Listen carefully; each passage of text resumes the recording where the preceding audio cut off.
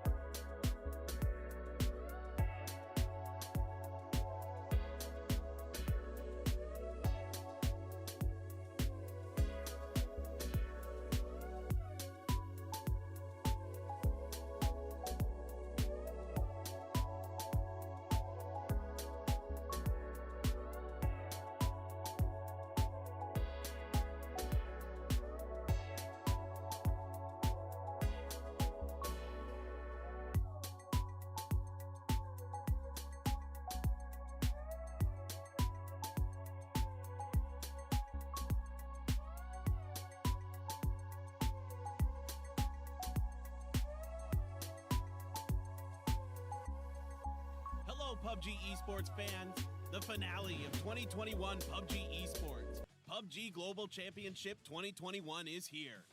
32 teams from 4 different regions, Europe, APAC, Asia, and Americas will have a fierce competition during PGC 2021. Starting with ranked decision from November 19th, 3 weeks of weekly series, grand survival, and the grand finals. A variety of matches await us. Let's take a look at how PGC 2021 works. First, it's the weekly survival. Weekly survival will run with winner-winner chicken dinner rule from Tuesday to Thursday with a total of 16 matches in 3 days. The team with the chicken dinner will proceed from the week's survival matches and advance to the weekly final. The 16 teams that advance to the weekly finals will play 10 weekend matches with the Super Rule. Each week's weekly winner will grab a ticket to the grand finals. Also, weekly final teams start again from the first match of next week's weekly survival. So, how will the bottom 16 teams join the survival?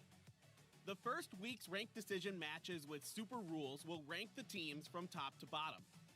But starting from week 2, only the bottom 16 teams will compete to decide the next week's bottom 16 standings. Through 3 weeks of weekly series and depending on the results from the weekly finals, the teams advancing to the grand finals will be decided. 3 weekly finals winners and the top 9 teams during the 3 weekly finals will advance to the grand finals. Excluding the 12 teams that already advanced, the last 4 remaining spots for the grand finals will be decided through grand survival. In a single day, teams that grab the 4 chicken dinners will fill up the missing spots for the grand finals. The final 16 teams will go through a 15-match grand finals over 3 days. The team with the highest point total in the grand finals will be the PUBG Global Championship 2021 champion. The PGC 2021 champion will have the honor of being the winner and earn a ton of prize money. And that's not all. Your crowd-funded prize money will be added to the total prize pool depending on the team's placement. On top of that, we have special prizes for the teams and players who played astonishing matches during PGC 2021. So this is the format for PGC 2021. What do you think? We hope this resolves some of your questions. And now we are moments away from PGC 2021. Which team will stand on top of the world? Are you ready to witness the new champion of 2021 PUBG Esports?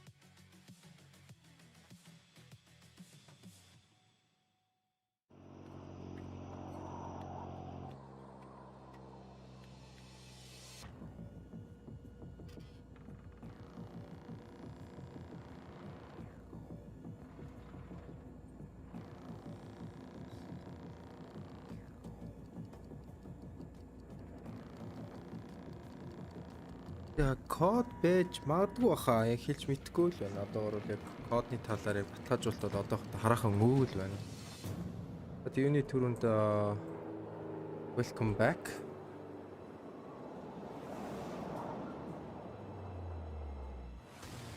Эд үзэгчтэй бас өдөр snack account D зооны тоглолтуудыг хүлээн авч үзсэн байх.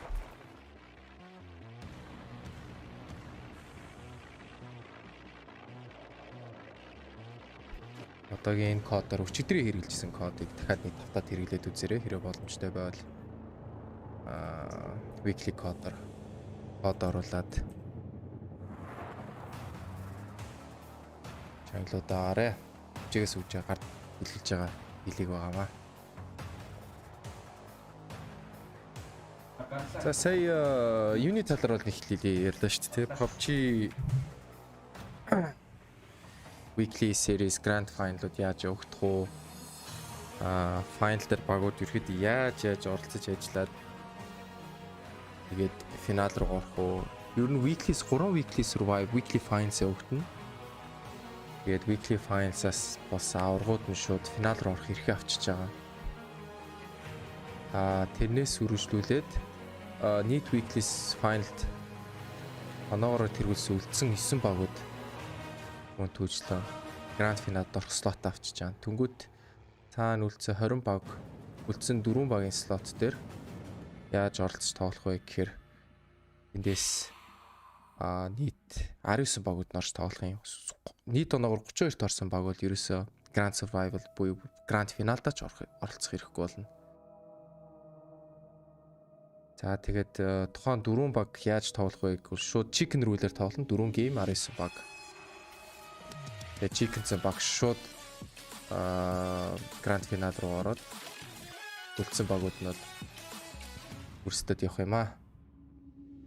За PGC 2021. Good morning, good evening, good afternoon, wherever you're watching around the world. За ирэхэд эхлэхэд тунгаорхон болсон байна. My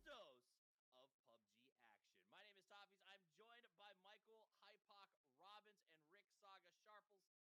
Let's get this thing underway as we kick off the AC group in our second round. AC-гийн тоглолтууд бас амар ус юм л ч тийм. Sonics Hot Drop болоод 17 гейминг ерөөдөө Attack Color-тай айгүй Hot Drop хийж байгаа харагдчихсан.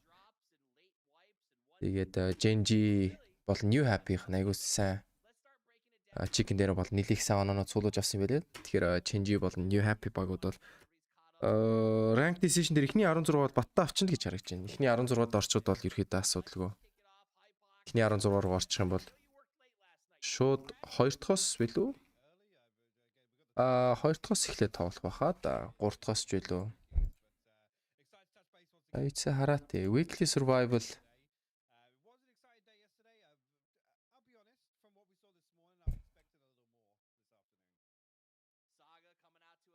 from 11 сарын 23-нд гинөө. Шиш. Хоёрт өдрөөс эхэлж тоглох юм биш үү тий? Хин бэ?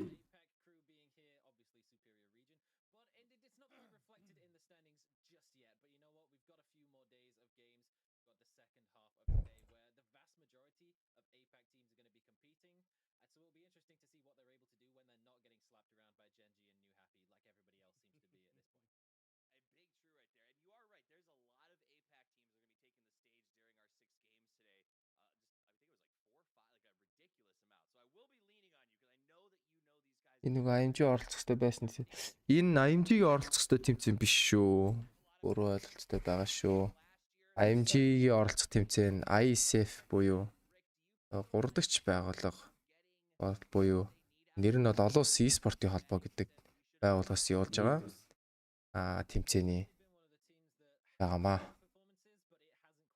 За тэгэхээр IMG баг бол тэнд бол оролцох хэрэг авсан баг. Тэгээд IMG багийнхыг ерөөхдөө бол Misato холбоод тэрийд цаашдаа л өөрсдийн тэмцээний процесс явах виз гих мэтлэн ажлууд руу орсон байгаамаа. Тэгээд шууд дамжуултыг Misagаас ч явуулах ч юм уу эсвэл ISF өөрсдөө ч явуулж ч магадгүй байх. За энэ PGC нод яг PUBG-ийг өөрсдөө явуулж байгаа тэмцээн. Ямар нэг өөр улс олон улсын байгууллага оролцохгүй PUBG өөрсдөө явуулж байгаа тэмцээн байгаа. Ер нь бол яг уу яг тоглоом e-спортын хувьд бол тоглоом хөгжүүлэгч компани өөрөө ихээр дэлхийн аврал явуулдаг стил рүү аяг хорж ирж байгаа. Дотоогийн хувьд бас Steam өөрсдөө явуулж ирж байгаа. CS:GO хувьд бол яг арай өөр байгаа. Valorant бол Riot Games өөрсдөө явуулж байгаа. LoL-ийн хувьд бол Riot гэсэн мөтөжтэй адилхан. Apex Legends-ийн хувьд бол EA Games өөрсдийнхөө дэлхийн аврал явуулж байгаа. Одоо PUBG-ийн хувьд бол Craft буюу PUBG Esports-ийн нь бол зохион байгуулалт хийгээд авч явж байгаамаа. За ерөөдөө нэг тиймэрхүү.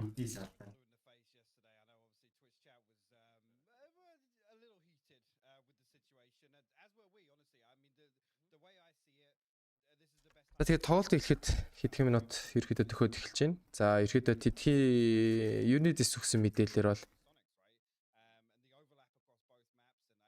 зохион байгуулагчдаас өгсөн мэдээлэлээр бол Солонгосын цагаар 17 цаг 20 минутанд тоглолт эхэлнэ гэж байгаа. Тэгэхээр 1 минутын дараа ч юм уу 2 минутын дараа тунгуудахгүй тоглолт тэгэхээр байгаа.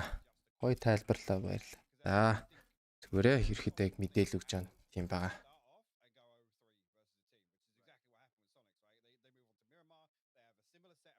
За ерөөдөөс яг дэлгэсэн дээр гарч ирж байгаа мэдээлэл бол яг PGC хэрхэн явагдах уу гэдэг талаас бол танилцуулж байгаа.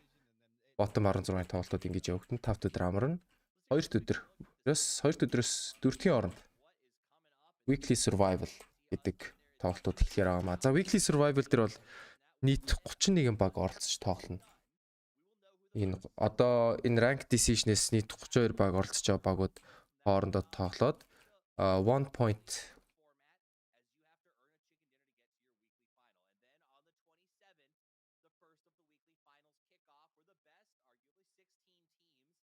За 31 багууд нь 1-ээс 32 багууд нь ерөөдөө kill point рүүлэр ирэмблэгтэд ороод ирж байгаа. За түнгүүт энэ 32 багаас эхний 16-д орсон багууд нь тоглоод тэгээ Chickens баг нь шууд юу руу орж эхлэхээ. Weekly finals руу орох хэрэг авчиж байгаа. За түнгүүт тухайн баг явсны дараа нь орлуулангууд 17-д орсон баг орд нь сэлгээд орж ирээд нийт 16 тоглолт явагдана.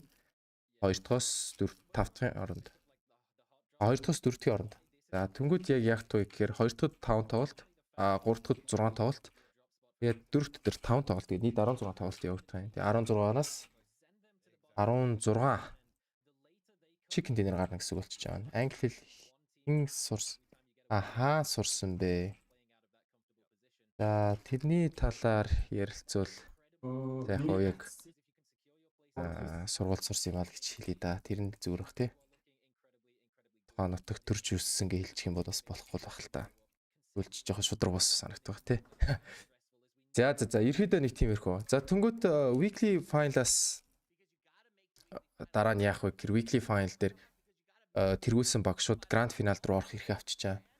За түнгүүд буцаад эргүүлээд за доор үргэлжсэн 16 баг яах юм бэ? Түнгүүд доор үргэлжсэн багууд нь нэгт өдөр.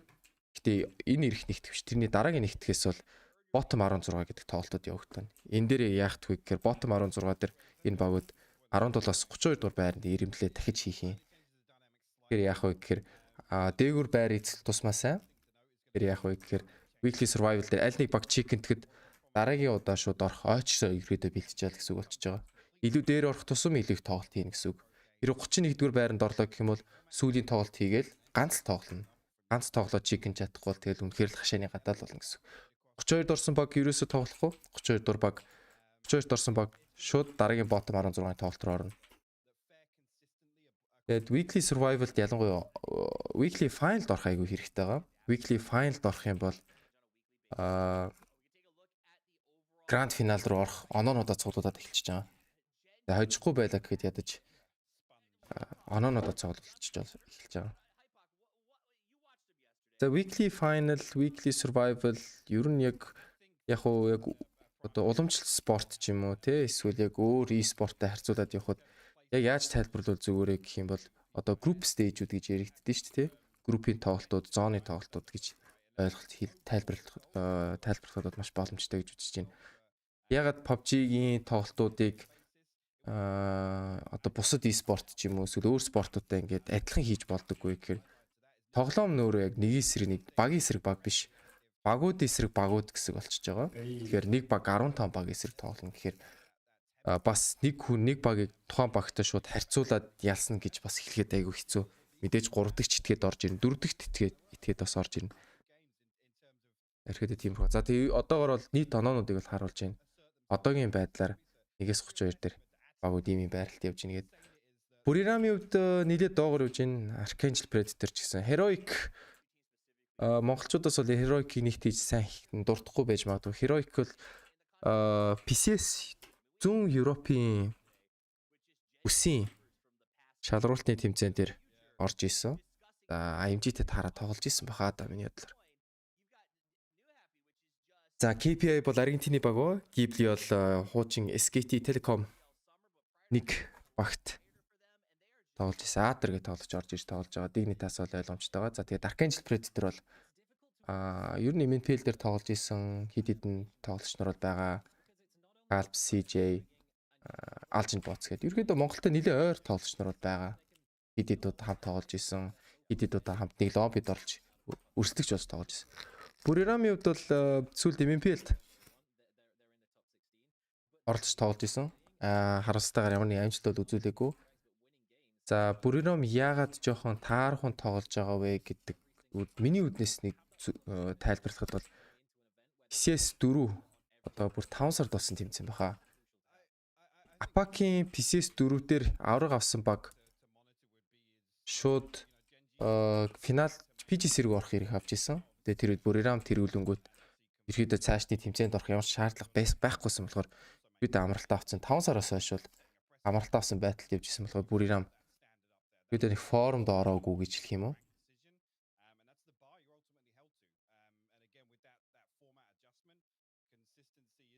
За өнөөдрийн тоглолтуудаас харж байхад бол Жинжи нэлээд их сайн сейф тоглоод date game руу орё гэсэн байдалтай тоглож илээ.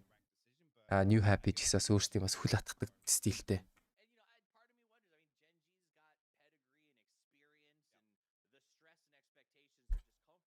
Финал бол авч илээ.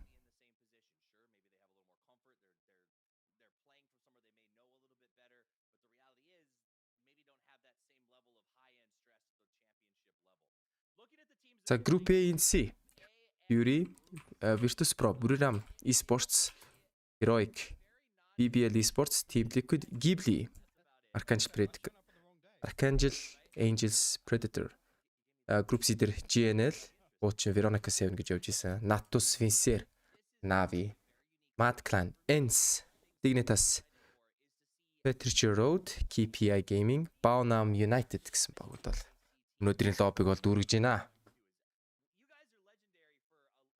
За энэ лоббинаас ер нь бол нэлээд их хараад өртгөр багууд юу вэ гэвэл ялчгүй Navi, Petrichor Road буюу Pero гэсэн нэртэй явж байгаа баг байгаа. Мөн түнчлэн Archangel Predator бас байгаа. Hotlers өстөө очлоор буруу ярьчлаа. Team Liquid тэгээд Virtus Pro гэх багууд бол нэлээх энэ дөрвөн баг бол тэгээд лоббигоо тэргүүлнэ л гэж ер нь хараад байна.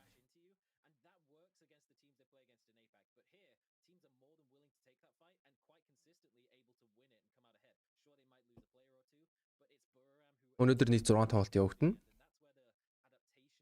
Тэгээд маргааш сүүлийн зооны тоглолтууд явагдаад ерөөдөө хаагтгараа. За өнөөдөр яг хараад исэн чинь нэр зүрхэн цохилт гэж юм харуулад илээ. Тухайн тоглогчийн зүрхний цохил ерөөдөө яаж явагдаад байна? Инээ тэрээгээд яг паникнд орж ийн үү? Ийм дарамтанд ор ерөөдөө хэр тоглож байна те.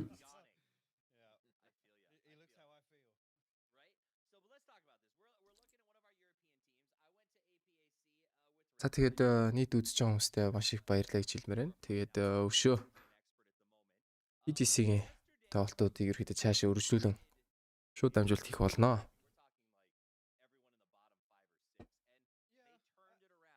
За дэлгэцэн дээр Navi бол Navi-гийн staff харагдаж байна.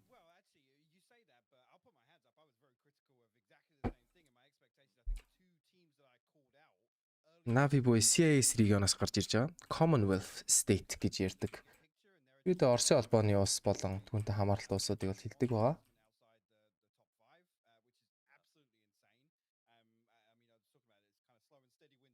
Buriram Esports. Энэ жоохон форум уутай л харагдаж байгаа. Гэхдээ мэдээж тун удахгүй форумд орчин гэж хараад байна. Нилээ том esports штэ. Buriram бол Таиланд бол нилээ том баг байгаа. За тэр цаана байгаа халдсан толгойтой залууг харж авал Julio гэж залуу байгаа. Урд нь MNPL дээр тоглож исэн таад ярьслага авч явахад бол санаж исэн бол. Их гой залуу байлаа яриад үзэхэд бол аягүй гой соёлтой. Ер нь бол MNPL-ийг аягүй өрсөнд бол маш их баярлаа гэдэг. Аягүй гой соёлтой залуу байлаа. Ярьж үзэхэд бол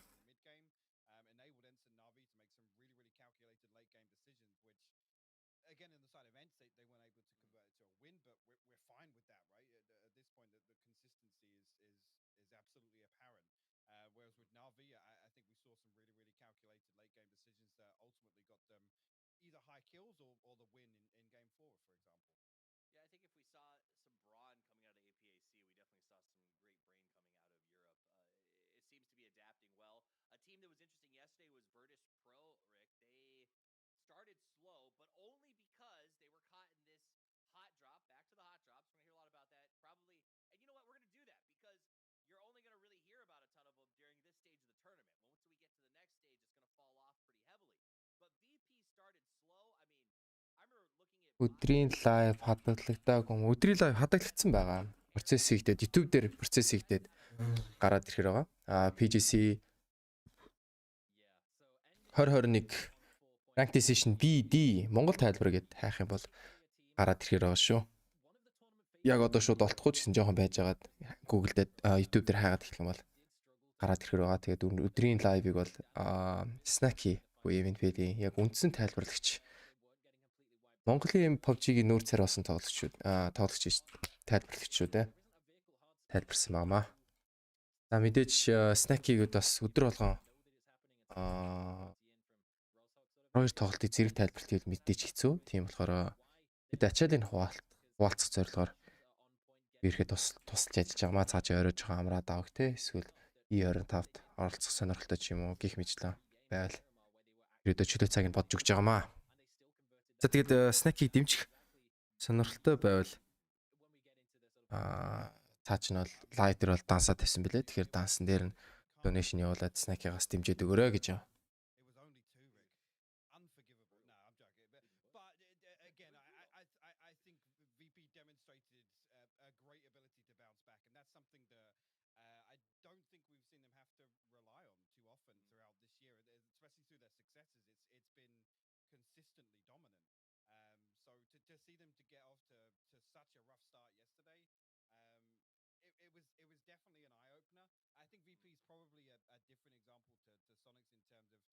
Жохон дэлгэц ячлаа. Удахгүй буцаад дүрс ороод ирэх байх гэж бодож байна. Дүр хүлээж байгаарай. Жохон. MP2 SLT. За.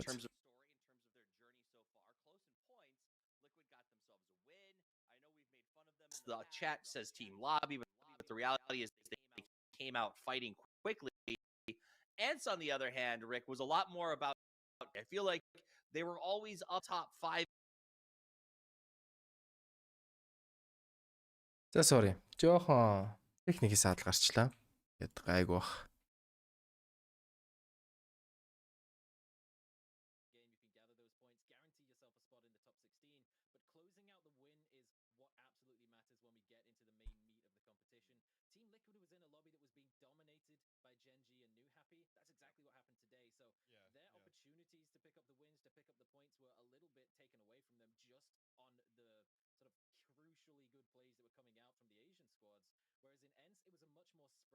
Таны төр жоохон дуу тавьд юм уу тий?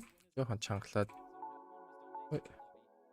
Яг гой бэкграунд дээр MNPL-ийн нэлээх хуучин тавигддаг гэсэн дуунуудыг тавиад бүхэн сонсоод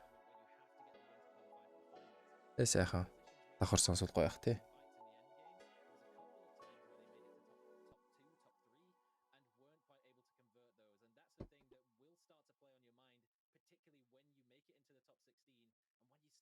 Асуух зүйлс бол бас нээлттэй байгаа шүү. Тэгээд MNPL, PUBG, PGC-тэй холбоотой асуудал байвал хариулахад бол нээлттэй байгаа шүү.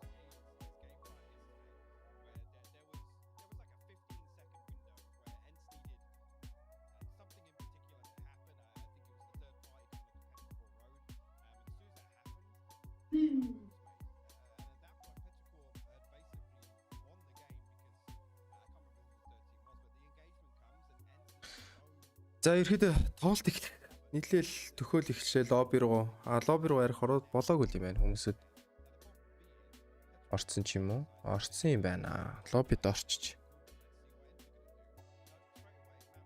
Esports яг сервер дээр ерхэд онцлог нь ямар гэдэг гэхээр хостос тоглолтыг эхлүүлэх ирэх байдаг.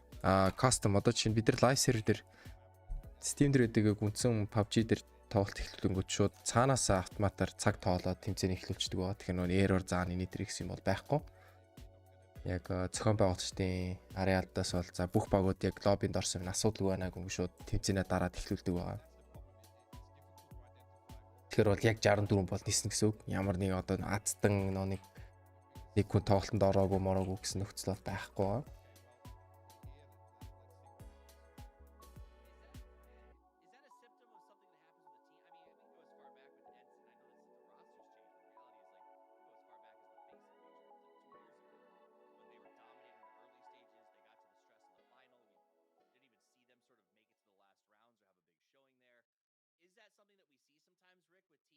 Яа зэ. Цааны тиймэрхүү тоглолт эхлэхэд л нийлээл ойртгоо л байна. Яага эхлэхгүй байгаа юм бол та. Энэс нэг харъя да тийм ээ. PGC-ийн стаффаас харахад бол ямар нэг хариу бол байхгүй байгаа.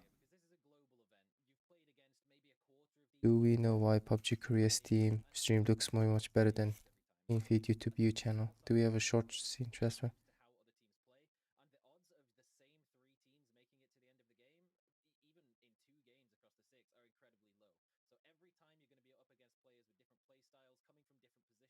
За нэг нууц хуваалцахад яг юу вэ гэвэл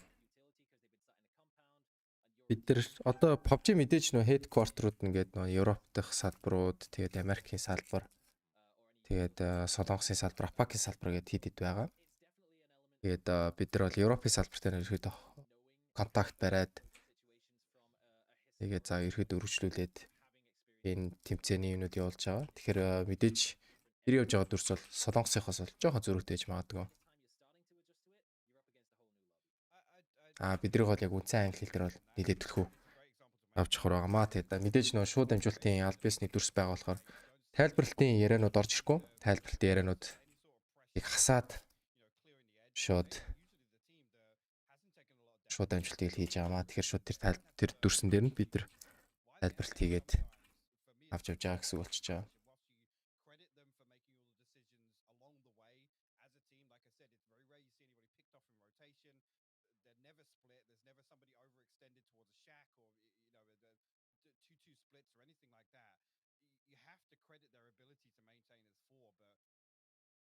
Again, you come down to those percentages and think about actually if we make 5 out of 6 games to the top 5 and we're in a good spot with good utility, good equipment.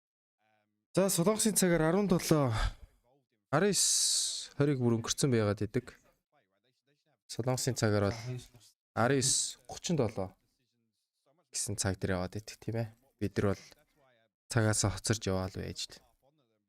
Жоо харамсалтай тийм байна. За тийм өнөөдөр л тоглолт эхлээд ирэнгүүт нэлээ гоё болоод эхлэх баха.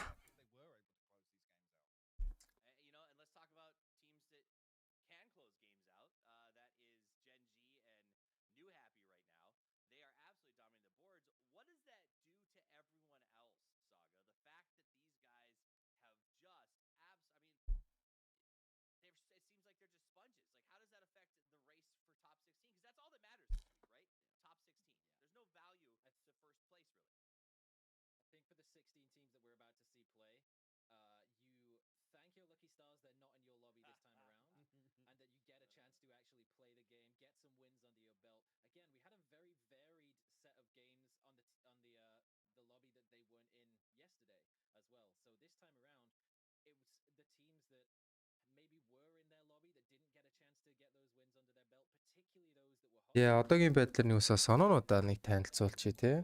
Ерөөхдөө одоогийн байдлаар оноонууд яаж явж байгаа. Genji Esports 2 тоглолтуудаа гаргаад дуусгасан байгаа 128 оноотой.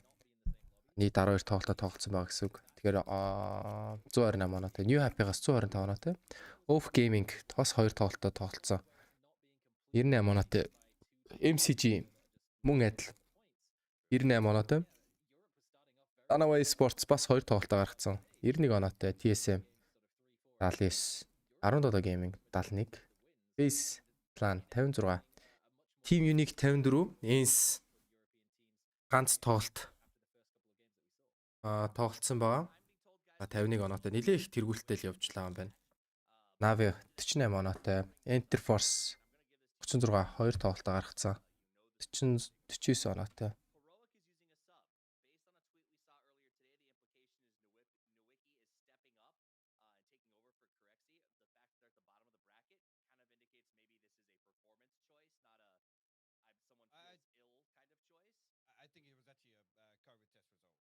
From one of the other tweets I'd seen. Sorry to stop you. Perfect. Well, I'm glad that we clarified that. So you've played though at this level. What does that do to a team? Not only are you at the bottom of the bracket, but now you're pulling a sub in on the second day of play. I mean, it's a massive impact. It's an obstacle to overcome. The saving grace being, I mean, ultimately this is the point where if you are at the bottom, I mean, you just make the most of your learnings, right? The sub won't impact their ability to take away some information on the lobby, the surrounding area, get some a better grasp of rotations, drop spots, and I guess team tendencies. At this point, I mean, if we were having the discussion coming into the final weeks of the event or potentially the grand final stage, then I think it would be a much bigger impact to the team. But at this point, I think Heroic haven't got off to a flying start. Do I read too much into it? No, I just want to see Heroic kind of achieve those secondary objectives and at least come away from some positives or some building blocks out of these games. And let's hope Nova can do it. Let's hope that they get those building blocks up and running because you don't want to see anybody start out with that down. I mean, honestly, Rick, the worst case scenario is you end up in 32. Top 16 is all that matters It doesn't today. get any worse. But yeah, if you get 32, you don't even really get to play. No, you really don't. But oh man, going out early is never fun. So for VP, maybe they can be thankful that they're not going to be hot dropped on in apps. I mean, GNL drops nearby at school could be a bit of an issue. We talked about how it's unsafe to get to some of those vehicles, but at least we get to see what they can actually. Арай эхлэх болоогүй PGC гэдгийг нэг хэлээч. PGC гэж англиар уу? PUBG Global Championship 2021.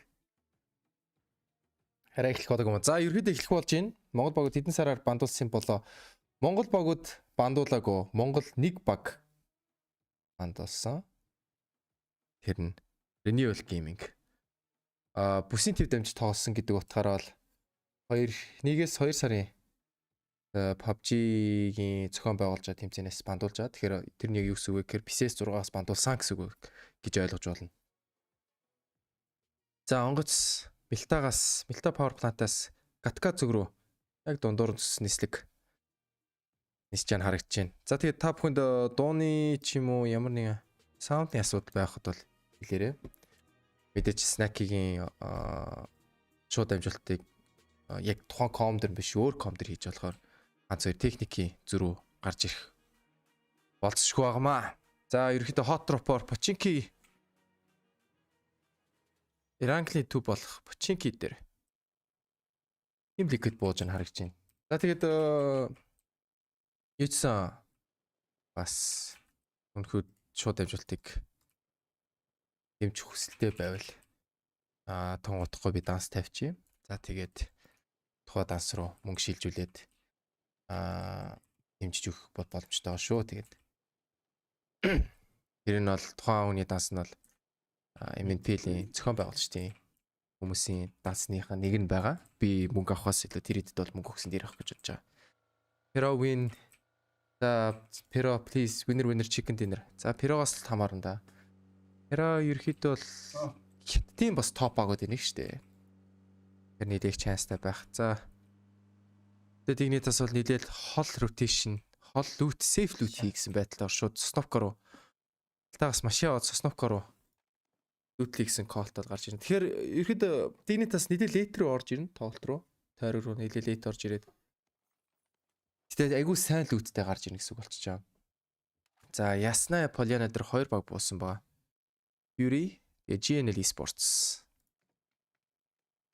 За, Buriram бол нилээд тараад буудсан байна. Milta-аар бол. За, Buriram-ийн ED DPI 800, vertical sensitivity 1.1, general sensitivity нь 30, targeting sensitivity нь 30-тай гэсэн settingsтэй байгаа. Хэрвээ танд ED-гийн playstyle таалагдж байгаа бол энэ settingsыг ерөөхдөө нэг хэрэглээд үзээрэй л гэж зөвлөе да. Хэрвээ renewal бандуулаагүй байсан бол юу гэж бодож ин сэтгэлдээ ярилцаач. Сэтгэл гэхээсээ л яг бодит байдал яг одоо нэг юу гэж ярьж болно шүү дээ. Таамаглаж ирнэ гэх юм бол хэрвээ renewal PCS European Qualifier-д оролцоогүй зүгээр PWS-ээр үргэлжлүүлээд явсан бол PCS руу ирэхэд бол авах байсан. PCS руу ороход бол асуудалгүй байх боломжтой. Гэхдээ тэр чин PWS-ийн Grand Finale-аас топ 8 баг орно гэхээр Renewal бол Grand Finale руу асуудалгүй орчихно. Гол нь Renewal цаашаа Grand Finale дээр 8-8-аар maybe л байх гэж бодогдоод байна л да.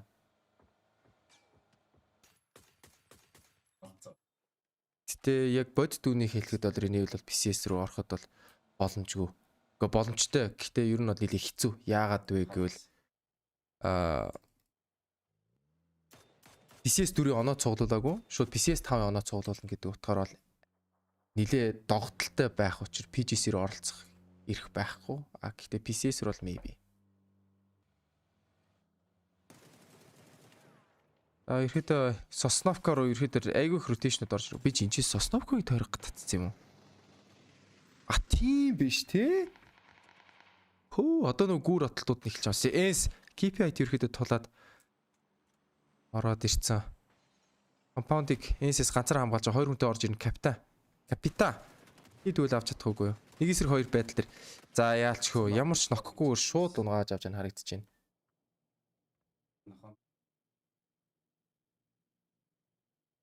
За яалчгүй.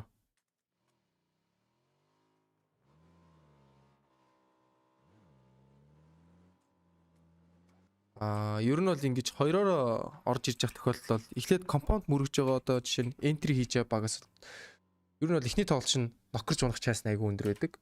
Гэтэ амжилттайгаар бол хоёлоо ямар нэг нокгүйгээр шууд дуусгаад авчлаа. За Rank Decision-ы тэргүүн байрыг эзэлж байгаа Genji Esports.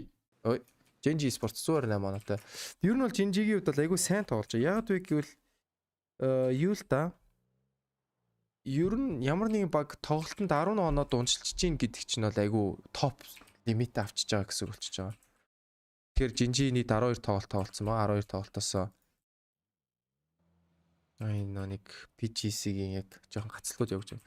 Тэгэхээр нэг тоглолтод 10 оноо дундчилж чинь гэх юм бол ерөөхдөө бол нэлээд сайн явж байгаа гэсэн үг. Ерөөхдөө нэгдүгээр байр эзэлсэн л гэсэн үг болчихж байгаа. За Genji-г Rank Decision дээр нэг баг 18 тоглолт тоглоно.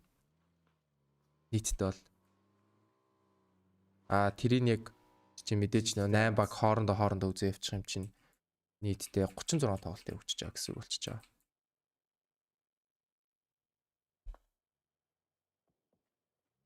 За PGC 2021 PUBG Global Championship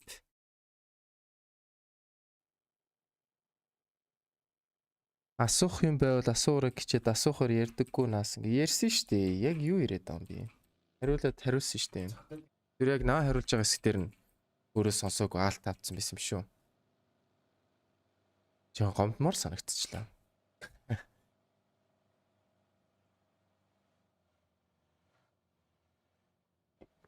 За тэр чигээ тоглолт руу эргүүлээд оръё.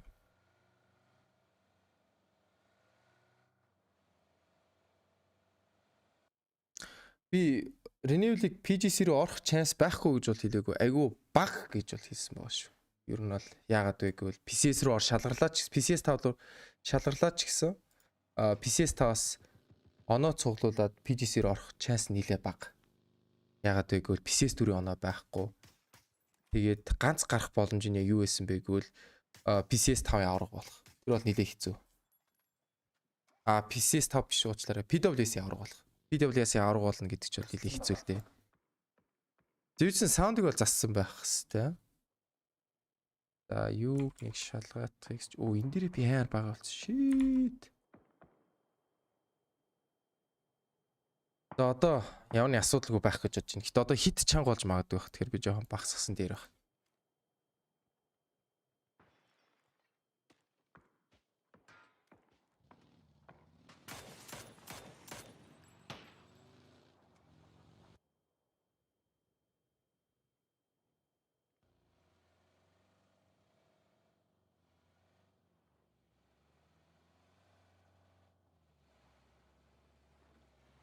За KPI Fury ерөөдөө Сосновкагийн баруун гүүрэн дээр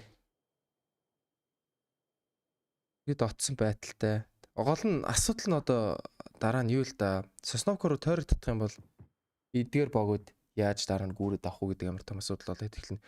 За зүүн гүүр дээр Archangel Predator Heroic нь ерөөдөө тулаад эхэлсэн. Archangel Predator ерөөдөө ростерүүд айгүй том асуудалтай байгаа.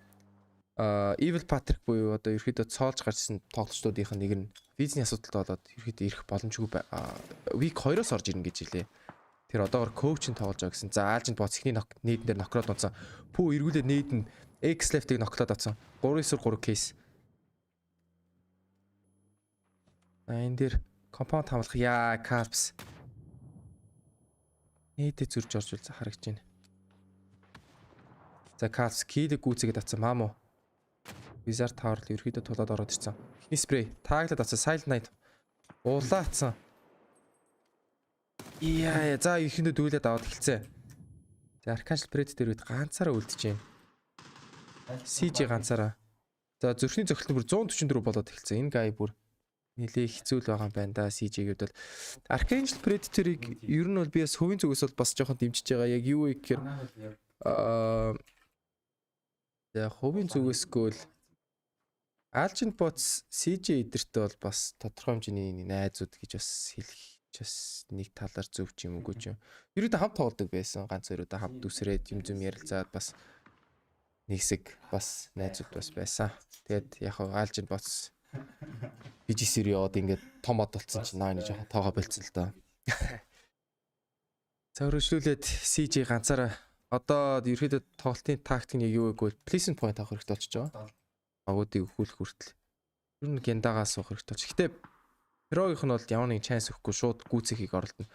Heroic-оос Heroic нь ороод ирсэн. За Novo болон Sosnovko-гийн уулны оройлоо тойрог татсан.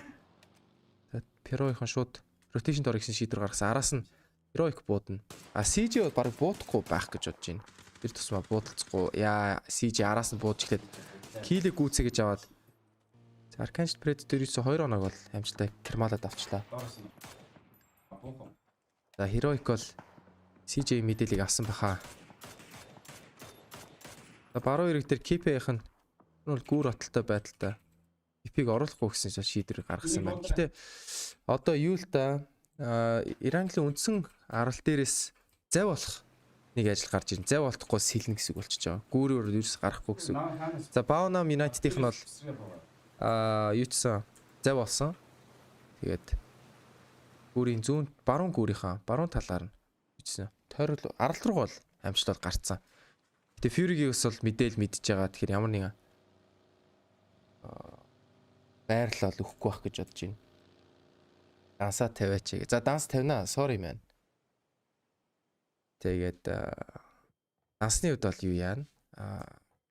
MNPL-ийн одоо ареал дээр ичижсэн хүн төжл ажиллаж байгаа хүмүүсүүдийн дансыг бол тавьчихна. Би мөнгөний авахаас илүү тэрийг авсан дээр явах гэж бодож байна. Тэгэхээр та бүхэн MNPL-ийн ареал болон зохион байгуулагчдыг дэмжих хүсэж байвал тухайн данс руу бас хийгээд өгөрөө гэж. Би бол тэндээс бол ямар нэг мөнгө бол авахгүй. Шууд тэрийг дансыг тавьчихна гэсэн үг болчихж байгаа. За тийм үргэлжлүүлээд толт руу ороод 16 баг стил явагцаар 55 тоглогчтой.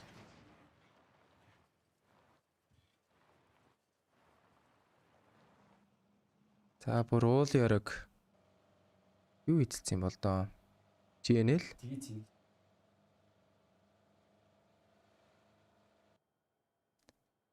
GNL Ghibli-х юм уу? Ghibli-х нь эзэлсэн юм шиг байна. За одоо яг нэг Sosnovko-гийн харлаас багууд хөөгдөж эхэлж байна.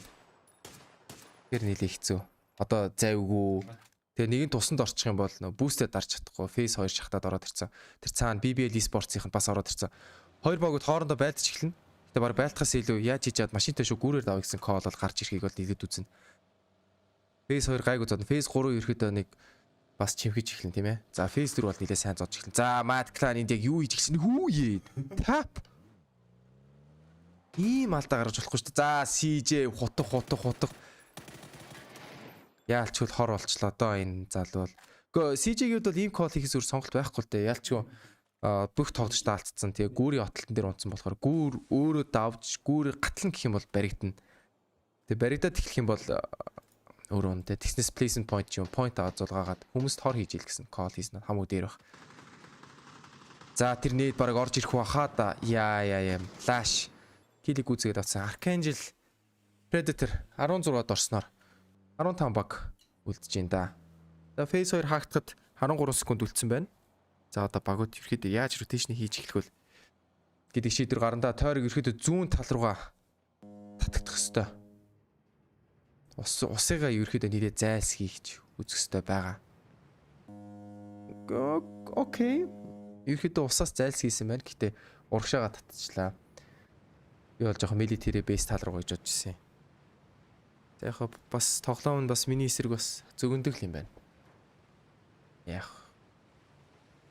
ийм нөхцлүүд бас гарч иж байна. За яг тоглоомын заваар Иранглийн завар. NPC завар бол Virtus Pro 15-гээ бандажлаад boosted гаталж байгаа нь бол харагдаж байна. За BBL Esports за юусэн амжилтаагаар гүүр бол давтсан. Шууд зүүн дараад орж ирж байна.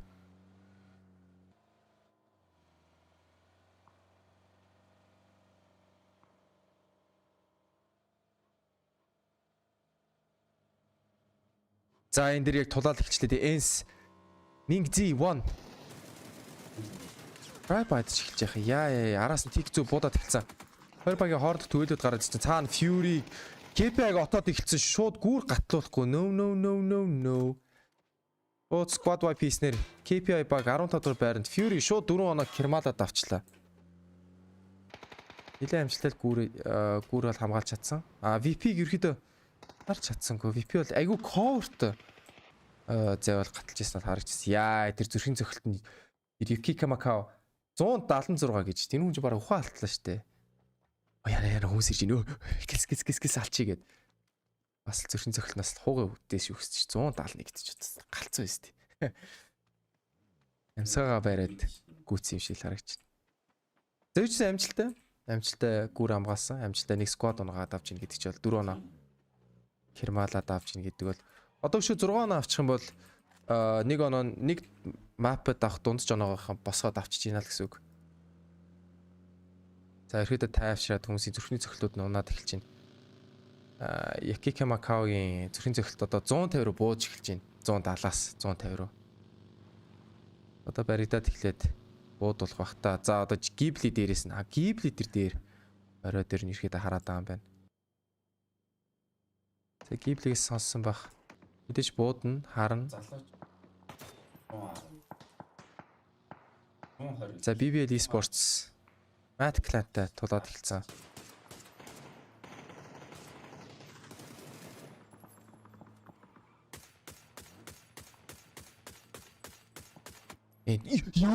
Ямар юу? Шууд толгойд донд нэг эс артчих. Ямар буудчих вэ? За түүнийч энэ ок авсан. Мэдээж килэг гүйцээж авах боломжгүй. Яг үг гэвэл мэдээж цаанаас нь хүмүүсээ босгоод авчна. За фейс 3 хаагта. За фейс 4 за жинхэнэ тоглолтыг шийдвэрлэх тойрог одоо л татчих эхлэндэ. Яалчгүй усаа оруулахгүй шууд их арлаа татна. За яалчгүй шууд уугц дэш татаад Ghibli-гийн баг чикен динер анхнаас нь ерөнхийдөө харагдаад эхэлж байна. Гэхдээ Ghibli-гийн чикен динер Navi-гаас шууд хамааралтай болж эхэлнэ. Navi уулын орой контест хийгээд эхлэх юм бол Ghibli-гийн чикен динер ерөнхийдөө асуудалтай болж эхэлнэ. За ротейшнууд явагдаад ихсэн Matt Clan. За Heroic-тэй тулж эхэл. Heroic-оос ямар нэг буудал байх бол пэйж 3. За хоёр тулч ямар гой буудаад унгаач та 2 кил кермадад авсан. Matt Clan шууд зүүн дараад явсан. Дахиад нэг тоглогчоо пүүнэж дахиад нэг эсартаад ямар гой унгаач та энд ганцаараа. Decent point одоо бодж эхлэв штэ залуу минь. За ямар нэг юм бол байхгүй те quiz дээрээс нь пүүнэжийг ноктоод унгаацсан. Пүүнэж гол нь пүүнэжийг босох боломжтой болоо да. За энд rotation хийж яачсан ерөөдөө хонхор руу ороод ирсэн. За нэг фейзийг бол 50 үнжэд хончих юм байна. Дараагийн фейз дээрээс rotationд орох уугүй юу? За VP арал руу ороод ирсэн. Тэр дээр rotationд орж нөөдөөс нь бүрийрам харж байгаа.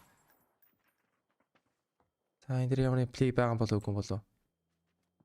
Бүрийрам flank баруун flank-аас нуур дөрөөр харцсан. За нээж шидлээ. Нээд нь ерөөдөө орох юм болоо да. Яа бүр цаана орчиж. Дөрөв эйгүү гоё таамагч нээжсэн. Наач гүйцэтгэл жоохон сэтгэл дундуур байж чадлаа. За зам гатлаад кросслоод смок шидэд юуч амжилтаагаар зам гарчлаа. Гэтэл өөдөөс нь бол Baunam United тэгээ Buriram-ийнх нь бол харж байгаа. За Fury нөгөө талд BBL Esports-оос Smash гүйцээгээд kill авсан. Нэг оноо дахиж кермалаад авсан. VP Baunam-аас Simon-ийг ноклоод гүйцээгээд авсан. Baunam-аас 3 л одод ихчлээ. Heroic-ийн page 3 5 killт болсон. Heroic Matt Clan-ыг гүйцээж аваад цаана BBL Esports-оос унснаар 12 баг гүйцснээр Phase 4 12 баг 37 тоглогчтой үргэлжлүүлэхээр болсон байна. Conax Insight-ыг бариад авсан байна. Гэтэ Fury-гээс тоглогч бол Insight-ыг босгож авчих байхаа сая үүрж харагдж байгаа юм чи чулууны хойно ороод бол Insight-ыг бол амжилтад босгоод авчина. За VP. PS 5 дээр яаж тоглох вэ гэдэг л амар их асуултын тэмдэг болж эхэлж байна. За тойрын гадаа GNL Esports-ийн Americano явууч нь бол харагдаж байна.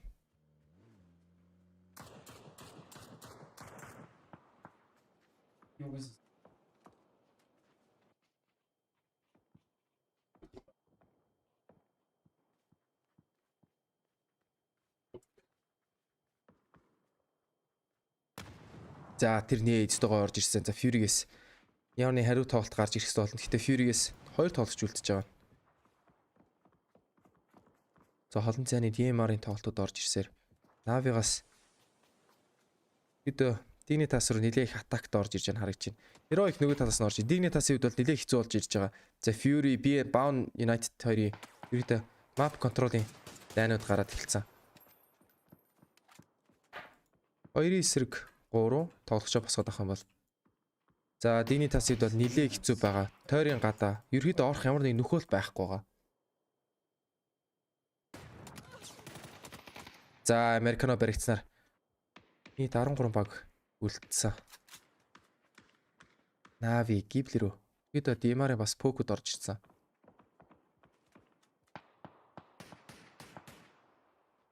За тэрний орж ирээд яа бас нэлээ дэмжд орж ир. Гэтэ Waz-ыг ойгоод жоохон зай аваад нокол авч чадсангүй. За машин дийлблээд Honey Badger нок. Танаас чаашлуулад Dignitas ерөөдөө тоглож босох боломжгүй бах. Тэр нээдтэй жиггүй хууг орж ирсэн. Зэст ямар гоё дэмэж үзүүлээд хойноос нээдэр кидэ гүйцээж авснаар Fury-гийнх нь тоглолтыг өргөжлөх боломжгүй болсон. Нийт 10 баг амьд үлдээд 32 тоглогчтой 21 минутанд орж эхэлж байна. Джеймси Мингзийг ноклоод авцсан. Шакны цаана байгаа. Мил авны counterplay байгаа бол за тэр нээд орж гисэн ч гэсэн үүсэж чадсангүй. Мил ерөөдөө нэг сейф бодж тоглохгүй бол за тэр нээд ямар гой гой орж иж байна хоёр талаас. Джеймсийг бол босох боломжтой. Гэхдээ Мил өөрөө ер нь survive дэвгүй гэдэг л их том асуудал болж ирчээ. За Novi клипийг ноклоод авцсан. Мил энэ дээр мэдээж нөхцөл байдлыг гартаа ерөөдөө нээж хитэх кол руу орж эхэлнэ. За Team Liquid ерөөдөө тоглолтыг айгүй гоё гартаа авч исэн. Наач харамсалтайгаар нэлээ хэцүү болоод ихлээ. Novik гавцаар үлдсэн. Dignitas байрлаа алдаад ихлээ. Вау! Dignitas чинь ер нь бол өөрсдийн талд бол биш байсан шүү дээ. Тойргийн байдал, нөхцөл байдал гэхэд. Гэтэ амжилттайгаар байрлалыг нийцэлж авснаар Dignitas дахин фейс амд гарахаар болчлоо. За Милийг гүйжээж унгааснаар топ 8 багууд үлдсэн. Бүх багууд одоо placement point авч эхэлж байгаа.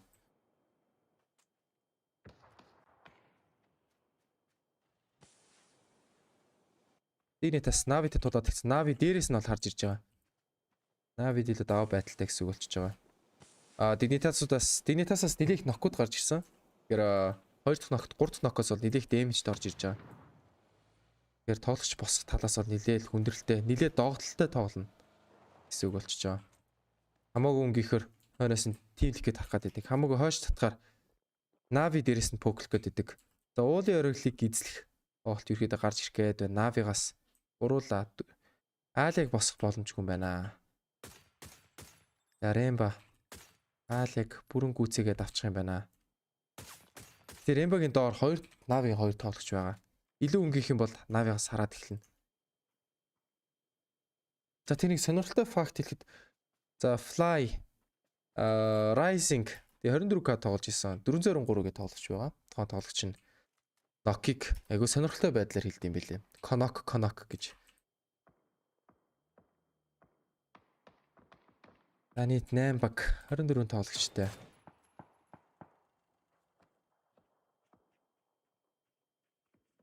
За ерөөдөө Team Liquid-ийн үед бол Chicken бас нэлээ хэцүү болоод эхэлжтэй зам гарах шаардлагатай болно.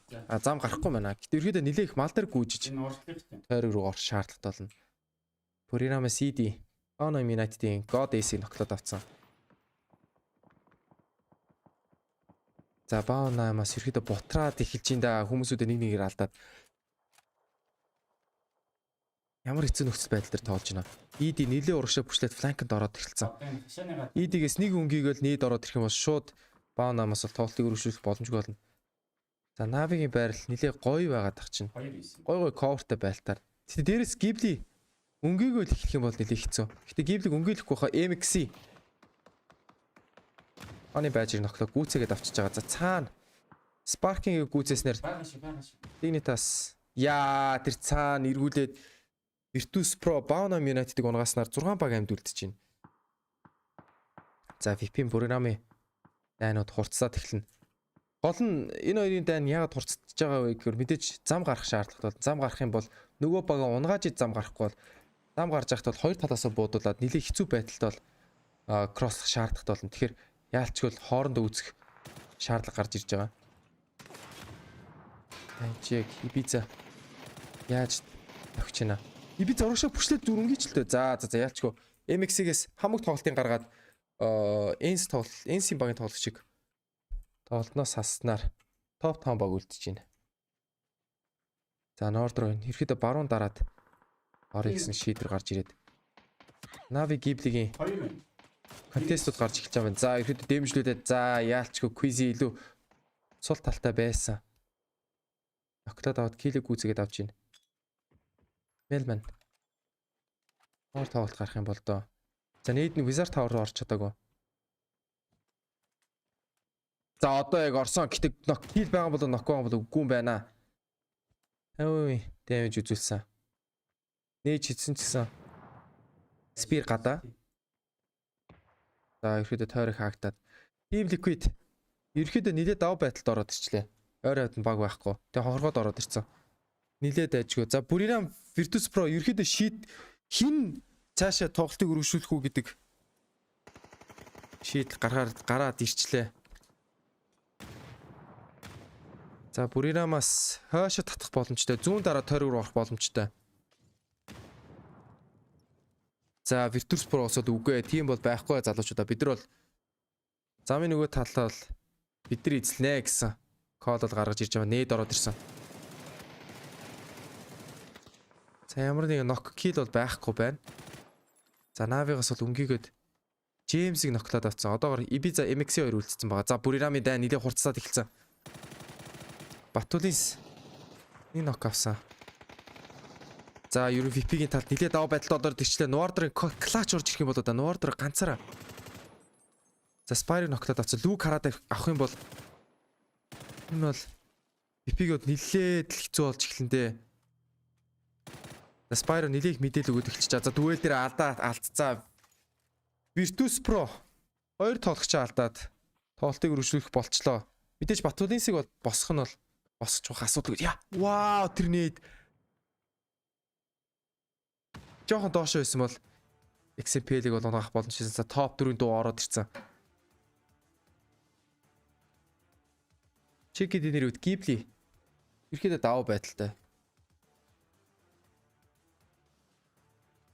Тоглолтыг эхлэхэд ерөөдөө бол яг Соснокогийн уул руу ерөөдөө тойрог татхад бол хэлж ийсэн. Ghibli-гийн чекэд нэр ерөөдөө болж байна. Хэрэг Navi тухайд яг уул яруу дээр контест хийх байсан бол Ghibli-гийн чекэд нэр асуудалтай бол байх байсан. Гэхдээ контест хийгээгүй учраас Ghibli-гийн чекэд нэрийн шанс нэлээд өндөр байна. 51% шанстай. Нээд ороод ирсэн XMPL-үүд бол яалч худлаа олсон. Мэдээлэл мэдсэн ганцаараа. Нээд төр бүгдээд эхлэнгүүт. XMPL мөн Navi 4-р байранд орж ирж байна харагдаж байна. За нэлээ өндөрлөг байдалтай. Rainbow-гээд бол нэлээ гоё скаутингийн холоос айгуу гоё скаут хийгээд мэдээлэл аваад эхэлж байгаа. Тэр зүүн фланкнаас Luke ноктоод авцсан. За VP-гээс бол нэлээ хэцүү болж эхэлж байна. За Лүү нэг нокт эхний ноконд орсон. Батулинс бас нэг нокт явж байгаа. Тэгэхээр хоёр дахь аль нэг нь ноконд орох юм бол хоёр дахь нок руу орж ирж байгаа. Тэгэхээр шууд босохгүй бол нэлээ хэцүү. Тэрсэн 3-ын толгойгоо авсан байна. Батулинсээс өвд. За MX. За Ibiza Rainbow ерөөхдөө барьж авна гэдээ бол нэлээ хэцүү. Нээдэл ч юм уу utility-гээр унгаана уу гэхээс бол авирж болж чадахгүй. Дээрээс доош унана уу гэхээс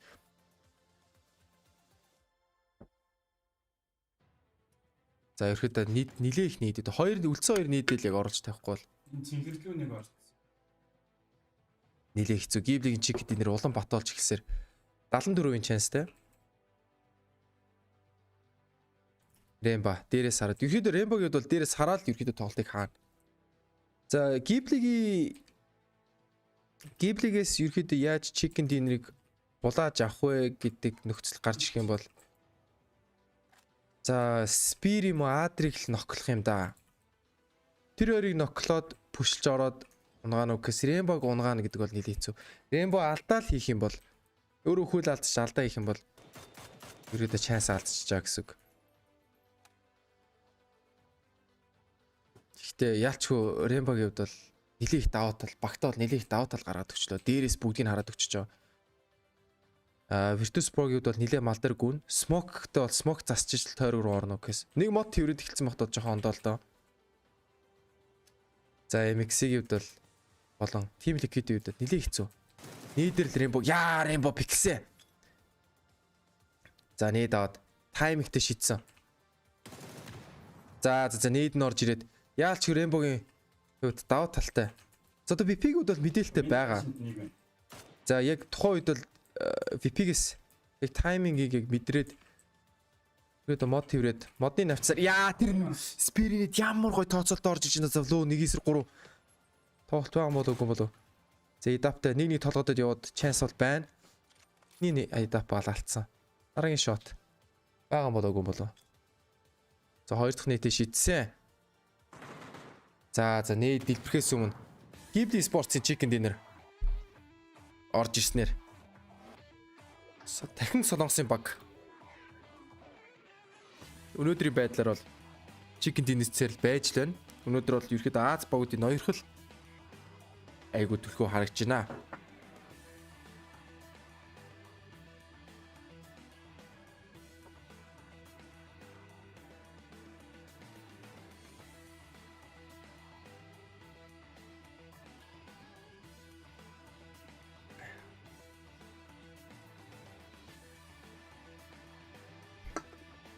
За тэгээд Ghibli Esports-ын бол баяр хүргэе. Chicken dinner-тэй 16 топ 16 дугаар. Часаага нилээ их хэсгэж байна гэсэн үг болчихж байгаа. За тэгээд хэсэг хугацааны дараа би нэг данс синетрийг бас бэлтчихье. Тэгээд данс синетрийг бэлдээ тэгээд нэг тавиад эхлэе да. Тэгээд тухайн үеийн данс нь бол MNPL-ийн бас зэбэд оролцож байгаа юм болохоор тухайн дансыг тавиад та бүхэн MNPL-ийг дэмжихийг хүсэж байгаа бол тухайн руу donation хийх боломжтой байгаа шүү. За тэгээд хэсэг хугацааны дараа би нэг Photoshop дээр станцыг бичээдгий. За тэгээд нэг 1 юм уу 2 минут өгчөөрэй нааш. Тэгээд би эргүүлээд юм бэлтжээ тавиад тэгээд та бүхэнд эргэн уулзлаа. Түр баяртай.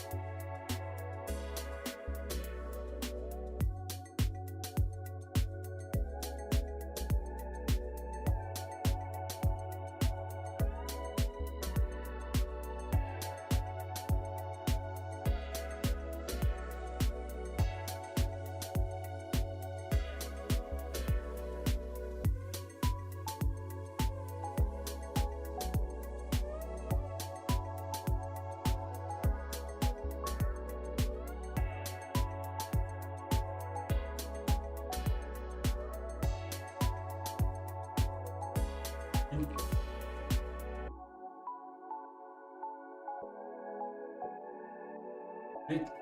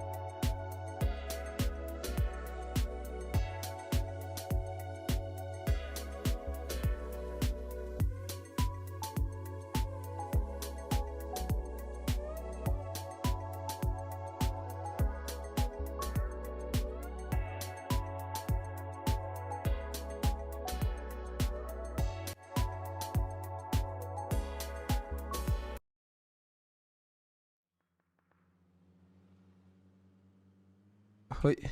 За. Удаан уул хэлсэн дуучлаарай. Тэгээд сая нэг Photoshop дээр инээтэрэгээд юм хийгээд нэг хооны данс минитрийг бэлтэж жагаад хэсэг зурж хаадлага болчлоо. Эргүүлээд хэсэг комментуудыг уншаад эхлэе да. Монголын PUBG EU дээр тоглож байгаад PGC орсон дээр юм байна лээ. Арай суг багуудтай. Тусч юм шүү. Asia Sia дээр чанга. Яг уу яг уу тэр талаас ярилцууд бас нэг бодлын зөвлөдөө. Гэхдээ яг уу суг гэж хэлэх чайг муухай байна л да. Яг уу жоохон муу баг гэж хэлэх юм. Өрсөлдөөн багтай гэж хэлвэл аяг зүг бах те. Өрсөлдөө багтай гэдгээр нь тэгж дүгнүүл яг уу бас нэг талаас зөв. Сул талуудын яваалцаад ярилцъя л да. Яагаад Монгол багууд Европ дээр димивэ гэвэл нэгт пинг нэлээд өндөр болчдөг. 150-аад пинг тий Европ руу пингний асуудал гарч ирнэ. Хоёрт өдөр шөнийн асуудал айгүйх гарч ирнэ. Тоглолтууд нь шөнийн 12-оос эхлээд дүүрийн 5 хүртэл дуусна. Мэдээж Монголын PUBG-ийн багууд бол дийлик нь давхар ажил хийнгээ тоглодог. Тэгэхээр ажлаа хийж дуусчаад хувийн амьдрал яаж зохицуулах вэ гэдэг чинь айгүй том асуудал болж эхэлнэ тийм ээ.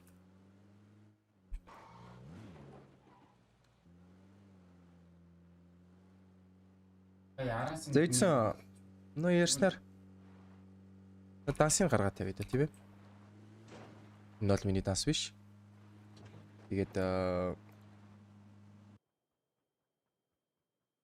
тухайн тоглогчийн данс байгаа.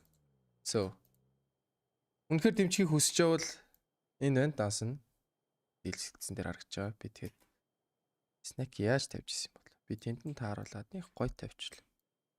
Гой арга нь одоо тавина. Асуудгүй. За өнөх геймийн чикен динер. Ghibli Esports ерөөдөө нэг rotational хийгдэггүй. Ghibli-гийн хувьд бол тойрог үнэхээр Ghibli талд айгүй ивэлтэй байсан. Тэгээд Бартны 2 дахь олон цаантай. ерөөдөө нэлээх rotation-д орлогоогоор айгүй сул килүүд аваад 10 килтэй. Кил авсан ба. Дэмэжүүд айгүй бага шүү дээ. 1500 дэмэж гэдэг чинь бол 15 нок их дэмэж байсан байна. EU 120 ping. За топ 5 тоглогч нар юм байна. За ерөөдөө өргөжлүүлээд коммент уншил та. EU 120 ping, SIA 9 ping, Asia ялгаа байгаа мó дөө. Яг бас тэгж яг хүмүүс exit lag хэрэгэлдэг edit-рэгээд бас байлаа. Араас.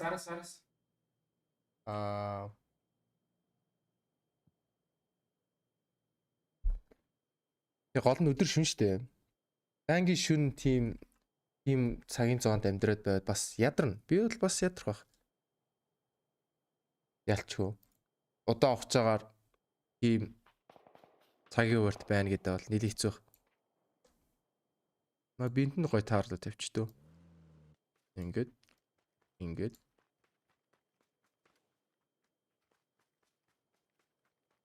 За ингээл тавьчих да. Гिचэр болохгүй. Нөө. За одоогоор яг үзүүлж байгаа. Онцолж байгаа тамирчингүүл. Надад тест байгаа. Хүчм SK Telecom 1 тоглолт үүсэн. Адр одоо Ghibli тоглож байгаа. Voice тэгсэн DPI 400-тэйсэн. Тэгээ цаашаа харж амжаагүй. Ястаа sorry. Ялч хүмүүний асуудал алдаа байсан. За Snap Plan-ыг цагдаагийн барилга дээр компаундны төлөх дан гараад эхэлсэн. BP-гээс мөргөд эхэлсэн. Хашааны гадаа стил Батулис инсайтыг маш гоё ноклоод авцсан. Read байхгүй. Ялчгүй Fury-гэд бол 2-2 сплиттэйсэн байна. Flood ганцаараа. Явны тоглолт counter play байгаа болоо даагүй болоо.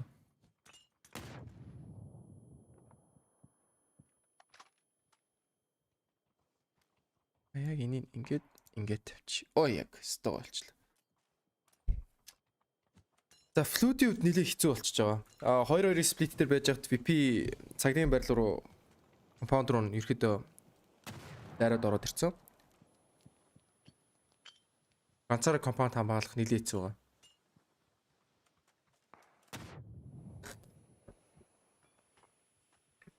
Гол нь яг VP-гээс үлдсэн тоглогч нар ирэх үгүй гэдэг нь амар том асуудал байна л да. Нэг бодлоо эрсдэлтэй ганц тоглогчийг хамгаалахын тулд үлдсэн нийт багийнхаа одоо цаашаа хоноо цуулах боломжийг устгах юм бол нэлээд хэцүү. Тэгснээс флүүдийг тэр чигтэн зүгээр за өгшөн амжилт гээд үлдээсэн нь бол хамаагүй дээрх яалчгүй ганц тэгж үлдээсэн юм байна. Зүрхний цогцолт 154 сандарчлаа юм байна. Дэлхийн авраг дээр дэлхийн бүх хүмүүс флүүдийн тоглолтыг яг одоо харж байгаа. Англи бараа суудсан смок дуусах юм бол VP-гээс бүшээд ороод ирнэ. Флаш дуулах юм бол за тэгэл дуусаа. 158.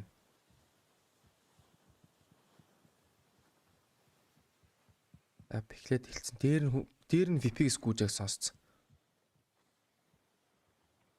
Өнөхөр флүүд 1-4 клач хийж чадахгүй эсвэл компаунд алдахгүй. Би сар.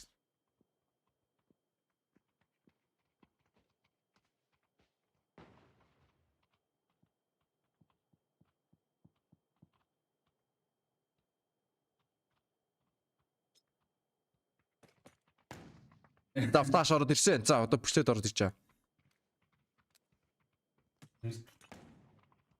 За цав цагаан флүүдүүд ямар нэг хариу тоглолт байж чадсангүй. Маш гоё рэдэлж орж ирлээ. Тэгээд 2-2 сплит дээр байж хат нь. 2-2 сплитийн сул тал нь яг энэ. 2-2 сплит хийхэд 2-2 сплит хийхэд нэг давуу тал нь юу гэхээр map control аяхгүй авч эхэлдэг. Сул тал нь юу гэхээр санийхтай адилхан тухайн компаундын мөргөөд авахд ямар нэг хариу тоглолт бол байхгүй. Тэр нь өөрөө сул тал болоод эхэлчихэж байгаа. За тэгээд ерөөхдөө данс тавьсан баа. Тэгээ миний нэрийг тулгаа гэдэг энэ анар гээд MNPL дээр ажиллаж байгаа залуугийн бас байгаа. Тэгээд худалдаа өгшлийн банк 421 031 623 гэсэн. Насны дугаар авмаа. Тэгээд MNPL-ийг үнэхээр дэмжих сонирхолтой юм бол тухайн залуу маань нас руу явуулахад бол нээлттэй байгаа шүү. Тэгээд энэ мөнгө над дээр ирэхгүй фонд дээр бол очиж байгаа. Би тэгээд тухайн хүнээс асуугаад яг одоо нэшн хийж гин үгүй гэдээ баталгаажуулж асууж болно. За Динитос Петерч Роудийн протеждэх планууд гарч ирээд одоохондоо ямар нэг хохирол бол байхгүй нь. X-Left мод мөргөөд. Ерөөдөө нэг фейсийг эндээ үнжилгэсэн кол гарч ир. Calves James-ийг ноклоод авсан. CJ хариу тоглолт байгаа болов уу? Calves MX-ийг унгаагаад авсан. За Archangel Predator-ийн 90 ирэлт ирж байгаа болоо да. Ерөөдөө амжилттай 2 оноо кермалаад авсан. Би хувьдаа Archangel Predator-ыг бас жоохон дэмжиж байгаа. Ягаад вэ гэхээр ерөөдөө танилуд гэдэг учраас найзууд гэдэг учраас бол дэмжиж байгаа. Бас танил одоо нэгэн цагт хажууд хамт тоглодог гэсэн. Онлайнд ингээд ярилцаад тоглодог байхад ингээд дэлхийн аврагын явж ингээд харж байгаа нь илүү гоё юм. Тэр тусам Монгол баг бол бүр гоё л байна.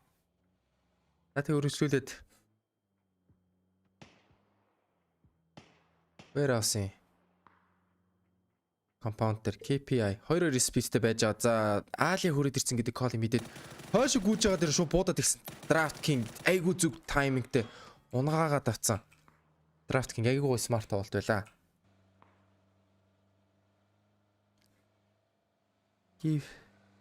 Give Esports. Мөнгө тоглолтын chicken dinner 42 оноотой нийт явж байгаа.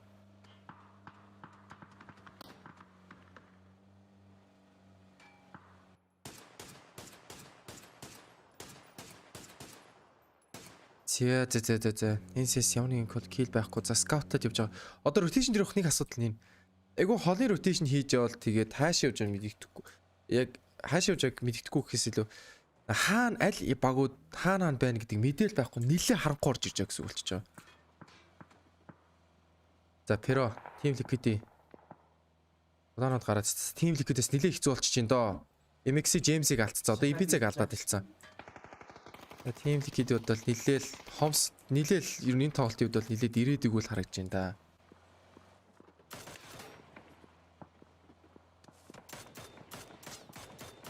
За MNPL-ийг олоод авцсан, буудсан. Тэр нилээд дэмэжлээд авцсан. За Fury-г бол яг яалчгүй тойрол байна л да. Яг дажгүй эзэлчгэр компаунд юм байна уу гэд. За яалчгүй Wizard Tower-ыг бол бариад авчлаа. Гэтэ Wizard Tower яг доор нь Ghibli хотоос суудсан. Бэйт хийгээд эхэлчлээ. Өгөөш. Монголоор бол өгөөшийг орчуулагч байгаа шүү дээ. За яг мөргөөд орчих юм бол Ghibli-гээс бол хариу тоглолт байгаа гэж бодож байна. Нээдэж ихэд. За яалч тийм байна да. Айгу смарт тоглолт гараад ирлээ. Yukikamako нокрод унцсан. Нэг давхарлаа нь мол яраад ирсэн. Ронн зүүн дараа гүйж зүүн дарж байгаа мэдээл байх юм бол Ghibli-гээс шууд бариад авна. Ламбо. Сонссон юм шиг байна да. За сонсоогүй юм шиг байна да. Зүүнээс нь буудаад ихсэн ламбог унгаад авцсан. Ламбог юусэн core авцсан. Гэтэ молид нь шатаад эхлэх юм бол хэцүү дээ. Шатаагүй. Хоёр дахь молыг шидэд авцсан. За яалчгүй. Юригд бол rotation дээр унаад эхэлчлээ. Ghibli-гээс айгу гоё тоглолт хийсэн. Fury-гээс айгу гоё. Ghibli-гээс айгу гоё тоглолт хийсэн. Wizard Tower эзлэхгүйгээр харин эсрэгээр Wizard Tower дээр отлт хийгээд окей. Wizard Tower руу бид нар юу яагаад орё? Отоо тоглоё. Угаасаа ийшээ хүн баг ирж мөргөн. Тэн дээр нь зөв отоо тоглож игээд. Яг хоёр давхарлуу нордыг шатаар нь харж байгаа л бариад авчлаа штэ. Яг та бүхэн иймэрхүү тоглолтууд Esports 25 ч юм уу эсвэл Монголын кастом тоглолтын дээр хэрэгжүүлэхэд боломжтой. Ялангуяа энэ тоглолтоос би та бүхэнд яг юу хэрэглээч гэж хүсэж байгаа бол эндээс тоглолтын макро тоглолтуудын санаа ерөөдөө суралцаад аваад гэж ирээд өгсөж байгаа. Тэгээ та бүхэн ийм тоглолтуудыг суралцж авч ийн гэдэг чинь бол Монголын PUBG-гийн ерөөдөө чадвар дээшлэх нэг шат болж өгч байгаа гэсэн үг.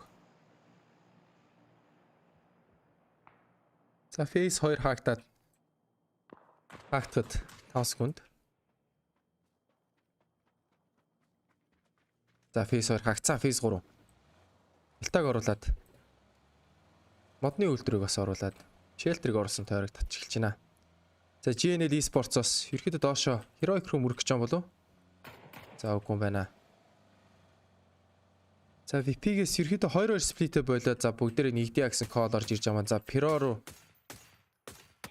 талтлаг орж ирсэн. Энд Мамог ноклоод авсан. Мамог босох боломжтой болоо. Мамог ерөөдөө ил задгаа гэхэр бас коортой байна.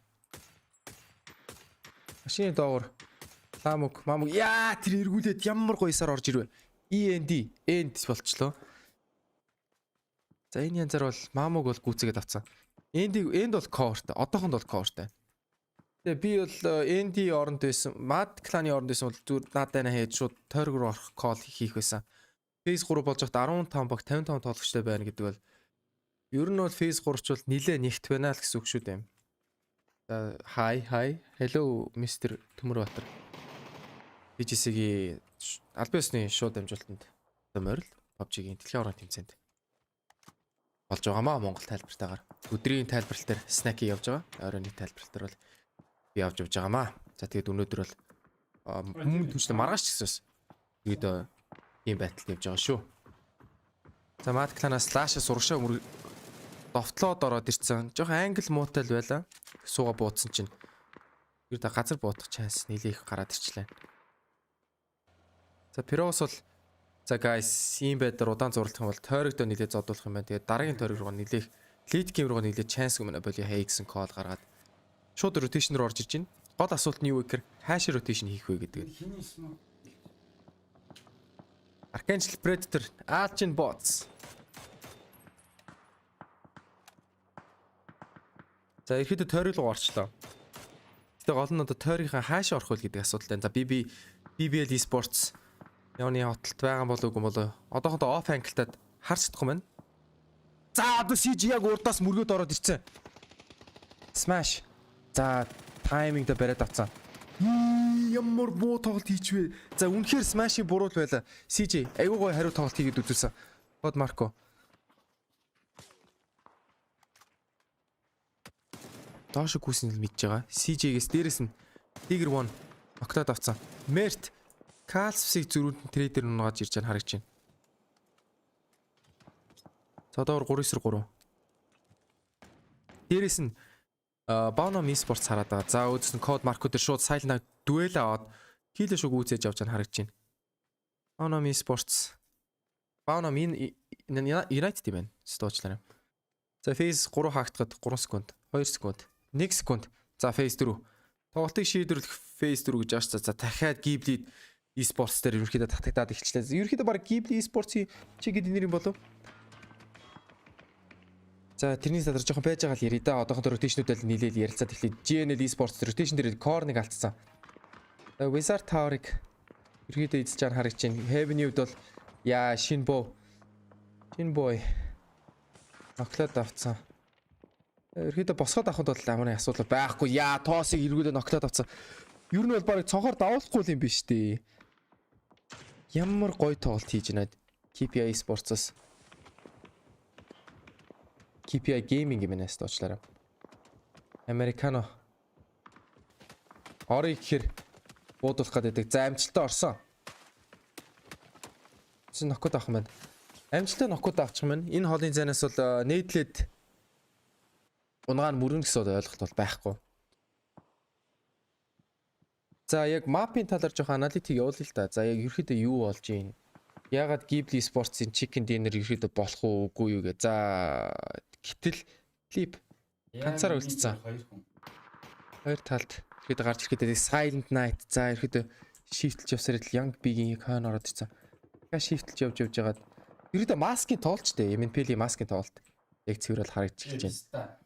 KPI Esports, BBL Esports-ыг бүрэн гүйцэснээр BBL Esports 15 дахь байранд орж эхэлж байгааг харагдаж байна. Silent Night араас нь ямар гоё flank ninja тоглолт хийж байгаад унаагаад авчлаа. Гэхдээ Silent Night цааш тоглолтыг өргөжлөх боломжгүй бол Archangel Predator 14 дугаар байранд орж ирж байгааг харагдаж байна. За Ghibli Esports-ийн талаар жоохон аналитик хийхэд chicken dinner-т chance нь яагаад өндөр вэ гэхээр мэдээж тойрог төв rotation хийхэд хамгийн бага зааг туулна дундч байдлаар бол. Хоёр дахь нь яг юу вэ гэхээр rotation хийхэд гүүгээд явах боломжтой. Айгүйх мод тэрвэрэд явна. Айгүйх мод тэрж айгүйх cover авч гүн. Холоос буудуулах юм бол chance-гүй ятвал модны нач ихэдэ тэйлээд эхэлчин. Тэгээд мөн түншлэг юунуудыг тойргийн цахаар байгаа багууд нь хоорондоо нэлээх дүүлэлт болохоор Ghibli Sports-ос бол нэлээх сул кил түүх боломжтой. Тэгээд ерөөдөө Danny Fox-ыг бол их авахгүй. K-Mind Team Liquid тоглох байгаа. Team Liquid тоглох байгаа. Pero Esports rotation устаар 13 дугаар байранд унж харагдаж байна.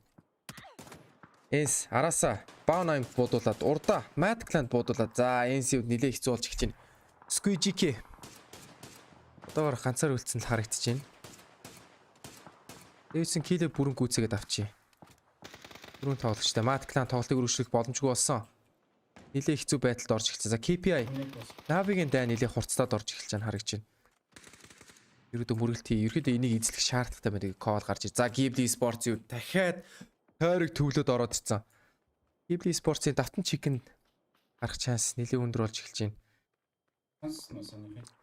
За Buriram бол ямар нэг асуудалгүй тойрог руу орчин. Гэтэ Baunheim United-аас бол Ence руу нэлээд шахаад ороод ирнэ.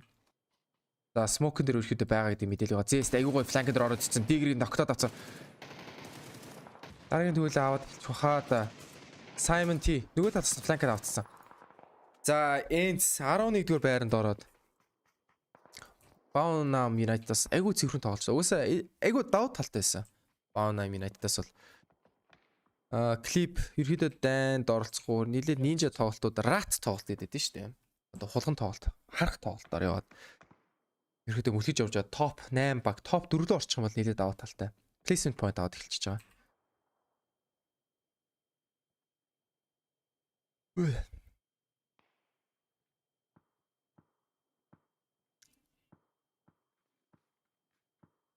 Зя.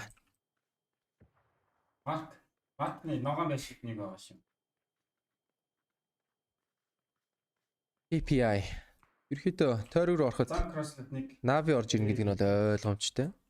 Buriram бол ямар нэг асуудалгүй маш гоё тойрог руу орчихсон. GNL Esports Heroic beam-ийг бариад авцсан. Heroic rotation дээр нэг хүн төлөвлөлчлээ. Урагшаа жоохон яваад ирэх нь perfect case дээр баригдана. За Navi KPI дээр яалч унчлаа да харамсалтай. Юм болно. Clip zest-ийг ноклсон. Ганцтай чинь ганцаар дүү snack-ийг нэг хөөрх үгээд юм да.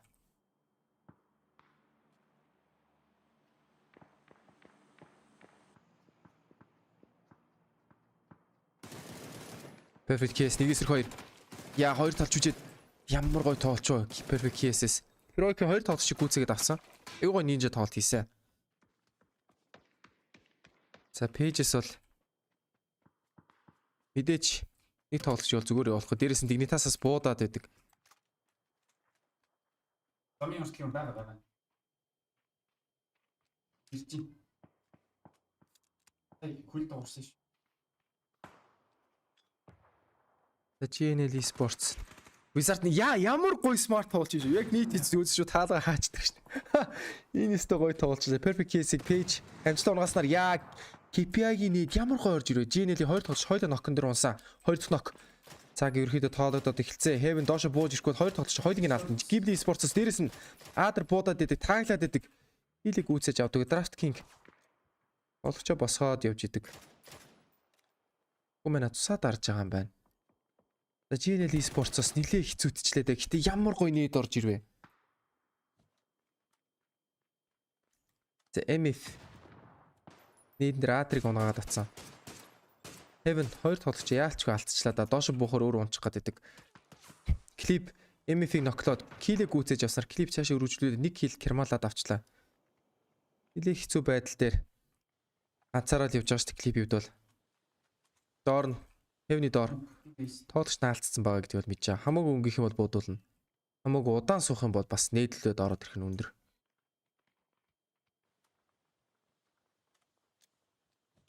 За нээж идсэн. Онам United-аас би минийга мэдээд авсан. Simon T Panic Sprayed капитан дээр унаж ирж байна. KPI-аас ямар гоё тоглолттой гарч ирж байна. 8 киллтэй гуруула топ 7-нд багт ороод ирсэн. Энэ нилээд За Heaven энэ Steelzen гэдэг тоглолч бол маш гоё. Тэрд 3 тоглолч чинь гурлыг нунгаад авчлаа штэ.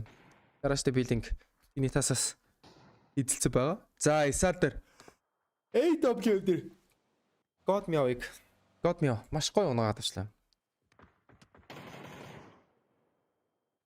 Hiroki Konax унааснаар топ 5 баг үлдэж байна.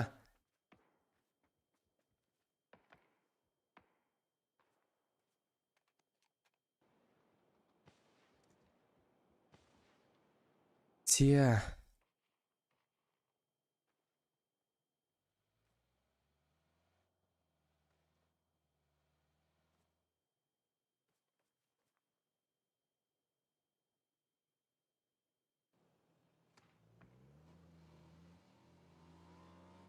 Dignitas rotation яаж явах вэ?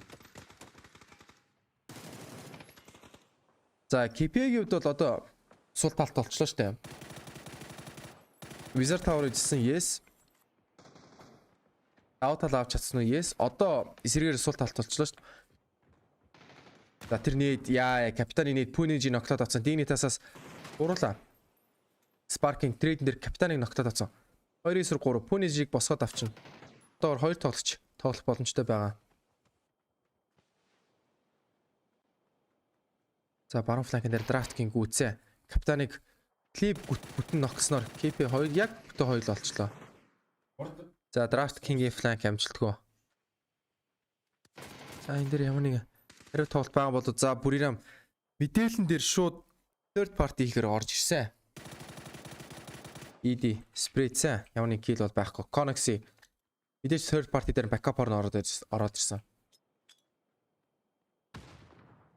За нийт нь орж ирээд яг damage-лэх юм бол эхний damage нь ороод ирсэн. Дараагийн damage-с бол kill авах боломжтой байгаа. За Punish нокерсон. Хойноос нь Draft King kill-ээ шууд гүйцээгээд KP-гийн 110 kill орж Honey Badge-ийг ноклоод авшаа. За Бүрирам гис орж ирэхгүй бол нэг ч kill-г өнгөрөх гээд штэ. Konaxi клип чи ямар гоё тоглолт хийгээд байна. Цаанаас kill түгээл ах юм. Draft King ноклоод авсан.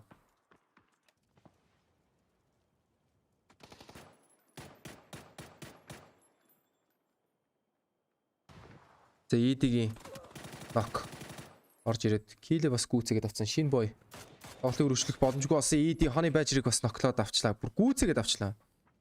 За тэрний Distoo орж ирсэн баха да Sparking. Ямар нэг хариу тоглолт байгаа юм болов уу? Steelzen.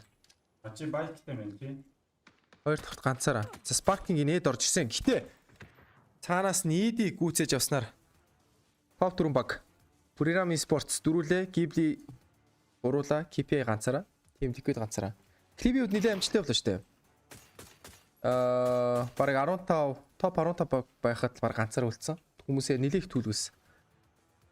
Тэгээд ерөөхдөө гиндаж явж чад амьд гараад ирлээ шүү дээ. За Buriram Esports-оос бол KPI-г бол ямар нэг хайр өгөхгүй баха да ерөөхдөө гүйцэх бах. Мэдээж blind spread-д килийг гүйцэгээд авчиж байгаа. Buriram Esports 53% chicken dinner chance-тэй. Гэтэ тойргийн давуу байдлын хувьд бол ялч Ghibli Esports дээр бол байгаа. Энд нэг ийм асуудал гарч ирнэ. Молц. Buriram Esports Ghibli-г бол дөрүлээ гэж бодож байгаа.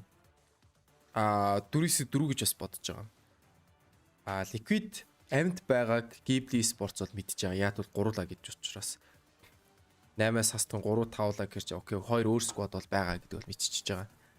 Гол нь Team Liquid Ghibli дээр яг third party хийгээд дагцдаад ороод ирэх юм бол Ghibli-гийн chicken dinner цонхоор өсөрчж байгаа. Buriram Esports-д бол мэдээж тойргийн загт байгаа.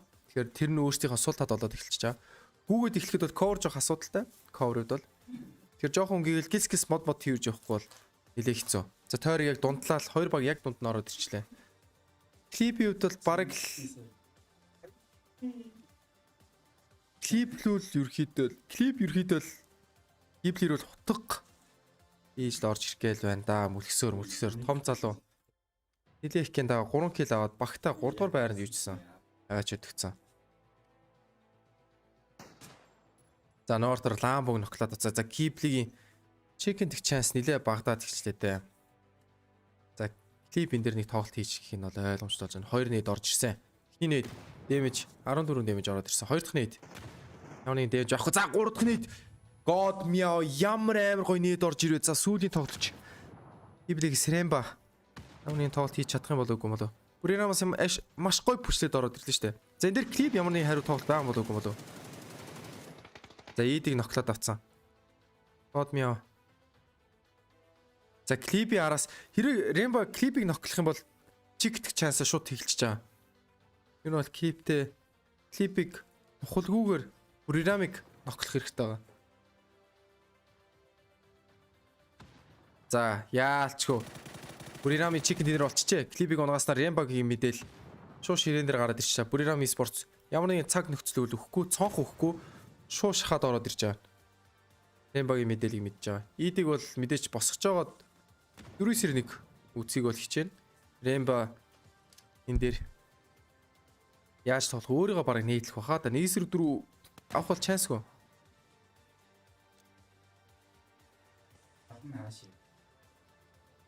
За. Ghibli-г бол найраагүй. Ерөөдөө 6 киллтэй тэгээд 6 оноогоо аваад 12 оноотой тоглолтыг өндөрлүүлж авал Buriram Esports-д бол 7 киллтэй тэгээд chicken dinner-тэй тоглолтыг хоёр дахь тоглолтыг өндөрлөх юм байна да. За God meow юус нээд шидсэн эхний нокол авцсан. За яалчгүй трейдэн дээр орж ирснээр Buriram Esports-ийн chicken dinner орж ирснээр хоёр тоглолтын chicken dinner-ээр Buriram Esports Тайландын топ багуудын нэгт орж ирж байгаа.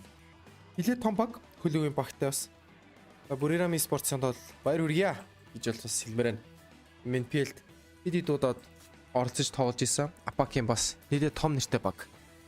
Харамсалтайгаар PCS 4-өөс хойш тэмцээнд оролцоог болсноор жоо формоос гарцсан байсан. Тэгээд эргүүлээ формд орж чадсан. Well, all right, let's go back to the highlights and get right into it, guys, as we see what started with a fight with. За юу ч гэсэн тэгээд нийт байсан үзэгчдод маш их баярлалаа гэж хэлбэр байна. Тэгээд PGC-ийн AdBS-ний шууд дамжуулалт эрхийг PUBG-гээс одгон өгж байгаа. PUBG Corp-д бол буюу Craft-д бол маш их баярлалаа гэж хэлмээр байна. Яг хашаан дээр нэг биш. Тэгээд MNPL-ийн шууд дамжуулалтын MNPL-ийн одоо ари албад дэмжихийг хүсэж байвал одоо Анар гэдэг манай MNPL-ийн залуу бас байгаа. Тэгэхээр Цаанаас ирж чинь. түүний данс руу явуулаад donation явуулаад түүний дэмжиж MNPL-ийн бас дэмжиж өгөрөө. За тэг хэсэг хугацааны дараа эргээд дуулзъя. Би тэгээд юусэн гадаад англиар явж байгаа аналитик нь ерөөхдөө нээлттэй үлдээгээд явчих. Би бас нэг өөрөө нэг жоохон цай ундаа зохицуулчаад буцаад хүрээд ирье. За тийм нийт бэс үзэгчтэй бол маш их баярлалаа гэж бас хэлмээр байна. Was maybe like a sleeper MVP as well, just constantly taking shots into the fights as well, that Buriram was just on the opposite side of. I guess he was the fifth man in his own way. As we go here, we can see the end of this match. Remba tries to come up, goes ahead and gets himself a nice kill there on Liquid, and after that, it was pretty much a written story. You know, Remba put up a good grenade, but at the end of the day, 3-1. Gonna be hard to throw that. 8 kills and a win. Congratulations to Buriram. Absolutely deserved that. And it came at it could not have come at a better time, Hypoc. In fact, before that game, I think I may have commented on the green room of like, Buriram, wow, last place. This is kind of surprising. Yeah, I mean, you look at day one and it was 17 points overall. And as you can see here from that match leaderboard, they got 18 for that game alone. But just to kind of second the thoughts already, just a great example of time management. And again, it's minimal risk to send the ED out to kind of third party that fight with well, I felt like KPI were at that Wizard Tower for what felt like 2 hours. Yeah. And Dignitas eventually, I mean, slowly making their way in there. I keep coming back to Dignitas. I talked about them a lot actually on the first day of keep seeing them in positions where, you know, regionally we see them way more active and actually a lot more dominant. I think they're right on the cusp of finding that success, but it's just not there yet. Again, a decent placement. See here, Sparking actually topping the damage stats here for that game, but it's getting a little difficult to watch because I want to see Dignitas really break through one of these positions and convert that. Absolutely. They've been getting caught a little bit sort of in those late games. Let's take a look at the kills. It wasn't there was no really high scoring individual kill count. 4 respectable, Rick, but nobody really going off. Is that a symptom of the circle? Yeah, I think this is another circle you can probably look at similarly to the Millie circle, right? Very different in approach, but it's very edge heavy. And we were talking about when that south shift comes in. Yeah. We talked about one of those crunch spots at the Wizard Tower on the edge of prison. It's ultimately about the team that's able to get into a spot that has the best access to any of these circles, because playing center there is just not feasible post, you know, phase 3, phase 4. Yeah, it was. Let's talk about that yoink for a second, because we got that Eastern Circle. The sky's the limit. There's all kinds of fun things to do out there. And then it just gives that hard south shift, goes over to sort of the prison. And when that happens, Rick, I think all the players in the game go, ugh, it's going to be around those Harry Potter towers. Yeah, I mean, you've put so much time and effort into making those early rotations to get into those good positions, those priority spots, and then suddenly the teams that have come in super late get rewarded for that. And that's partially like when you look, if you go back to sort of phase 1, you see Ghibli holding on to that position. I mean, we were talking about the sort of Wizard Tower just to the west of prison a little bit, and we were saying like it's a good position for late game access to almost exactly those areas, but when it shifted back in that direction, it completely changed the dynamic of that whole area, and it was actually the high ground above it that became the priority, where Ghibli, well, they found it free and an easy rotation to make their way into, held on to that for the longest time, pretty much uncontested. Yeah, it's interesting because when you talk about north of prison, Hypoc, which was in that circle before the super yoink, there's just a ton of strategic positions. The teams that get heaven, the teams that get stacks, like they're all very excited to be in those spots. They've got the great dips, they've got the Hall of Fame, and then everything shifts. What does that do if you are a team that has made those quick rotations, has made the smart plays? How do you deal with that? I think it comes down to just kind of prioritizing, you know, the game plan. Come circle 2, it's getting to a spot, like I said, where you have access, where you have options, because there's so few to make a play for center at that point, Steve. Absolutely. It looks like it was a lot of fun. It has been fun. We're 2 games down. We've had 2 unique winners. A little slow at times, but action-packed at the biggest moments. We've got 4 more games to play today, so don't go anywhere. We'll be right back.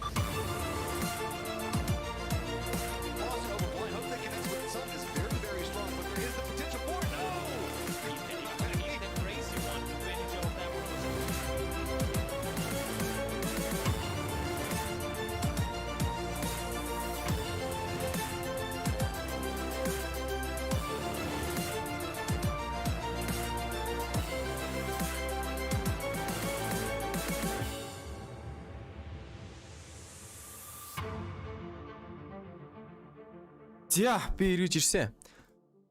За тэгээд хэдэн комментуудаа нэг нөхөд уншиж та тий. За тэгээд Энс Гибли 2 нь энэ илүү килтэх бол аль нь илүү килтэх бол гэж байгаа тий. Ер нь бол Гибли илүү килтэх байхаа. Гиблигийн плейстайл газ тэгж дүүнхэд бас буруу байна. Яг хоёр тоглолт Гибли дээр ерөөхдөө айгүйх тойрог татсан болохоор Гибли ерөөхдөө айгүйх сул килүүд сайн авсан. Хэрэг тойрог Гиблигээс угц бүр хол татах юм бол Гиблигийн килтэх чанс хэр байх вэ гэдгийг бас асуултын тэмдэг болоод эхэлчихэж байгаа. Тэр Гибли дээр шууд их килдэн гэж хэлэхэд хэцүү. NC-д бол нэлээд сайн килдсэн. Тэр бол ротейшн дээр бол сайн килүүд бол авсан ба. За дараагийнх нь ахаад хэдэн тоглолт явагдах бол. За өнөөдөр бол нэг өдөрт бол rank decision-ийн хувьд бол 12 тоглолт явагдаж байгаа. Өдөр 12-оос 6 тоглолт явагдаад орой 6-аас дахиад 6 тоглолт явагдаад ерөөдөө өнөөдрийн rank decision-ийн тоглолтууд дуусч байгаа маа. За дөнгөж сая 2 дахь тоглолт дууссан. Одоо 3 дахь тоглолт тунгуудахгүй эхэлнэ. 3 дахь тоглолт буюу сүүлийн Иранглийн тоглолт явагдаад тэгээд цаашаа өргөжлүүлээд 3 Мирамарт явагдаад тэгээд өнөөдрийн тоглолтууд дуусгар байгаамаа. За тэгээд нийт байсан үзэгчд бол маш их баярлалаа гэж бас хэлмээр байна. За тэгээд өөр асуултууд байвал би эргүүлээд бол уншихаар байгаа шүү. Би бол чадвал комент халаасгүй. Тэгээд та хэдийн бичиж байгаа юмуд бол хариулаад явъя гэж ерөөдөө их хичээж байгаа. Давхар бас чат бас гаргаад ирвэл дайжгүй байх тий. Нэрээ YouTube-ийн чат яаж гаргаж ирд юм бол тэрийг нэг хийгээд үзчихүүлэх байх тий. Тэрийг нэг хальт судлаад яач тийм. Бөөнд бас чат уншаад явуулах байх тий. Дэлгэцэн дээр гаргаад.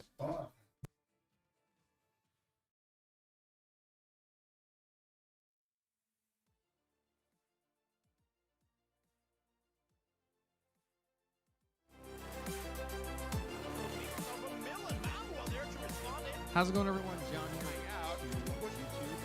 Click on the You're going to take this link up here into the browser and what you want to do is click on the three dots. You're going to go to pop out chat.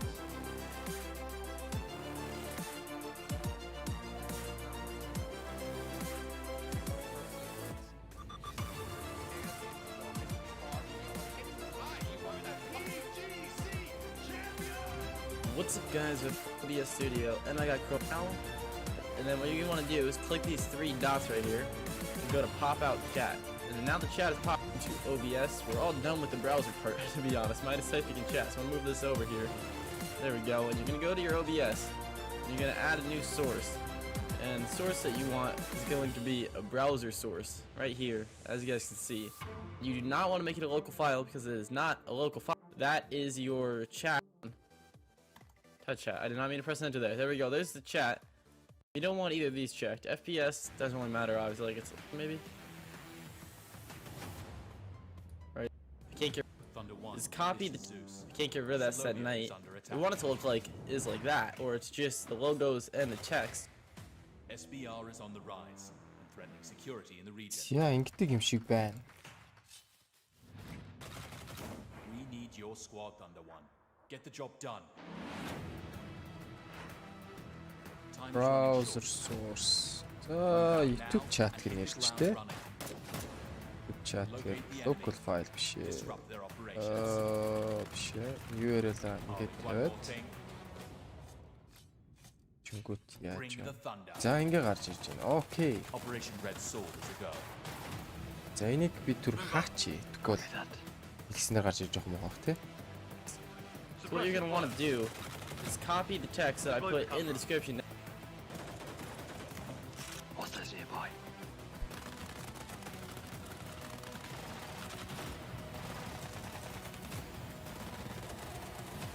I hear something. They're on to us.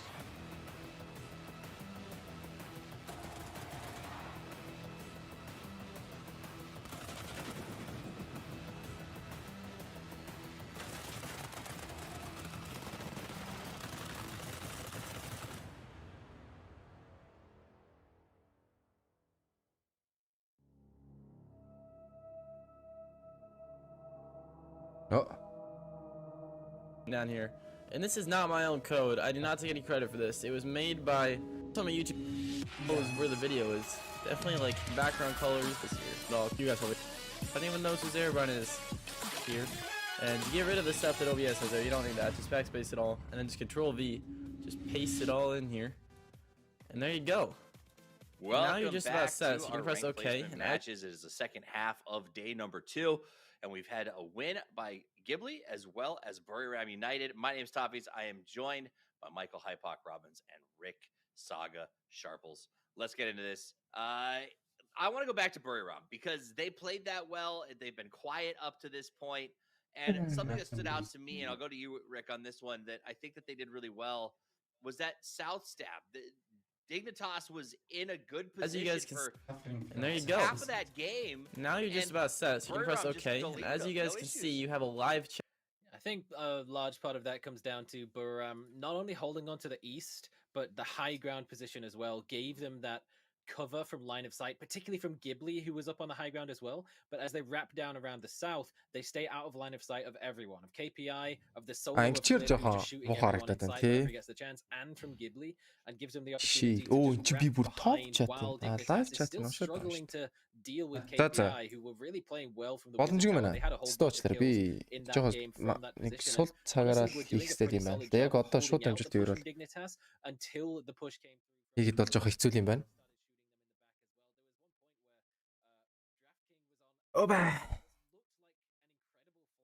За тоглолт эхлэхэд видео л эхэлж л байна. 3 дахь map буюу сүүлийн ранкли матч эхлэхэд тун ойрхон болж эхэлж байна да. Forced them a little bit to take the alternate route directly into Club. A bit of a pivot, Hypox, to talk about some of the teams that didn't win first but have been incredibly consistent. Ghibli got first in the first game. They got second in that one. And Team Liquid goes double threes one after another. I mean, Liquid is looking good. Yeah, again, I think particularly with Liquid, expect them to resort back to kind of that... I hate saying it, but the feast or famine, right? They're in the games where they're able to remain active at least. Expect them to go all in on those sorts of games, and I think game 1 of that military circle is a good example of that, where they know they have to get something done on the south side. It's not as good as kind of riding out the circle and seeing what happens, but this one here again, just expect Liquid to be the slippery rat that's able to still pick up placement points along the way, and all 4 players on Liquid capable of doing so. But again, that's kind of the thing. We look back towards consistency. Those are the trends that we look for now in this format. Well, let's go opposite of the slippery rat. Let's look at the big hero. Heroic, Rick. This is a team that had 17 points after yesterday's day of play, switched to a sub because of illness, is playing in masks because of the same reason. And in the first 2 games, they have put up basically as many points. Like, Heroic seems like their odyssey has maybe just begun. It definitely looks that way. Paige, I mean, very much in the forefront of that with 7 kills so far across the 2 games that we have had. And it is another one of the things, it seems to be the kind of story of today, whereas in the first set of games, we had New Happy and Genji continue their dominance. And as we come in here, it almost seems to have flipped on its head. So the teams that really struggled in the first day of games, Ghibli, Buriram, Heroic, and the like, are really starting to come into their own. Whereas Petrichor, Road, ENCE, they're not having the same level of consistent performance so far. It has only been 2 games, so there is still plenty of time. And if yesterday's anything to go by, 2 bad games at the start does not dictate a bad day overall. But it's still somewhat worrying to see teams like Pero, who come in as top contenders, favorites maybe even for the entire competition, not able to hit that same level of dominance as what we're seeing from the likes of Genji and New Happy. Absolutely. Real quick, is Dignitas, Hypoc, living up to your expectations? They had a pretty okay start today. Are they doing what you hope they will? No, I think pretty okay is the best way to summarize it. Again, for me, but I put Dig in, I guess, accolades aside, in the same boat as Oath, right? Coming to this event, I expect them to kind of embrace that fast and loose play style, and seemingly, I mean, from the outside looking in, uncoordinated chaos, and that's where Dignus has kind of thrived in most chicken, at least regionally, right? And you'd expect that to fare a little better now in this format, especially with how some of these games are playing out. But like I said, I keep seeing them in spots come circle 3 and 4, where I think actually this is one where Dignitas, if they can collapse, if they can regroup here, expect them to take a few team fights, run through a few teams. You just don't see it yet. So I'm still left waiting, Steve. Well, I'm waiting for game number 3 to start, and the wait is over. So let's head over to PUBG's version of Calvin and Hobbes. It is Toby and Paper Thin.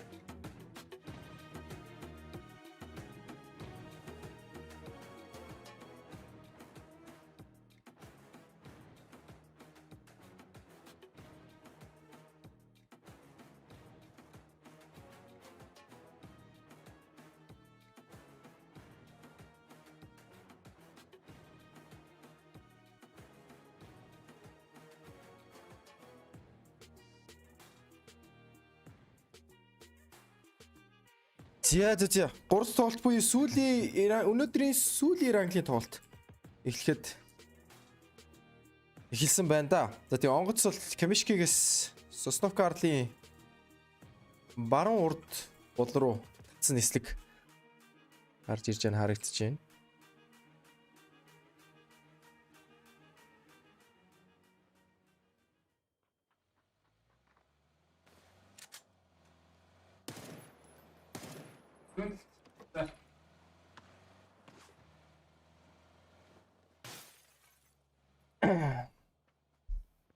За ясныгийн hot drop дээр Jaded Esports Fury-ийн хад бууж ярьж бодвол Heroic-ийн хувьд бол Kamishki дээр. За Chinatown гих газар дээр бол Mad Clan Chinky-гийн ноёрхлын газар дээр бол Team Liquid-с бууж харагдаж байна. За тэгээ Sosnovka дээр Dignitас шууд тойрог Heroic-тай татаад эхэлсэн. Энэ айгүй сонирхолтой тоглолт болно. Яагаад вэ гэхээр айгүйх багууд ротейшнд орж ирнэ. За тэгээ George Fowler ерөөхдөө багууд ротейшн хийхдэггүй нь бол айгүй ойлгомжтой харагдах байх. Тэгэхээр багууд ерөөхдөө ясны тал дээр айгүйх бужиглалтаа гарч ирнэ. Айгүйх одоо хөл хөдөлгөөн тойргийн зүүр баруун урт талаар бол гарч ирнэ. Ясны тал дээр айгүйх багууд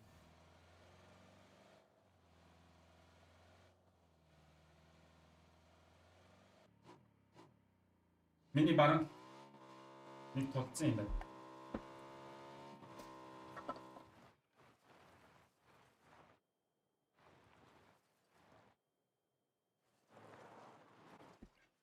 За тэгээд хай Тамир Баатра тэгээ хай Андруш. Миний өмнөөс хай гэж хэлсэнд баярлалаа. Эсвэл хоёр найзууд юм болов. Тэр ч яг хөө тэгээд үргэлжлүүлээд яг тоглолт руу нэлээд анхаарал орё. Асуух зүйлс байвал би ирүүлээд хариулах үед бол боломжтой байгаа. За тэгээд өмнөх тоглолтын Chicken дээр авсан баг бол Buriram Esports Миний байтыг байгаа. 10 Smoke-ний тоглолтын хувьд бол 10 Smoke 13 нийт 6 бол хэрэгэлсэн. 8 киллтэй. Тэгээ нийт гаргасан damage нь бол 15,900 биш ээ 1596 damage. За тэгээ нийт багаараа туулсан зам бол 20,000 км 20 км гэдэг чинь нэг тоглож 5 км туулсан юм байна. Нилээ хоолроо тийш дээр явсан юм байна. За тэгээд хоёр тоглолтын байдлаар бол топ kill лидер дээр ED 4 киллтэй Buriram-ийн тоглогч авсан байна. За Calf Simon 2 компаунд эзэлсэн. Calf-сын дээр нэг гоё тоглолт гарах юм болоод үгүй юм болоо.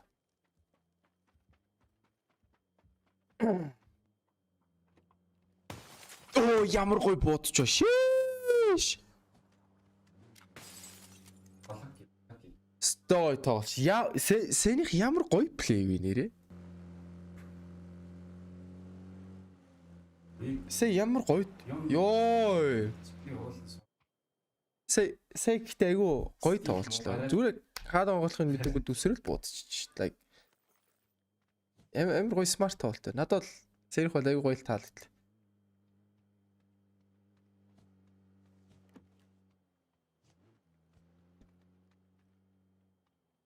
За онцгой тоглогч бол Clip DPI 1600-тай тоглолт. Vertical sensitivity-тэй 1, General sensitivity 14, targeting буюу ADS-лдэг sense нь 14-тэй байна. За тэгээд та Clip-ийн тоглолт таалагддаг бол ерөөхдөө нэг player settings-ийг хэрэгжүүлээд үзээрэй гэж хэлмээр байна.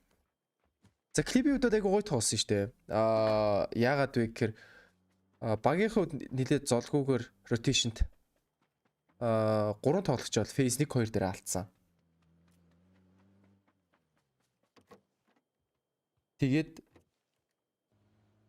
клип ганцаараа ерөөдөө нилээ гендаж яваад топ 3 руу ороод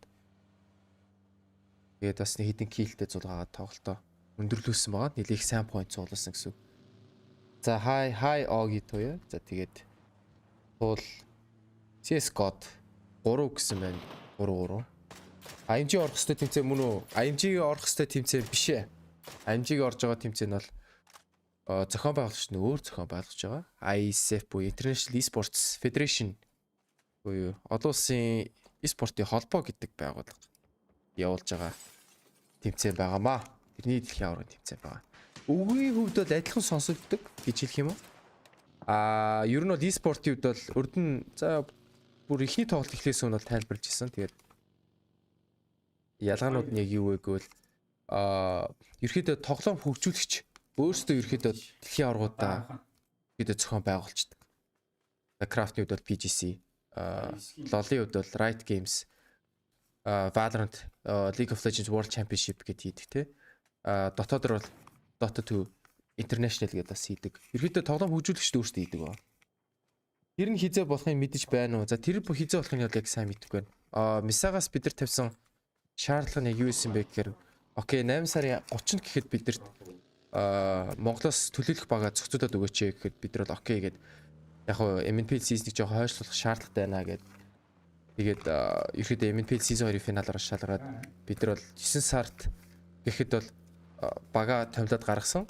Тухайн үед бол аваргаар нь AMG тодорхойлсоор бидэрт Мисад за окей Миса найзуудаа Монголоос төлөөлж байгаа баг нь AMG байна. За тэгээд AMG тэгээд таад ярилцаад тэгээд тэр гадаад ISF-ийн тэмцээн рүү зохицуулаад өгөөрэй. Бидэрт бол хийх ажил бол хийгээд өгсөн гэд ерхэд өгчөж байгаа.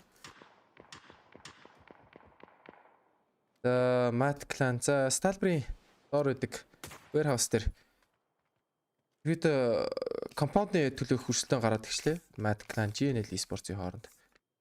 GNL-ээс 2 кил амжилт авсан Matt Clan-аас хоёулах нь.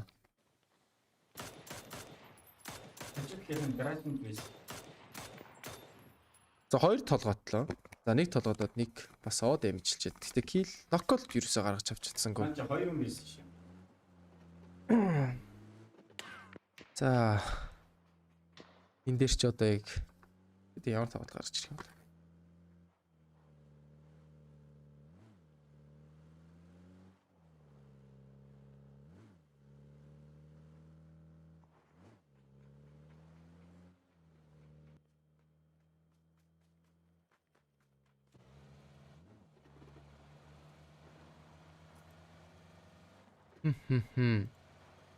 Ок, AMG гоё баг шүү. AMG-ийн хувьд бол яг зөв миний их зүгээс комент бол ростер нэлээд удаан авсан ростер. Chameleon эзогийн хувьд бол нэлээд удаан хамт тууштай тоглосон тоглогч бол байгаа. Тэр ихэд багийн хувьд бол нэлээд ямар нэгэн синержиг асуудал байхгүй гэж байна. Стандинг энэ ямар сайтаас харж байгаа бэ?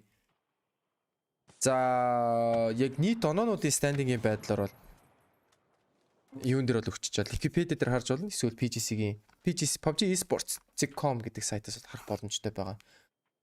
Багуудын тоглолчдын мэдээллийг бол би тухайн авч байгаа документыг бол шеэрлэх боломжгүй. Тэр бол зөвхөн тэмцээн зохион байгуулагч болон түүнтэй хамааралтай хүмүүстүүд бол мэдээллийг бол өгж байгаа. Тэгэхээр би тэр мэдээллээс хилж болно гэхээс тэр мэдээллийг тэр файлыг бол хуваалцаж болохгүй байгаа шүү.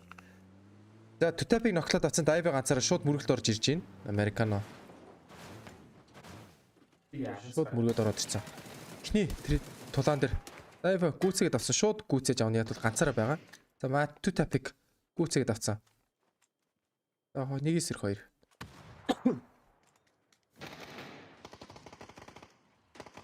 За KPI Onam United 2-ын компаунд хас байлдаа гараад эхэлсэн. KPI-с цаашаа survive байх юм бол одоо гүн байна да. Ерөөдөө нэлийн хэцүү болоод эхэлчлээ.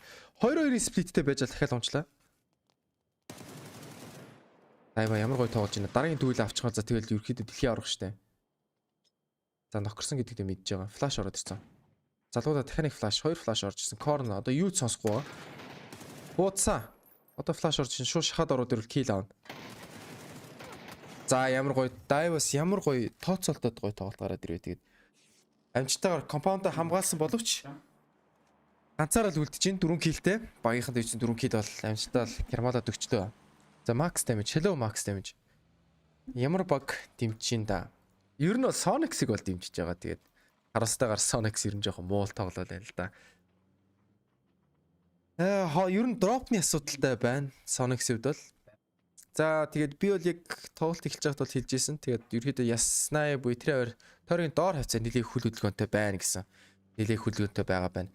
За Перогид бол ерөөдөө smart decision гаргаад бүр захлаад тойрог руугаа орё гэсэн кодод ерөөдөө хой талаар rotation-игээд орж иж харагдчихна. За энэ тасаас mansion-ы хажуугаар rotation-д орж ирэх чинь. За хамгийн уртлын байдал дээр Punich scout-ийн байрал дээр ерөөдөө явж гин. За бүр Esports-ос буудвал энэ тас rotation шийдэгдэн. За юуцсан буугаад нэг дурандаад харъя гэсэн кол та. Яа ямар амар толгоцч юу. Шиш.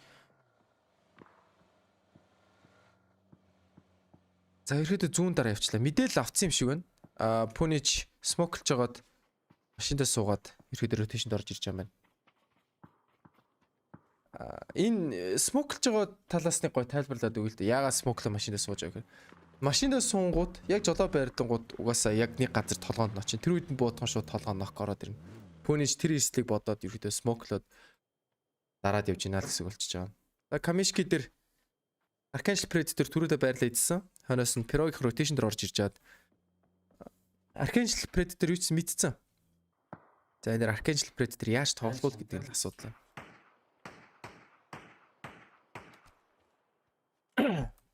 Аврагуудыг дэмжихээ болдоо. Шинэ баг гарч ирвэл гоё штэ. За шинэ багаас дэмжиж гэвэл заяа. Шинэ багаас дэмжиж. Archangel Predator-ыг яг зөвөр нөө танил тал гэдгээрээ дэмжих бол хүсэлтэй байна. За тэрийг тооцоо зүгээр яг цоо шинэ баг дэмжихгүй л. За дэмжиж гин гэдэг чинь хожих магадaltaй гэдгийг эсрэгээр нь хэлж хожих магадaltaй гэдгийг бол хэлэхгүй шүү дээ. Дэмжиж гин гэдэг чинь аль багийг хожоосэй л гэсэн хүсэлтэй байгаа шүү дээ. За тэгэх юм бол ер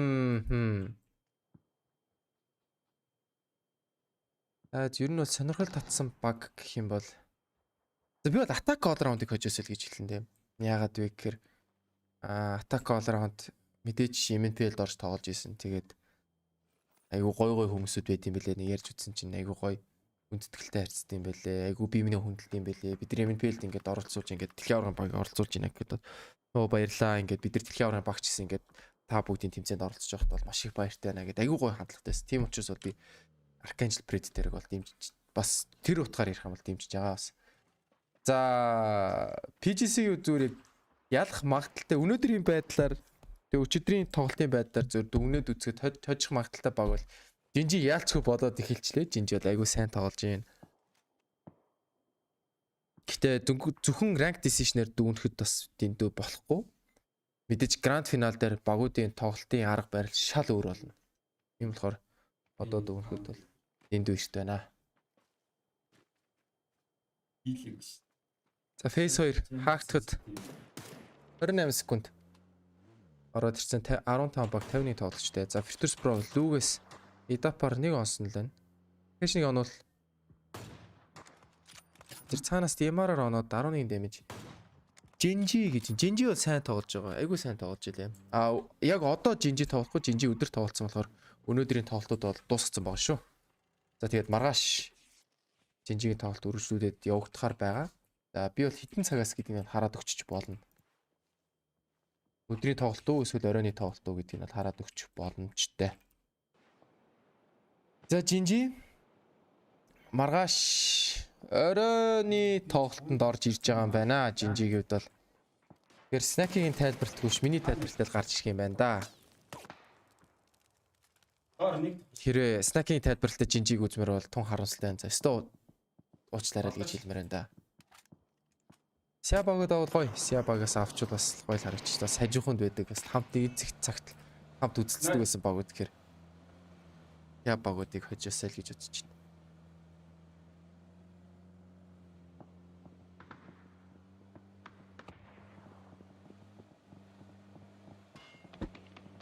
За VP Virtus Pro. Бид rotation орж идэг. Цааш яаж хэсгээсээ шалрах тоглолтын информашныг тайлбарлаад өгөөч. За тайлбарлал за би юу яа. Жохон нэг тойрог хаагдаад багууд байлтахаа болоод ирэнгүүт гоё тайлбарлаад өгье.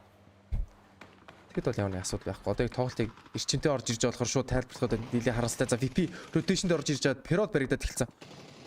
VP-гээс лүү унц одоо ганц тоглогч юмд үлдсэн байгаа. Нилээ хэцүү. Мэдээж Камишки руу шүү мөргөд ороод ирэхэд бол хамгийн асуудалтай нь Arcane Predator байсан бас Predator Road бас эзэжсэн болохоор нилээ хэцүү байсан. Гэтэ компаунд бол амжилттай хамгаалаад авсан VP 14-р байранд ороод тоглолтыг өргөжлөх боломжгүй болсон. За Баонам United-ийнх нь бас дахиад rotation-д орж ирж байна. За Энстэй хамт төрүүлж мөргөн. Энс хамгаалж чадахгүй үгүй мод тэрсэн байгаа. Дигэр. За Drive by дээр унсаа. God Ace. И тоглож унаагаад авцсан. Ойч тоглогчийг унаагаад авах бол. Гэтэ нэг сплиттэй тоглож исэн байна. Heroic дээр байгаа. Heroic-о шууд цус үнэрлээд ороод ирсэн байгаа. Шууд нээд татгаад ороод ирнэ. За нээд юуцсан гүгэд ороод ирсэн. Simon-тийг бараг нохолч ухаад. Үгүй юм байна да. Цусаа дараа дамжсан. За Buriram Esports. Ерөөдөө Shakro мөргөд ороод ирсэн. Navi 2-2 сплиттэй. 2-3 цаанаас харж ирсэн. За тэр нээд ямар амар орж ирв. 38 дэмжтэй. 39 дэмжтэйсэн байна. Чис юм уу? За Melbourne. Тэр информац амар гоё. Дээрээс Али харж өгч идэг. Тэгээд яг компаунд хамгаалж байгаа Quizy Melbourne 2 бас байгаа даа. Ордро. Нээдийн тоглолтыг бол маш дэлхийн оруулна. За Shakro нээд орж ирсэн. Али фланкийг хараад ирсэн. Эдийг нокрод унцсан. Эдийг босгох боломжгүй. Али ямар гоё хоолой скаутлаа тоглож байна. За Buriram-ийн хувьд бол тойргоос шахадаад эхэлсэн байдаг. Нилээ хэцүү. Melbourne модыг зодуулаад ихсэн. Тусаад арч нөө хойноос нээд ороод ирсэн. Melbourne-ийн хувьд бол шууд нокерч чинь доо. За Navid Quimzy Али 2 амд үлдсэн. Компаунд хамгаалах шаардлагатай гараад ирдэг. Моли ороод ирсэн. Моли ямар нэг damage өгөх боломжгүй. Тойрог шахаад ороод ирсэн. Phase 4 татгсан. Тойрог шийдвэрлэх phase гэж байгаа штэ. За Navi-гуд бол Buriram-ыг амжилттай хамгаалчих байхаа. Тоглолтын нөхцөл байдлыг бодоод ирвэл компаунд бол өгч чинь. Гэтэ цаашаа бол унгаагаад авч явах. Мэдээж тойрог шахаад ороод ир чинь. Conexy. Quizy duel нэг толгоцсон. Зя флаш ороод ирж харагдаж байна. Флаш дахиад флаш орж ирнэ. За тэгэл нэг өнгийн дөө. God meow. Я ёо ямар амар 200 IQ. Нээд хийч шийд. Хань нээд ороод ирсэн. God meow нокерсон 2 тоглож нокерсон. Одоо чиг Quizy-н дээр тоглолтоо хийн штэ. Quizy даваа байдалтай coverтэй. Ордор сум тусаад эхэлсэн. Сумаацсан хэлж эхлэн cover аваад эхэлсэн. Зүүн дараад ороод ирсэн. Quizy шууд шахаад ороод ирж байна. За мэдээлэл өгсөн баха хашааны цаана орсон үг. Ордор юу ч тусаа дараад авчлаа. Нэг эсрэг 2 байлдах шаардлагатай болно. За ер нь бол мэдээд авчлаа. Өнгийгөө буудна. За аль я дүүлээ авснаар. Ерөөдөө Navi цаашаа тоглолтыг үргэлжлүүлэх тэр боллоо. За Ghibli-гийн rotation дахиад ороод ирж байна. За Mil эндээс ямар нэг хамгаалт хийж чадахгүй. За эхний тоглолтоо аваад Нокер трейдер өөр уунчлаа. За Rainbow сунаад эхэлсэн. Ghibli-гээс 2 тоглолт үлдсэн. Spear, Lambo 2. 29-2 кейс тэр. Одоос Ens 1-2 тоглолтоос ноклоод аваад идэг. Kill гүт. Үнгүү киллээс аваад идэг. Маам ганцаараа Ghibli-г хамгаалж чадахгүй. За мод ярдс урагшаа шахаад ороод ирсэн. Маам уу. Дүүл тэр 2 сэг жүжээд. За дүүлээ маш гоё авч чадлаа. Гэтэ тоглолтоо босгож авч чадахгүй. За одоо буцаад Баонам United Энс рүү дараад ороод ирсэн. Хөөй юу гэдэг? За дүүлээ үчсэн авсан. Тоглолтчийг бол бүрэн гүцээгээд авчин. За Баонам United-тэй Simon T нэг эсрэг нэг үлдэнэ. Simon T ихтэй баг байлахгүй зүр хүлээтхийг илүү үзэх бах та цаанаас Arcane Predator бас буудуулаад идэг. Нөгөө талд нь Dignitas Liquid-тэй таарад идэг. Гэтэ Dignitas баг мэдхгүй л байна да. За ямар гоё лазер спрей ороод ирээ. Хоны байжиг ноктоод авсан. Селараас ерөөдөө килийг үүсгэх гээд буудлаа. Хоны байжиг үүсгээд авсан. Dignitas-аас хоёлоо. MXC. James Flanken дээр ерөөдөө бүр зүүн дараад ороод ирэх Sparking-ыг бариад авна. Үүний хувьд бол нэлээд хэцүү. За Dignitas-аас сунаад 9-р байранд топ 8 баг үлдсэн. Бүх багууд одоо placement point авч эхэлж байгаа. За Navi Heroic бол мэдээллийг нь мэдээд доороос мэдээгүйсээ пэйж ямар сул үйлдэл хийж байна. Навигаас 1 кил бол юуч аваад эхэлсэн. Гэтэ тойрон дээр шахуулаад аягүй сул талтай байлцж байгаа. Херой 2-3 навиг эсрэг. Хэрвээ тойрог нилээ шинхэн болоод ихшээ. Фейс 4 дээр нилээх багууд байлцчлаа ялчгүй.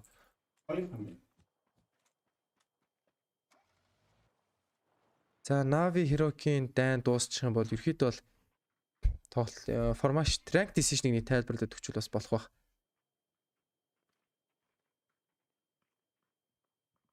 Яа ямар гоё нийт Novikos ороод ирвэ. Али ганцаараа 1-3 байх болов уу болов. Би бонтэд дүгэлдэн. Тим бонтэд дүгэлдэн. За дүгэл ивчсэн авсан. Гэтэ Novik трейднэр нь орж ирээд Navi тоглолтыг өргөжүүлэх боломжгүй боллоо. За Fury цус үнэрлээд шууд гүгээд орж ижин Flute. Дээрээс нь ерөөхдөө өнгийгээд Ноны сул хөдөлгөөн байх юм бол ерөөдөө буудна гэсэн байдалтай. Хоёр тоглогч байгаа гэдэг бол мэдээлэл нь бол мэдгүй. Гэхдээ нэг тоглогч бол алдсан гэдэг бол сайн мэдж байгаа. За. Ерөөдөө тойрог шахаад орж ирж байна. Ройк. BBL Esports-ос нь бол нилээ сайн placement point авсан шүү дээ. Team Liquid төр тусмал нилээ сайн авчлаа. Топ 7-д ороод ирсэн. За Heroic бид баруун дараад rotation-д орж ирж байгаа харагч байна. За энэ дээр нэг тоглогчийг түүж авах хэрэгтэй. Flood нэг буудлаа, хоёр буудлаа, нэг damage үзүүлсэн. За одоо insight дээр бүх юм гарч ирэндээ. Insight-а spray байна уугүй юу? Байсангүй. X left. Slaughter beam-ийг ноклоод атсан. Novik гав ганцаараа. За яг Simon T-гийн доор ороод ирлээ. Simon T-г бол мэдэхгүй. Simon T дээр явныг мэд хийх баха даа. За сая гүйсний сонссон бол хоёр тоглогч beam-ийг мэдээд авчиж байгаа. Simon T-г бол X left-ээс бол мэдээд байгаа юм байна ялч. X left бол нэлээ гоё өнцгөөс бол бүгдийг хараад байгаа юм шүү. Тэгтээ жоохон coverгүй юм да.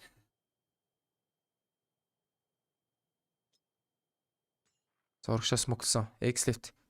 Chicken left дараал Simon T-г харах гээд байна. Simon T-г харцаа. Нэг толгооцсон. Дахиад нэг damage үзүүлэх нь шууд дуусглаа. Bauna United 7 дугаар байранд орох гээд байна. Ямар хэцүү байдал тоглож байна.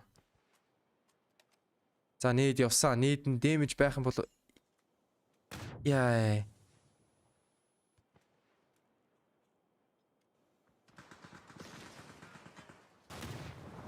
За X left машинын дилплээд Simon T-г унгааснаар Bauna United 7 дугаар байранд топ 6 баг үлдэж байна. 17 тоглогчтой.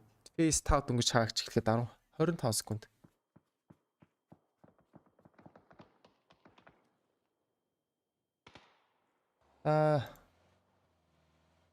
Одоо яг байгаа нөхцөл бол одоо тоглолт арай нэг гайгүй шингэрээд эхэлж байна те. За тэгээд төмөр ап байж бол rank decision гэдэг юм тайлбарлаад үгүй яг юу гэсэн үг юм бэ? Rank decision гэж яг юу юм бэ гэх. За PGC-ийн тоглолтоос өмнө rank decision буюу за монголоор орчуулах юм бол ирэмблэлтийн богуудын ирэмблэлтийн тоглолт гэж хэлэх юм уу? Тэвс Heroic консан. За тэгээд ирэмблэлтийн тоглолтод яг юу гэсэн үг вэ гэхээр одоо оролцож байгаа нийт 32 багууд хоорондоо 1-с 32 дугаар байранд ирэмблэх юм. За ямар оноонуудаар ирэмблэх юм бэ гэхээр эдгээр багууд нэг баг нь 18 тоглолт хийгээд нийт 24 36 тоглолт явагдах байдлаар хоорондоо үзээд тэгээд kill point rule гэдэг нь бол placement point-оор бол оноо аваад нэмээд 1 kill 1 оноо гэсэн тоглолтууд яваад ирэмблээд жигсаад гараад ирэх 1-с 32 багууд 1-с 32 гэсэн байдалтай. За тэгэхээр тэн дээр нь яах вэ гэхээр 1-с 16 дугаар байранд орж ирж байгаа багууд weekly survival тоглох эрхээ авна. За 17-оос 31 дугаар байранд орсон багууд нь ерөөдөө weekly survival-д орох очроо бэлдэж байгаа гэсэн үг. Очр гэж юу гэсэн үг вэ? Яг ямар учиртай юм бэ гэж асууж байвал weekly survival дээр chickenсэн баг weekly find хагсаа бүцөдөр болох weekly finds гэх тоглолтод орох эрхээ авч байгаа. За нэг баг chicken дээр гараад явлаа гэхээр lobby Fury Ron ямар гоё нээд орж ирвэ. BBL-ийн 2 тоглолч ноклоод авчлаа шүү дээ. Дахиад нэг нээд ороод ноклох юм бол BBL шууд тренинг мод руу орох гээд байна.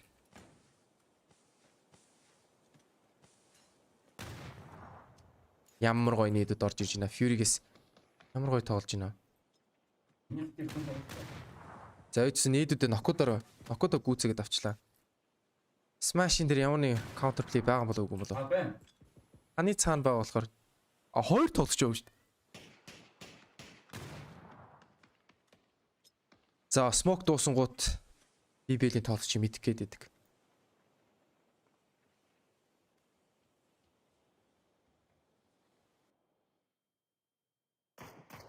За дээрэс нь team лихэд орж иж байгаа мэдээд буудаад тэгсэн. Джеймс тулаад ороод ирсэн. Джеймсийн нэг нээд ороод ирэх юм бол за ерөн хэцүүдэд эхлэндээ BBL Esports руу нээд ороод ирсэн. 86 дэмэжтэй. За дүүл яа Джеймс дүүл авчлаа шүү дээ. Ямар гоё дүүл авч.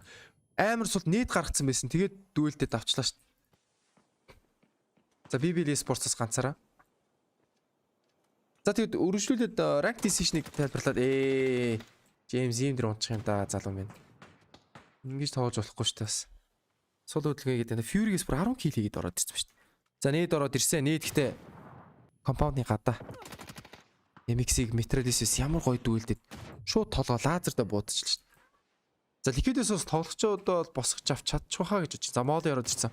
Molly-гийн damage ороод ирсэн. За BBL Esports-ээр тоглолтыг өргөжлөх боломжгүй болчихсон топ 4 баг ороод эхэлж байна. Fury Esports-ос бол chicken chance нэлээд өндөр болоод эхэлж байна. Компаундаа эзэлсэн. Тойрын төвдөө. Эд нэг ч нокгүй. Team Liquid-уудаа нэг ноктой хоёрт амт тоглогчтой.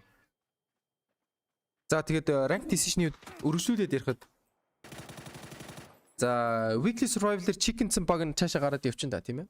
Weekly survival руу тоглолт. Weekly final руу орох хэрэг авчингууд weekly survival-д тоглох хэрэг шаардлагагүй болно. Тэгэхээр тухайн лобби 16 15 тоглолт багтаа олонгууд нэг баг нэмэх хэрэгтэй болно. Түнгүүд нөгөө нэг 17-оос 32-т орсон багууд чинь 31-т орсон багууд чинь 17-оос 31 гэсэн нэрээр ирэмблээрээ эхлээд 17 дугаар орсон. 17 дугаар байрт баг баг ороод тоглох юм. Тэр байдлаар явж явжаад 31-т орсон баг ороод 16 тоглолтууд дуусаад тэгээд тухайн 16 chicken-сэн багууд нь weekly final гих шалгарсан 16 багууд нь хоорондоо үзэхэр байгаа. Хагасаа бүцөөдрийн тоглолтууд дараагийн хагасаа бүцөөдрийн тоглолт. За нэг тийм учраас энэ хэсгээс шалгах тоглолтууд нь бол явагдаж байгаа шүү.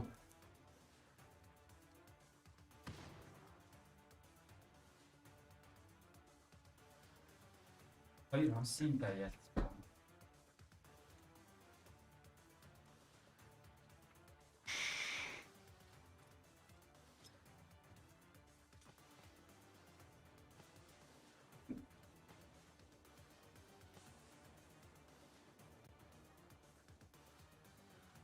Fury нэг ноктэй. 2 эсрэг 2, 1 эсрэг 1. За Fury Yukika Macau-г босгоод очих юм бол 4 эсрэг 3. Тэгэхээр Fury-г нэлээд chance. Fury жоох өндөрлөг байдлаа эзэлсэн мөртлөө гэхдээ тойргийн цахта компаунтаас эзэлсэн байна. Клип ерөөдөө захалж тоглоё гэсэн шийдвэр гаргаад клипээс ерөөдөө доош буу гэсэн шийдвэр гаргаж ирж байгаа юм. За Yukika Macau ерөөдөө босоод авцсан. За Джеймс бол доош унах фланкийг бол хараад эхэлчихэж байгаа юм байна. Ямтай гэж. За энэ дэр ямар тоглолт гарч ирэх вэ?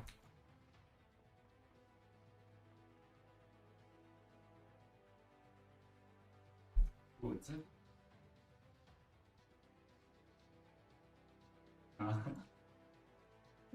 За фейс 7 хаагдаад фейс 8. Ер нь шийдвэрлэх тойрог гараад ирнэ. За ялч яг төвлөөд яг ер нь бол Джеймс дээр тоглолт дуусах юм байна. Ирээд Fury-гийн chicken chance улам багасаад эхэлчлээ. За Fury яалчгүй урагшаа гарах шаардлагатай болно. Гэтэ хүний тоогоор бол илүү. Джеймсийг ноклоод авах юм бол ер нь бол Fury-гийн chicken chance. За яа цусаа дараа дамжчихлаа. Би зэгс баруун дээрээс нь flank хараад байна. Джеймсийг ноклох хэрэгтэй. Джеймсийг ноклол chance авчиж байгаа. Тэгсэн Джеймс эргүүлээд ноклох эсгүй. Одоо бол топ 16-т ороход хангалттай юм шүү. Тийм. Одоо бол топ 16-д ороход хангалттай. Тэгээ яг 16-д орчлоо гэж сул тавьж болохгүй тий. Мэдээж хойноос нь 17, 18 тавьж байгаа багууд нь мэдээж хойноос нь авираад ирэх чанстай. Тийм болохоор хамаагүй сул тавих бас боломжгүй байгаа. Тэр ерөнхийдөө бол техний 8 дугаар байр бол батны авцсан багт бол сул тавих бол боломжтой байгаа. Тэгээд бас би бол PGC-д оролцож байгаа ч бас нэг сул тавьж бол яа Джеймси баригдаад ихсэн фланкэн дээр. За ерөөдөө эргүүлээ трейдэн дээр ороод эхэлсэн. Онж ийн. За яалчгүй тойргийн дав байдалтай. За Ibiza ёстой айгүй гой өндөрлөг байдлаас корт гараад ирчлээ. За эхний дөгөөлийг клип дээр авсан. Ibiza ганцаараа. 1-3 дээр клаш тоглолт байгаа болов уу? Хикамако. За Ibiza багцтай. За ерөөхдөө чикен дээрх нэлээд худлаа болчлоо доо. За. 3 тоглолтын чикен динерийг апак бүсээс Юри чикен динерцснээр сүүлийн ранглын тоглолтууд дүүгээр өндөрлж байна. За тэгээд хэсэг хугацааны дараа Мирамарын тоглолтууд явагдаад өнөөдрийн тоглолтууд бол өндөрлөхөөр болж байгаамаа. За тэгээд Юри багийнханд бол баяр хүргэе гэж хэлмээр байна. За тэгээд нөө нэг топ 16 гэж нөө яриан дээр бол юу вэ гэхээр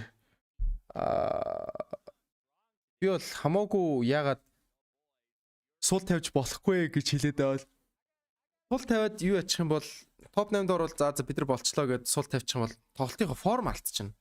Тэр ерөөдөө форма барьсан чигээрэл ерөөдөө нэлээ эрчимтэй л тоглох хэрэгтэй. Мэдээж тухайн үед бас ганц хоёр хорны тоглолтууд явагдах бах. За жишээ нь ингээд том өрсөлдөгч багууд чинь ингээд нэг 20 юм уу нэг 30 дугаар байрд явж байгаа бол тэр багууд бол point авах гэж нэлээ үзэн. Тийм болохоор тэр багуудад бол нэлээ hot drop болох гэж үзэх бах. Маргааш тоглолтуудаар нэлээ их hot drop орогдно гэж би бол хараад байна.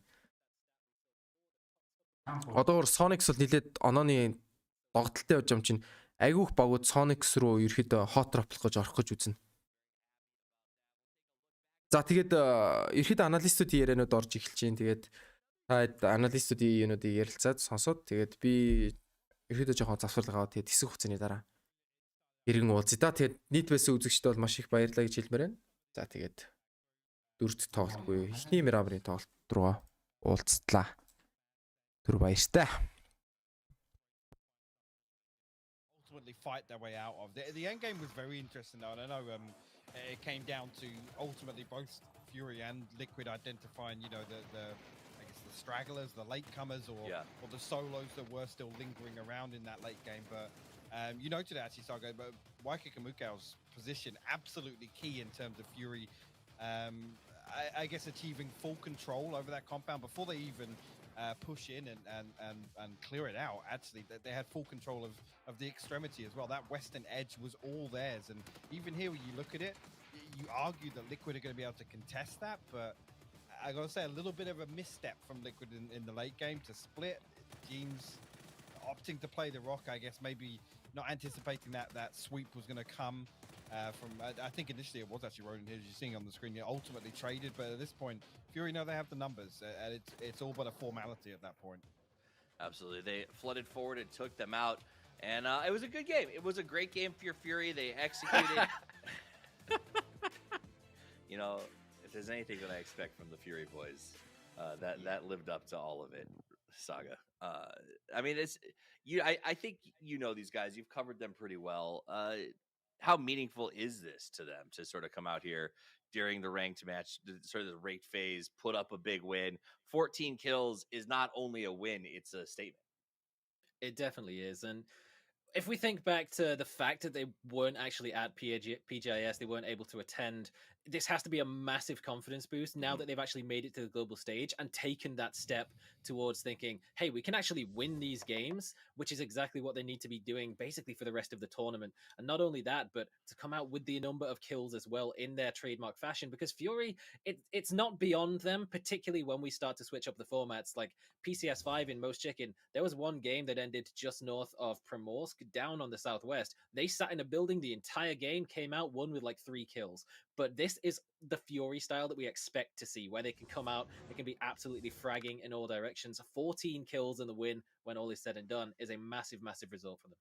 Absolutely. So great job on their part. Let's take a look at some comparisons here. You saw Mad Clan. Nice little kill count, good damage, but at the end of the day, you know, Na'Vi has been relatively consistent. Another team that's been consistent is Liquid Hypok. We talked about them a little bit early, in that late game choice was unique, but their mid game seems unshakable, and that's sort of been a staple all day today. Yeah, it has. I mean, you think back to the milli-circle, and I credited them for, I guess, playing that to perfection in terms of how difficult it is to keep majority alive and also remain active through a circle like that. This, I think, is another good example. It's awkward terrain. It's not necessarily the familiar grounds that we don't see the circle particularly very often. So it's always interesting to see how teams adapt. And Liquid, I think, fits that bill. There are teams that will put themselves in game-winning spots, and ultimately, I think this one was a slight misstep. But you could argue they have to take some risks there. They know they're coming into that with a 3v4. Although there was a moment where I think Clib's searching for a solo potentially, or just making that kind of forward planning factor was very apparent with him sweeping down and just checking that. There was no other risks coming from the backside, but I think maybe that is potentially the reason they felt that with a man down, they had to make something swing back in their favor. Yeah. I think that's it. Is regardless of the close, they have been playing consistently. Taking a look at the leaderboards, Gen G New Happy up on top, but they're done playing for today. A lot of our teams still have 3 more matches to play to sort of even up that scorecard. And having seen that, a lot of these teams like Ghibli, Liquid, they're going to continue to climb those boards pretty aggressively. Now, Hypoc brought up the location, sort of another circle that's not commonly trained or played. Saga, talk to me about that. Airplane went from Komishki to military base and essentially removed really most of the west from playable, and then the circle goes all the way up to Komeshki. What does that do to sort of the strat? I mean, teams come in with strategy. Do you plan for that? Is there backups? Like, how do you deal with such a unique and honestly polar drop? In terms of backups for teams, the only real thing that you can strategize for a flight path like that is have an alternative drop spot in mind. But the problem with that is other teams might have the same. That's what we saw with Archangel Predator and BN at the start of the game, both dropping into Lipovka. Thankfully, they did manage to separate before it turned into a total bloodbath, so it wasn't a full hot drop. But either way, it did leave both teams somewhat staggered a bit on their looting, on their positioning, vehicles in particular. Archangel Predator did manage to leave, got caught up with Petrichov Road in Komeshki itself, so it definitely can throw you off the game plan that you want to be coming in with. And for BN United in particular, they are a team that likes to play from a comfortable position, so really to throw them off their game at the very beginning, like I was thinking yesterday, they're dropping in Rozhok, and we've still got Ghibli, we've got BBL. They will not go anywhere near Rozhok when either of those teams are around, because they do not want to fight early at the start of the games. That's not their style. But to go for this sort of alternate path and to find themselves contested in Lipovka of all places definitely threw them off somewhat as well. It has been challenging. Hypoc, is it time for us to get something in the center? Do we need to? Do you want more crazy Picado, or do you want something just straightforward and obvious? I mean, I'm happy to see these continue. These I guess unfamiliar circles is the best way to describe it. Is ultimately, I think, the ones that teams are probably going to learn the most from, obviously outside of expected drop spots and rotations and all those things. I think in Ranked Decision, if we can get the most out of some of these unorthodox games. I mean, looking forward to Miramar. My eyes come back towards obviously Liquid being a talking point. They did open up in game 4 with a big 12 kill win previously, and also VP. We talked about how strong they were able to finish after a rough start on a wrangle. That's where my eyes go to, because I think we've seen glimmers so far today. If they can kind of replicate that success from day one, I'm here for it. Let's see if they do. I mean, VP literally has played 6 rounds on a wrangle, 4 of which were 14th or 15th place. Is this the turnaround point? But the map changes. It's time to head to the desert, where we are going to join our Dukes of Dialogue. It is Paper Thin and Toby with the call.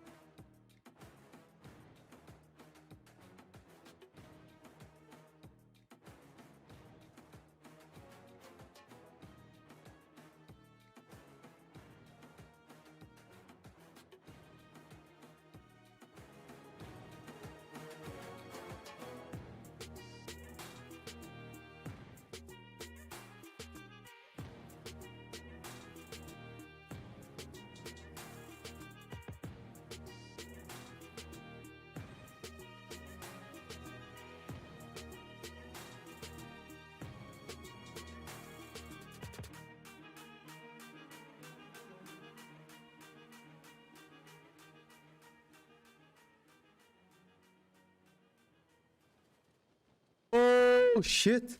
Sorry. Тоглолт эхэлсэн байсан мэдээгүй явжсэн шүү дээ. Go X toots. Yes X toots man. Let's go. За эхний Мирамарын тоглолтууд гараад эхэлчихэн буюу матч 4.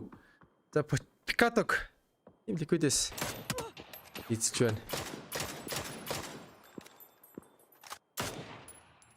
За таарыг ерөөдөө вау, чумааруу нэгч баг буусангүй шүү дээ.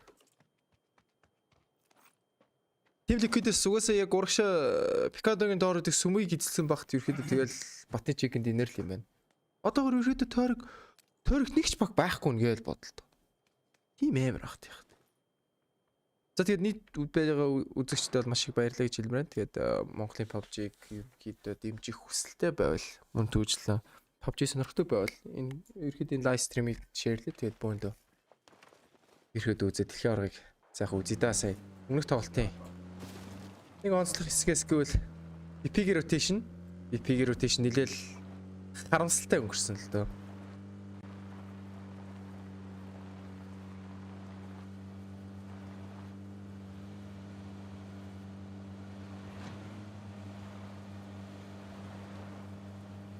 Slow motion идэр орж ирээ. Бүр ингэж бууцсан юм уу? Амар бууцсан юм шүү. Энэ хэсгийг гаргаагүй шүү ерөөсөө. Өөний ч бүр амар мийчих шүү. Шиш. Next level болжээ PGC. PUBG Global Championship 2021.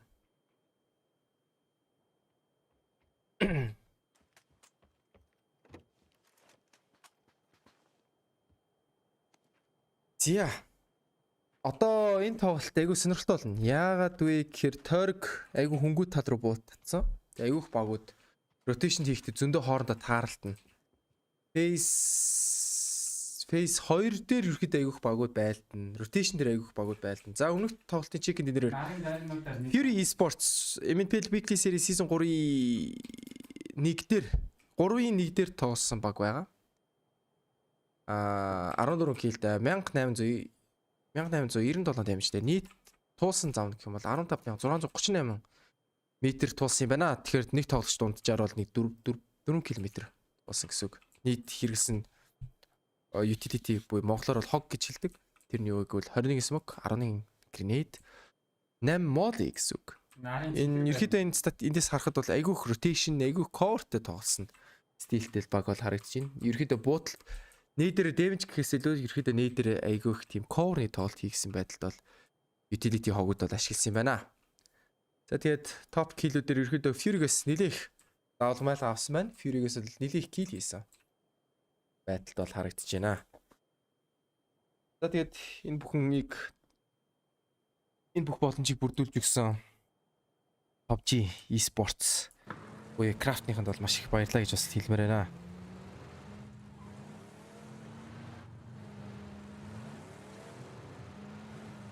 Наагийн бас.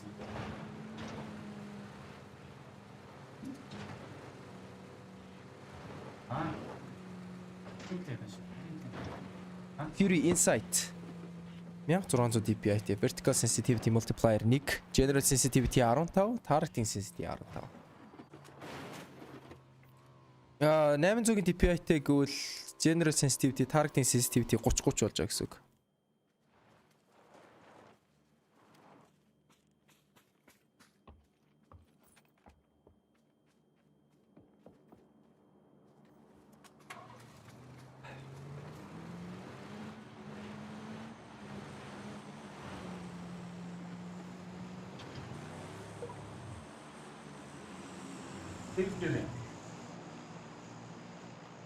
Fury Esports. За ихэд ихний rotation нэлээ safe хийгээд тойрогтой л ивс орцсон.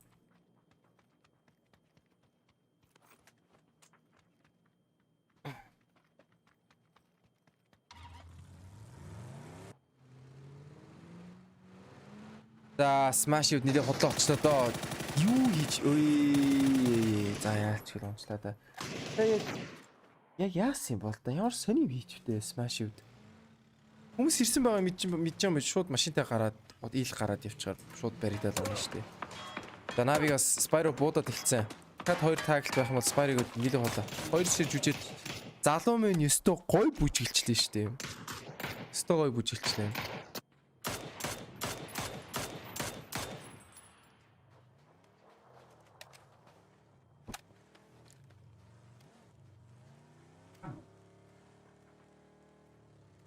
Гэтэ Торг энэ тоглолтын матч 4-ийн Торг болон багуудын буултыг харж байхад бол бейс ерөн сүүлийн Торг нэлээд сэлүүхэн болох юм шиг харагдал байна да. Хараад байхад бол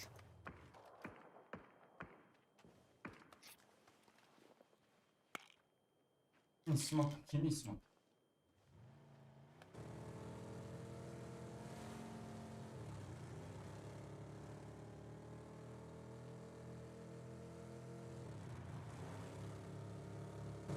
Algin bots. За Bauna United-ийн rotation дээр Navi-гийн хажуугаар л явах болоод байна да. Melman MNPL-ийн диск болон kill зулгааж чадах уу үгүй юу? Ямар нэгэн kill юм нокол зулгаах боломжгүй л байна. За ED Squidcake-ийн хажуугаар явж байгаа нь сонсогдсон. За Squidcake-ээс бол спрей орж ирсэн. Ямар нэгэн дэмжүүд байхгүй. За ерөөхдөө худлаа гэдэг юм бидэд шууд зүүн дараа явж байна. Mongolian Esports-ос бол шууд баг руугаа орж ирж байна.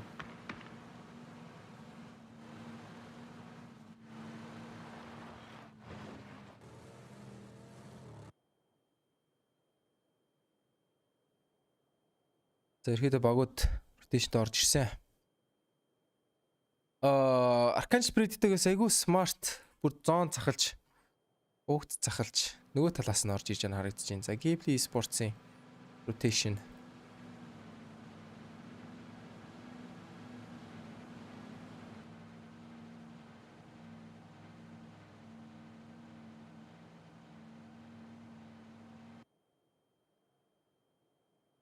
Virtus Pro. За доор нь Matt Klein байгаа юм байна. Мэдж юм болов гол нь. За баян дээр задгаа баянгийн дээр байгаа мэдцээ. За лүүтлэх гэж суух юм бол за баян руу орцсон гэдэг мэдээллийг авсан. Батулинсээс гол нь яг ямар тоолт хийх үгүй юу? Ерөөдөө мэдээллийг авсан ганцаараа байгаа гэдэг мэдж юм чинь. Ямар нэгэн тоолт хийх бах.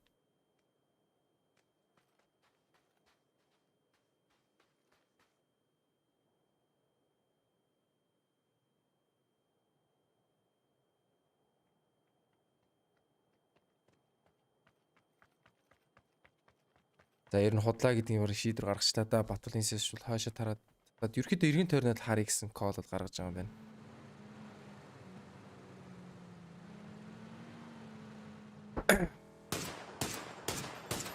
Корн.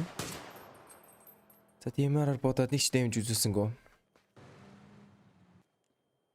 За Батулинс дайвыг одоо харсан. Хоёр тагилсан. Тэгэхээр нэг дэмж байгаа болов. За дайваас амжилтаагаар модоо тэрээд авсан. Моли ханаас залгуулад ороод ирсэн. Яг тайминг дээр мэдрээ шууд баруун дараа задгаа баянгийн ханныхаа хойно ороод ковер авсан. За дайва ерөөдөө дахин амьдрах боломжоо олчлоо. Одоо Джеймс Окершон харагч байна.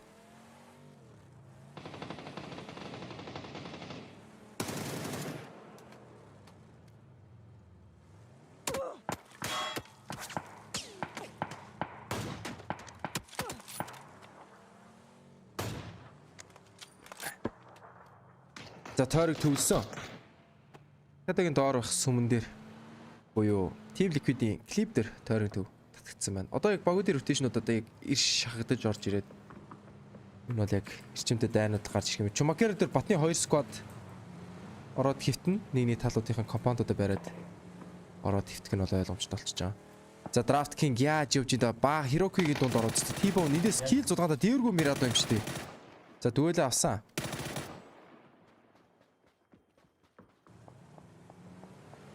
За зэст нэг толгой дулсан. За ерөөдөө мөргөөд ороод ирсэн шин бой. Хүний ч хоёр компаундыг хэрхэн хамгаалах вэ? Panam United-аас бол шууд эзлэхийг л үзэн дээ. За фланкэн дээр шин бой айгуугаар орж ирсэн. Мэдээлэл мэдж байгаа. Үгүй! Ийм алчлахгүй шүү дээ залуу минь. За стал юу юм болоод энэ хоёр. Баруун зүүн дараад баруунаас буудаад Шинэ боо яаж тоолж байгаа юм бэ залуу минь. Яг өөрийнх нь л алдаа гарч ирлээ. 20-с нь third party-гаар Navi орж ирж байгааг харагдаж байна. Quiz яаж буудаад байна да. Гэтэ Honey Badger килик үзэгээд авсан. Dignity-тас тоолтыг үргэлжлүүлэх боломжгүй болж эхэлж энэ ихний squad-аар хасагдаад гарлаа. За Navi ихэдээ сонорлоод ороод ирсэн. Дахин дайрах уу гэтэл болио за. Наач жоох эрсдэлтэй байна. Хойшоо татъя гэдэг шийдлээ гаргаад ихэдээ хойшоо татчих эхэлж байна. За Бауна юуч амжилттай компаунд хийсэн.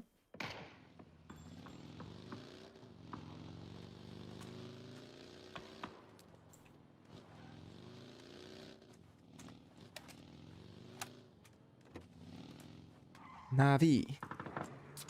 Нагивигүүд 90 жил ер нь нийлээд амжилттай явж байгаа шүү дээ. Нави яг бүхэл том оргойх хувьд бол Cisco Major-ыг саяасан. Simple анхудаага Major авлаа.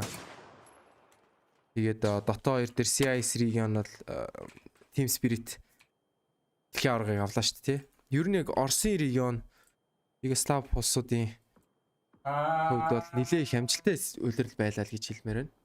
Улирал гэдэг нь яг энэ жил явж тээ. Тэгээд одоо гол нь яг Navi-гаас энэ жилдийг PGC-г авах юм бол Оросын хувьд бол нэлээд том юм болох гол байна л да.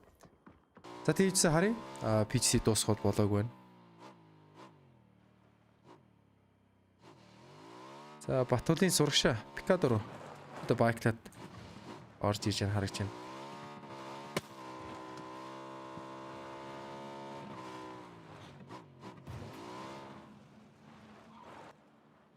За ерөөдөө Пикадогийн баруун талд олон цанхт руу хэд ороод нэг тойрог бол үнчглээ юм. Урдаа бол Mad Clan-ы Laos-ыг бол Flash-ыг бол хараад авцсан.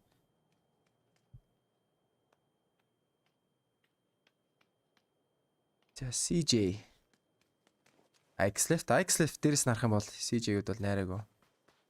Cancel Predator нилээд хэцүү тоглож байна доо. Ер нь бол PGC-ийн лобби гэдэг ч бол өөрсдөө Апакийн PCC-ийн лоббинаас шал ондоо. Яа тойрог шууд Чумакероор татаад эхэлсэн.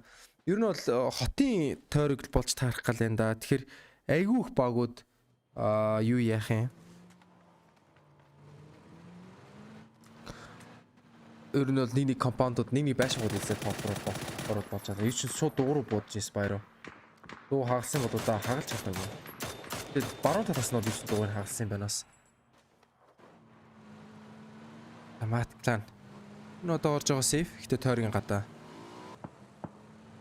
Pero Metric Road, Ghibli Spare-лөө компаундын хэсгээр орж ирж Spare ганцаараа болохоор шууд хойш татчихин. За guys, би ганцаараа хамгаалаад бол юм яг баг руугаа татъя гээд. Metric Road-с X left C компаундыг бол ийдсэн.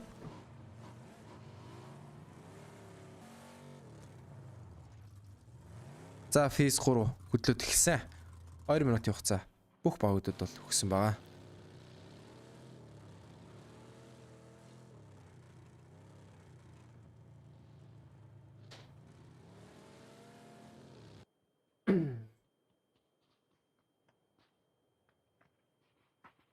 За Buriram Esports-ийн хажууд KPI геймийнх нь бол байгаад идэг.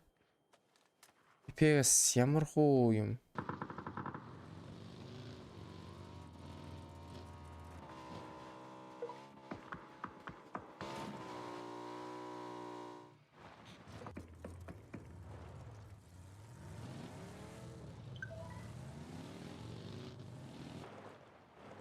яа. Батлын дефенс яаж авах вэ? Энсийг тойрогт оруулахгүй л ерөөхдөө л чадвал хийж зулгахад 2 лоо явж байгаа гэдэг мэдж аваад багаараа буудаад эхэлсэн. Нэг ч дэмж өгөөгүй.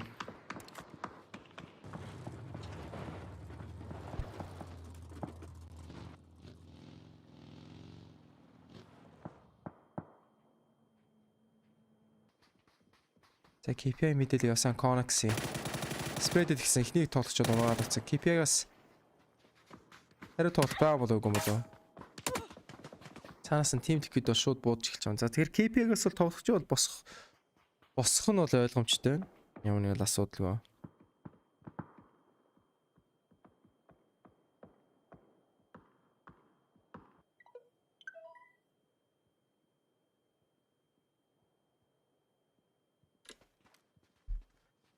Арканч Predator амжилтаагаар Чумакерээр угаа ороод авцсан. Компаунд бол ямар нэг асуудалгүй эцчихгүй хаа да. За Heroic урагшаа ороод 6 дугаар компаундоос эзлээд авчих юм байна. Heroic-д ямар нэг асуудал байхгүй. Page хаана явж байгаа. Тойрог бүр яач уу Liquid бүр татаад эхэлж. Liquid-ийн бараг chicken dinner юм шүү дээ. За Buriram Esports капитаник бариад авцсан. Season ганцаараа байгаа да. Season тэр ерөөдөө дүүгээд ороод ирсэн. Season уула. За ганц юм ороод ирэх бол ерөөдөө дуусаад тусаад дараад эхэлсэн 2 секунд. За бариад авчлаа да.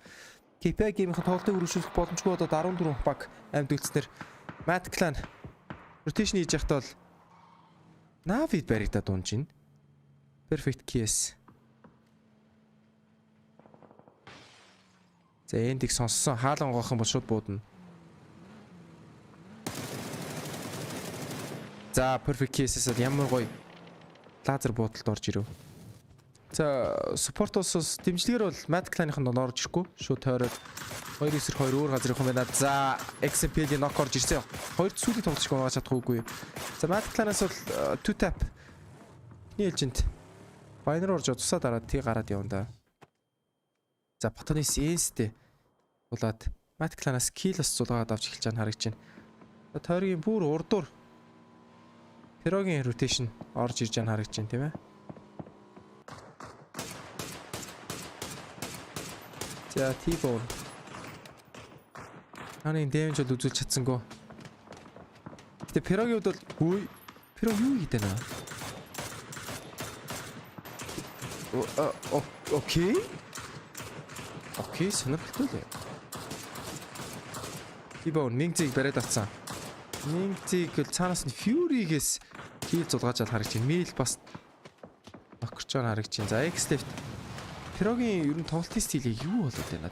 Тойрын гадаа бүгд байна штэ бүр. X-Left нокроод авцсан. Одоо яг юу хийгээд байна? Ямар сонир.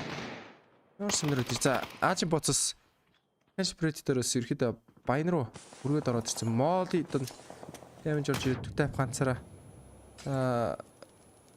тойргийн зодоод эхэлсэн. За тав найраг болоод унлаа да. Arcane Predator-с ямар нэгэн kill авсангүй саний юунаас хөргөлтөөс. За Ghibli-гээс бол яг энэ хонгоргоо ямар их орж иж байна. Spyro A&C тоглогчиг оноожоо дахиад нэг kill-ийг кэрмалаад аваад эхэлсэн. Энэ тоглолтын дээр одоо Team Liquid яг байршлаар бол ерөөхдөө ноёрлол гаргаад эзлээд ирээд явж байна. A&C-д бол нэлээд хэцүү байдалтай л ороод ирлээ. DBL дээрээс өнгийгөд буудах юм бол энс тоглолтоос хасагдана.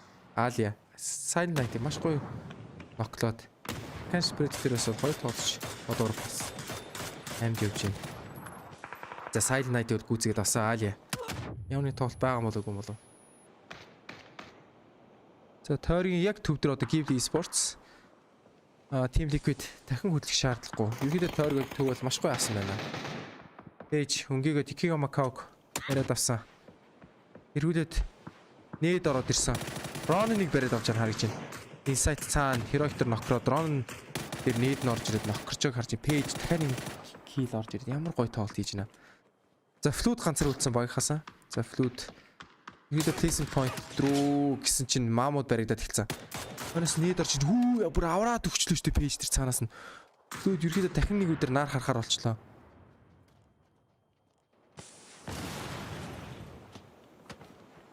За Flood-д бол Ghibli-д бол маш явах одоо ямар ч нэг шаардлага тойргийн төвд Phase 5 дээр тойргийн төвд гэхээр Phase 6 гээд чаашлуулад ер нь бол машины шаардлагагүй шүү дээ. Ёо тэр нээд ямар амар орж ирж байна. Odyssey нээд. За тоосыг нээдийг харъя.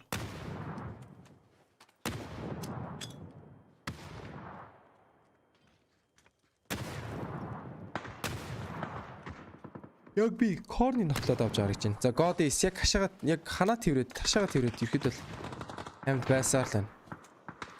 За тоос руу нээд орж ирсэн. Ноклохгүй ахаа да баг миний бодлоор бол.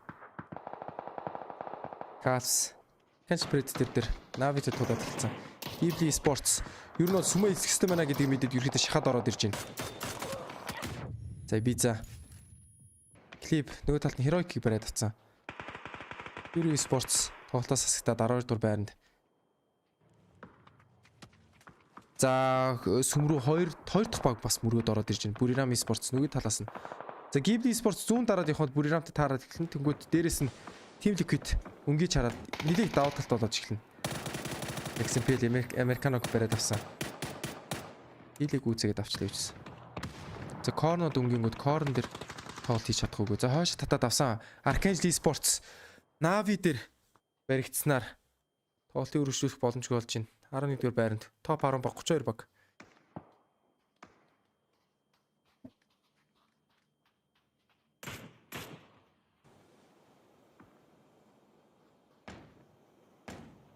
За Ghibli Esports Baunam 2-ын компаунд төлөв. Айн гарч иж харагдаж байна. Goddess хамгаалж чадахгүй юу? Ghibli Esports. За Ibiza зүүн фланк руу гүйгээд эхэлсэн.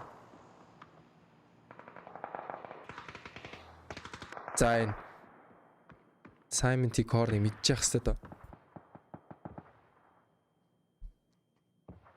За тойрог ууц.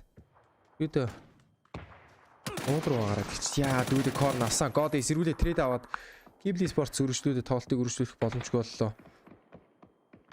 Team Liquid энэ яах юм бол тэ Heroic конснаар топ 8 багууд гарч шалгарснаар бүх багууд одоо placement point авч эхэлж байгаа. Ghibli-гийн хувьд бол юу яах вэ хаад одоо ерөөдөө компаундаас гарахгүй гэтээ Team Liquid-ийг rotation-д орохоос сэргийлээд отно тойрын иргэн дээр бол. За Navi жоохон өнгөх юм бол Baunam Esports-тэй таарах гэдэг гол нь Navi-гаас мэдээлэлтэй байгаа ч юм уу эсвэл ил задгаад буудна гэдгээс айгаад ерөөдөө хамаагүй өнгөхгүй гэж магадгүй.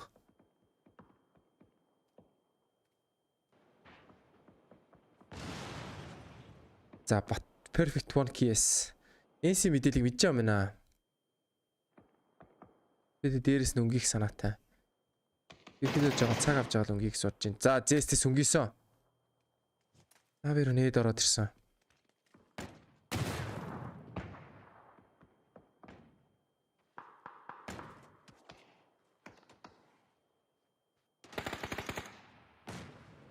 Хоёр талд Ghibli Esports Team Liquid-ийг явуулах бариад идэг те. Liquid-с яаж чичээд явах уу гэж бодоод идэг. Тэгсэн чинь хойноос нь Buriram Esports бас бариад авч явах юм. Team Liquid-үүд ерөөхдөө чаашаал энэ бол жоохон бүрки бараан болоод явчлаа. Одоо Team Liquid-үүд бол ерөөхдөө kill зулгаал гэсэн бодолд болж байгаа шүү дээ. Гэтэ гол нь Buriram Esports ирсэн гэдгийг мэдэж байгаа болоо да. Араас нь BBL Esports хит өнгөх юм бол BBL Esports араас нь буутгах юм байна. Гэтэ BBL Esports гол нь өнгөх үл гэдэг дээр л байна да. За тойргийн төв рүү Baunam United-аас ерөөдөө ихний алхмаа хийгээд эхэлж байна. MXC нээд орсон. За барилга руу ороод ирсэн. ED Goddess-ийг ноколж байгаа нь харагдаж байна. За багууд мөрөжс 2 баг хоёулаа хоорондоо байлдаад ирэнгүүт Team Liquid энэ дээр ямар нэг тоглолт хийх нь бол ойлгомжтой. Team Liquid-ийн өнгөх цаг нь болсон баха. Clip flank руу гүйж ирж харагдаж байна. Norder James-ийг ноколж авлаа. Buriram энэ дээр ямар тоглолт хийж байна. Clip трейдэн дээр Norder-ыг унгаагаад авч байна. Цаанаас нь Virtus Pro Орс найзар Орс багуудыг л дэмжиж Оноос нь дэмжиж буудаад эхлээд идэг. Team Liquid уршиг компаунд эзэлж байгаа цаашаа гарахгүй нилээ хэцүү. Ibiza яагаад гэдэг мэдж байгаа. Ibiza. За дүүлээ авсан. Адрик бүрэн гүйцэгээд авсан. Ibiza өргөжлөлт тоглолт байгаа мó үгүй мөлөө. Ibiza ерөөдөө дуус клип 2 дуусчаас Ghibli Esports 8 дугаар байранд орсноор Ace 718 тоглогчтой. Ace хамаагүй гүйгээр Батулинс дээрээс нь хараад ах юм аа. Ямар амар утга юм бэ? Ерөөдөө мэдж байгаа. Шат дэлбэрсэн машин тэг хөл хөдөлгөөнөөр нь бол мэдж байгаа. Их хамаагүй гүйх юм бол шууд баригдана. BBL Esports-ос бас хараад идэг.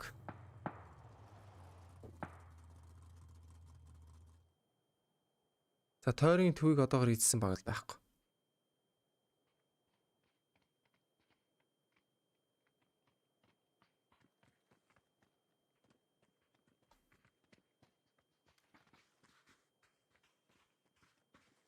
За.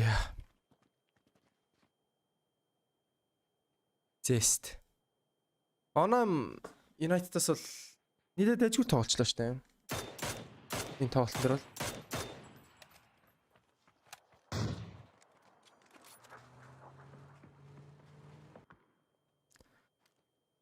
за ерөөдөө тойрог хаагдаад за яг тойрог хөдөөд эхлэнгүүт ерөөдөө багуу шахтаж эхлээд ер нь бол нэлийн ил задгаадах дээр айгүйх хэцүүхэн л дайн эхлэх юм байна л да. Бүрийрам United за клип тойронд зодуулаад эхэлсэн. За нокорчжээ клип. Ийди юуц ноклоод авцсан. Нээж хит хэрэг баг байхгүй дээ. Одоо зоонд зодуулаад ерөөхдөө унж байгаа. Esports-аас сурагшаа. Хүчлээд орж ирж идэг.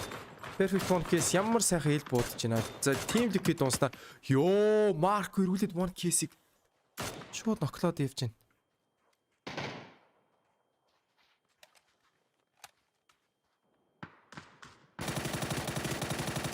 За эди код Марко ноклоод авсан. Esports-ос 2 тоглогч нокроод 1 тоглогч амьд байгаад идэг.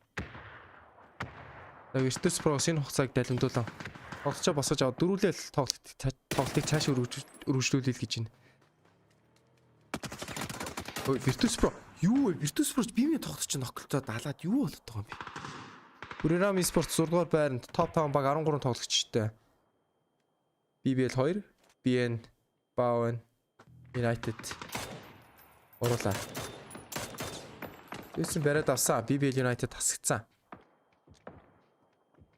Топ 4 баг. Тойрогт ганц лүүл байна. Бусдууд нь тойрогт орж чадах нь. Дэндүү мал дээр байна. 3-3-3-2. Энс ер нь бол чиг идэх чанс айгүй баг. Гарч гүөх юм бол шууд Навид баригдана. Бишээ. BN United бол баригдана. Зя. Энс рүү ирэхэд өнгөгөөд гараад ирчихээ хадаа тойроод. За топ 4-нд ороод ирсэн. Нөхцөл байдал нэлээд хурцтаад эхэлж байна. Дөрвөн багууд дөрвөлээ нэлээд ойролцооноотой. Нэг нь сугараад гараад ирэх юм бол тэгээд ер нь бол топ 16 дээр л орох гол эхэлж байгаа гэсэн үг.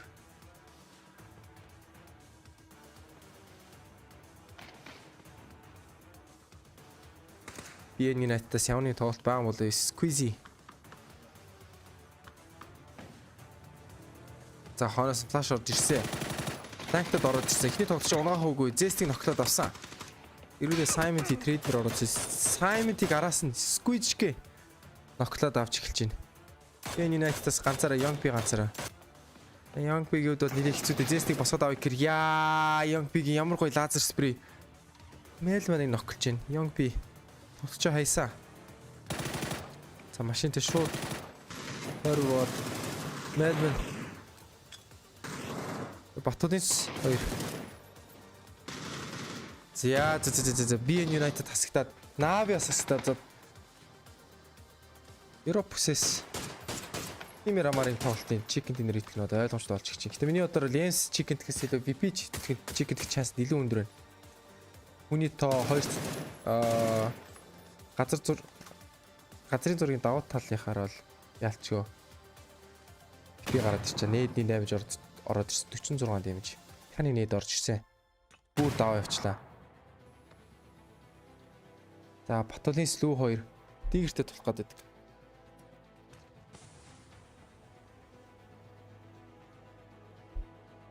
Сквичгээ.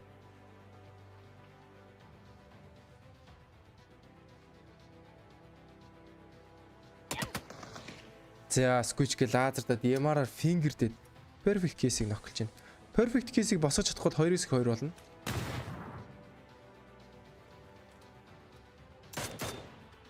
За яалчгүй өндөрлөгийн даваа байдал дээр бол VP байгаа юм байна гэхдээ. Мэдээж тойрог хаагдана. Тойрог хаагдангууд тань Тэрүүд хин даваа талтай байж чадах уу? NSS бол айгүй гоё фланктад хүчлээд ороод хүзүүнд нь ерөөдөө шахаад ороод ирсэн. Гэхдээ NC мэдээллийг мэдж байгаа. За нээд ороод ирсэн 49 damage. Дахиж нэг нээд орж ирээд Батулинс Үүсэж явснаар за ANC chicken dinner ер нь цонхоор гараачлаа шүү. Sketch гэгээд бол 1-2 ихэд нилээцүү. Байрлалууд бол нилээс сул талтай. За логийн мэдээллийг бараг мэдж байгаа да.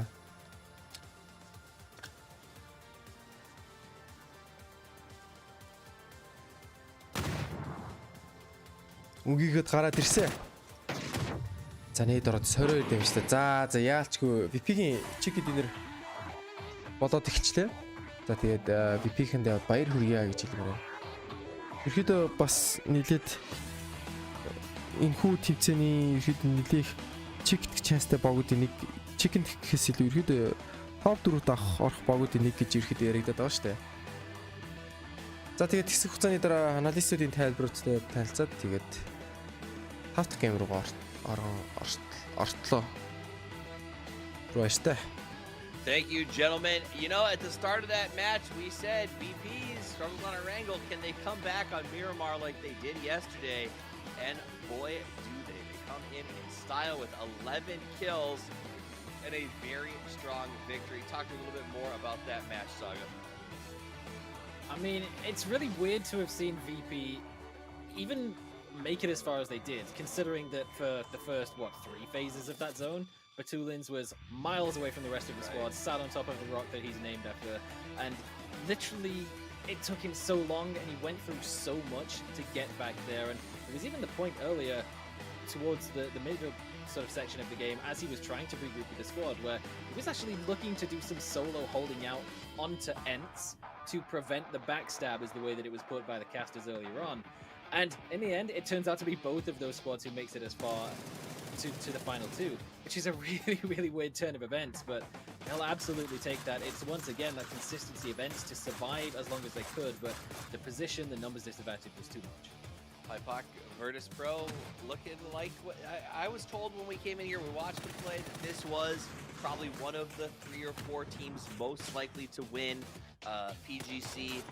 After what you've seen from them today, both Erangel and Miramar, and yesterday, do you think that there's still something in that sort of top 4 or 5 to take the whole thing home? Oh, absolutely. I mean that's been the conversation throughout the year, to be quite honest. And I think again, just coming back to that point, obviously you address the elephant in the room. The consistency across both matches needs to be there, but expectations-wise coming in today, with seeing how they finished yesterday, I mean it is just a joy to watch Esports play Mongol sometimes. In certain circles, certain scenarios, it is just so good to watch their journey throughout some games. And this is another one where ultimately I think they've done the hard work leading up to the end of phase 5, start of phase 6, and ultimately they reap the rewards in the end game. Another one where you got to feel sorry for Ents at this point. It keeps being a discussion topic. They make it to late game again. This time around, the circumstances are a little different. This isn't one that I think really they had a feasible shot at winning. Right. Again, maybe head count factor in that, but again, you got to credit them for making through, clinging on to some placement points once again. Absolutely, and at the end of the day, it's Ents is going to get there. It works right now. The question then becomes, does it work in the next round? They're probably starting the top 16.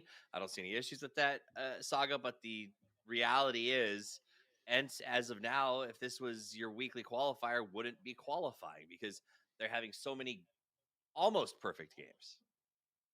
Yeah, it's really, really tough, and that's exactly why all these players, no doubt, will be getting extremely stressed. It kind of makes me thankful a little bit for the heart rate monitors as the addition, because I mean, we've already seen a couple like 170s, quite ridiculous, and this is the part where it's quote unquote the less pressure section, where if you don't have the great game, it's not too bad of an issue, or if you don't get the circle feed, you can play the edge, you can play for the kills. When we start to move into that weekly survival format, the teams who are playing towards the center, like Team Liquid, like Buriram, when they get the positions where they can hold these splits, they're getting away with it because everyone else playing on the edge is going for the kills rather than that win. That be all and end all is exactly what you need to be getting in the weekly survival series. So there will be so much more pressure on the teams in those central points as well.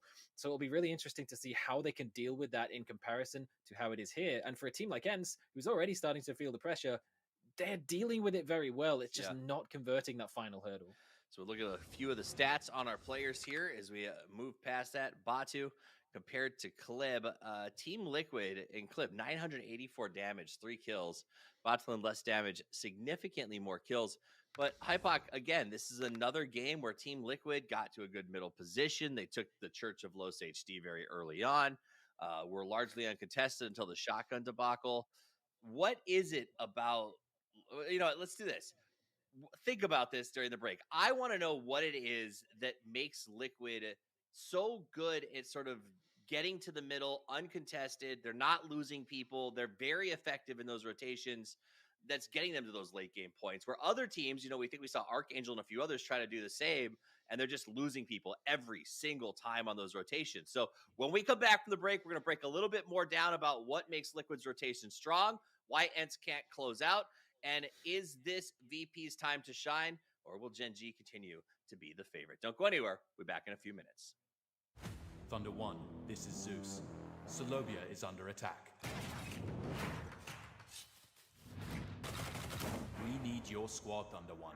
Get the job done.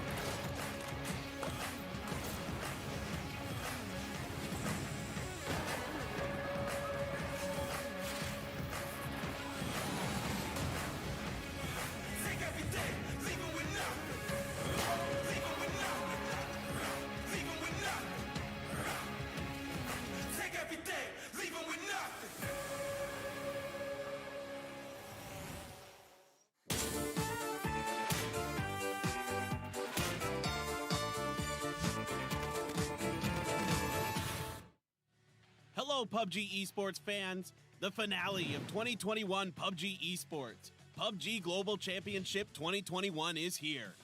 32 teams from 4 different regions, Europe, APAC, Asia, and Americas will have a fierce competition during PGC 2021. Starting with Ranked Decision from November 19th, 3 weeks of weekly series, Grand Survival, and the Grand Finals. A variety of matches await us. Let's take a look at how PGC 2021 works. First, it's the Weekly Survival. Weekly Survival will run with winner-winner chicken dinner rule from Tuesday to Thursday with a total of 16 matches in 3 days. The team with the chicken dinner will proceed from the week's survival matches and advance to the weekly final. The 16 teams that advance to the weekly finals will play 10 weekend matches with the Super Rule. Each week's weekly winner will grab a ticket to the grand finals. Also, weekly final teams start again from the first match of next week's weekly survival. So, how will the bottom 16 teams join the survival? The first week's ranked decision matches with super rules will rank the teams from top to bottom. But starting from week 2, only the bottom 16 teams will compete to decide the next week's bottom 16 standings. Through 3 weeks of weekly series, and depending on the results from the weekly finals, the teams advancing to the grand finals will be decided. 3 weekly finals winners and the top 9 teams during the 3 weekly finals will advance to the grand finals. Excluding the 12 teams that already advanced, the last 4 remaining spots for the grand finals will be decided through grand survival. In a single day, teams that grab the 4 chicken dinners will fill up the missing spots for the grand finals. The final 16 teams will go through a 15-match grand finals over 3 days. The team with the highest point total in the grand finals will be the PUBG Global Championship 2021 champion. The PGC 2021 champion will have the honor of being the winner and earn a ton of prize money. And that's not all. Your crowd-funded prize money will be added to the total prize pool depending on the team's placement. On top of that, we have special prizes for the teams and players who played astonishing matches during PGC 2021. So this is the format for PGC 2021. What do you think? We hope this resolves some of your questions. And now we are moments away from PGC 2021. Which team will stand on top of the world? Are you ready to witness the new champion of 2021 PUBG Esports?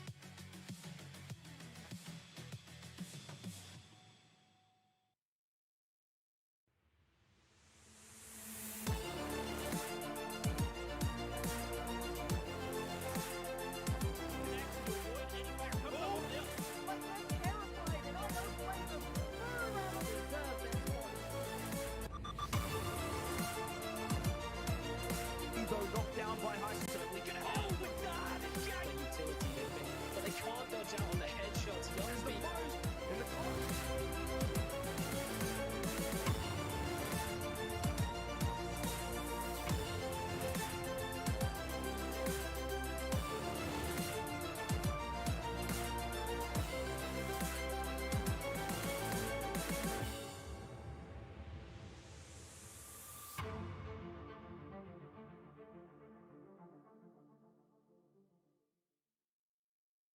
Thunder 1, this is Zeus.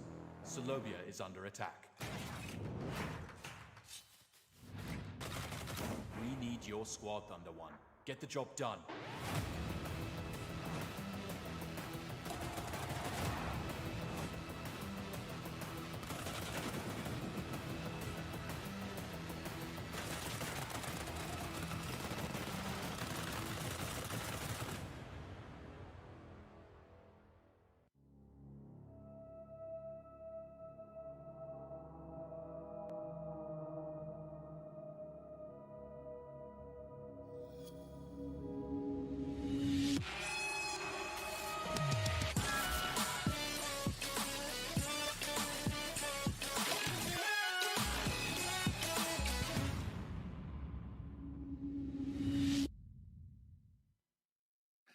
Welcome back. We are at the home stretch of our second half of day 2 of this round of PGC. The first half of the day was a story about Korean dominance. So far, APAC has been representing as they've taken home 2 of our 4 chicken dinners so far.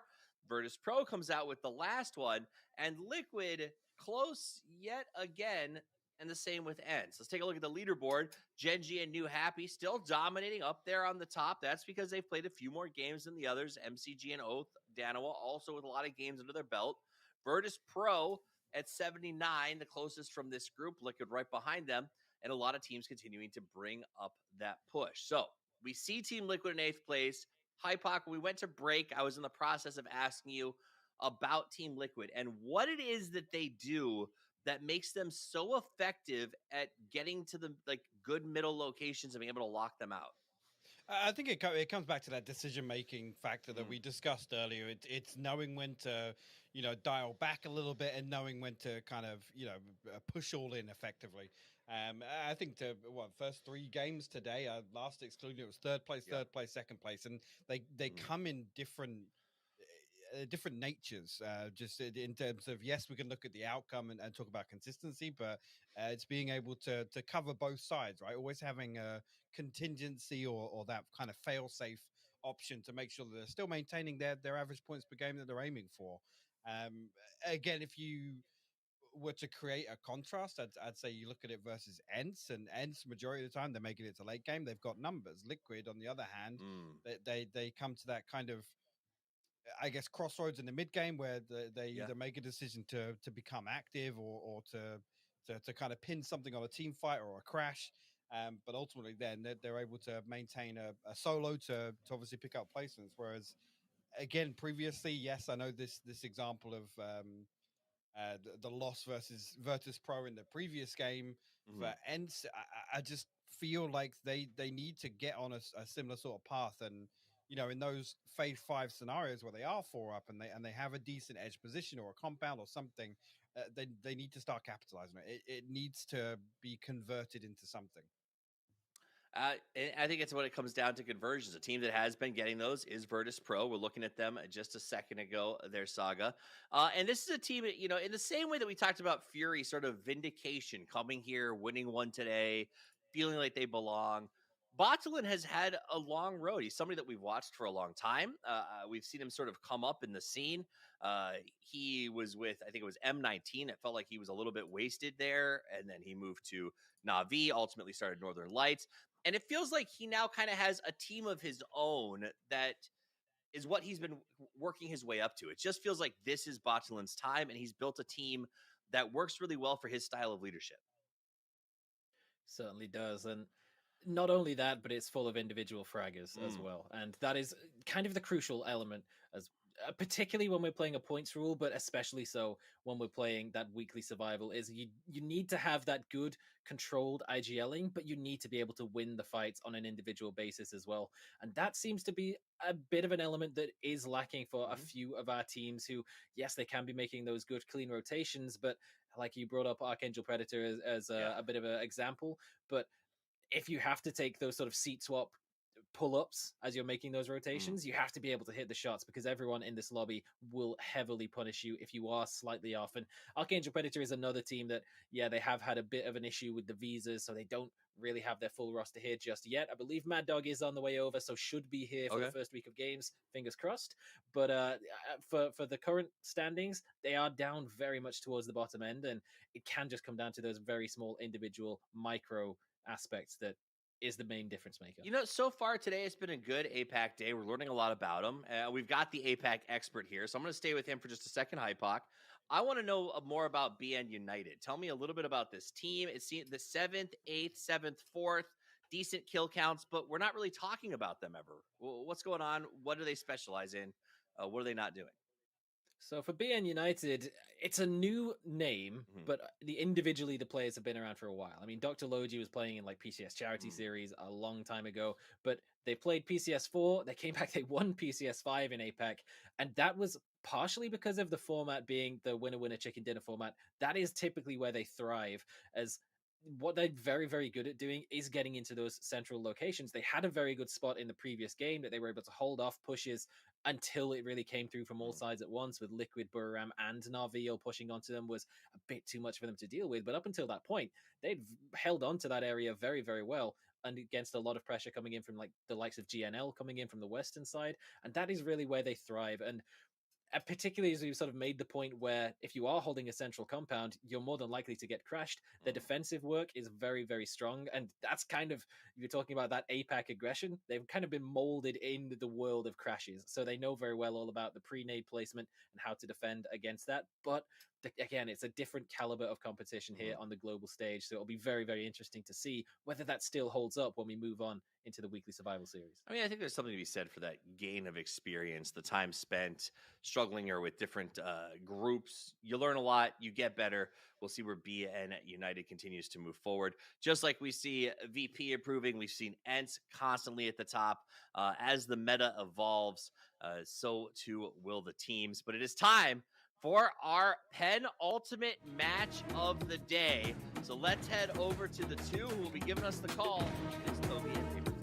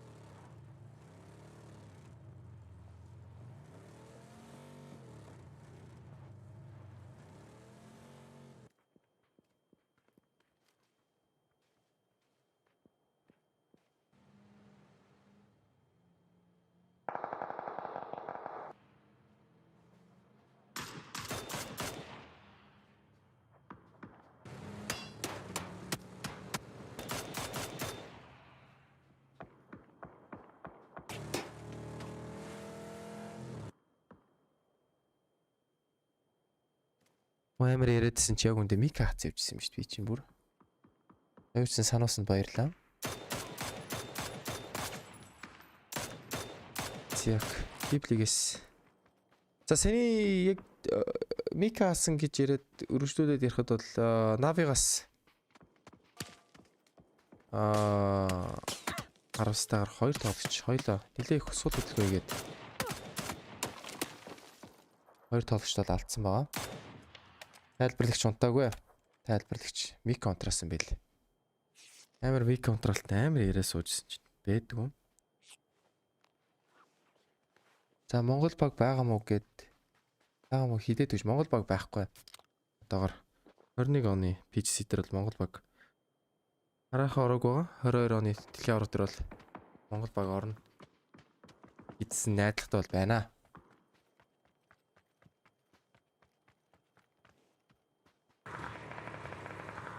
За өмнөх тоглолтын хайлайт. Ямар аяар буудаа. Үхсэж байгаа дээрээ драйв байдаад тэгээд ноклоо. Дараах тэр ноксон. За тэгэл дуус. Чикен дэлхийн аврал болох байсан байна.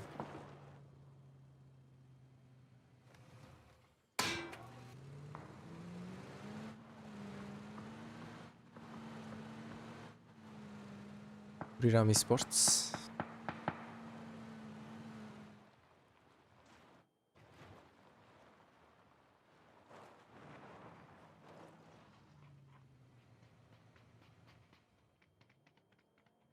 Өдөр 20 минут тайлбарлагч маань ганцаараа ирсэн байдیں۔ Ер нь бол тийм ээ ялч нэг ганцаараа юу хийж болохоор кастинг хийж болохоор мэдээж ганц хоёр техникийн асуудлуудыг бол ерөөдөө харахгүй өнгөрөх магадлал аяг өндөр байгаа. Мэдээж ганцаараа хийж юм чинь нэлээ ганц хоёр алдаанууд гарах тохиолдол их өндөр байд юм да. Ерөөдөө та бүгд бас мэдгүй бол өөрсдөө бас нэг хийгээд үзээрэй. OBS татаад лайв хийгээд үзэнгүүт ер нь ямар хүндрэлтэй байдیں۔ Stork код гих мэтлэгнүүдийг бэлтгэх техникийн талаас болон бидэг шууд амжилттай холбоотой юмнуудыг хараад үзэнгүүт өөрсдөө үзээрэй. PGC-д Монгол баг яаж орж байна? Аль бүс тариалагдаж ямар шалгуураар орох байна вэ?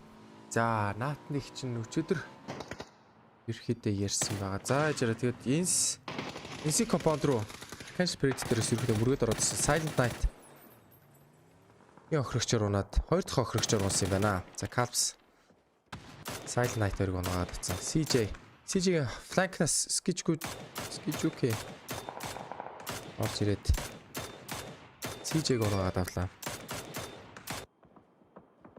Хаалж боц ганцаараа. Нилээ хэцүүтэй. Evil Patrick байхгүй. Evil Patrick визний асуудалтай гэдэг. Эхний вик дээр орж ирэхээр байгаа. Тэр дараагийн тоглоомыг бол Айлжин боцсын тоглолтын нилээх өөрчлөлт орох баха. Айлжин боц ганцаараа 1-4. Ямар хөө тоглолт хийх юм бол доо. Айлжин боцоод ерөөдөө нилээх критикал. Апакийн бас MVP тоглогчтой нэг шүү дээ.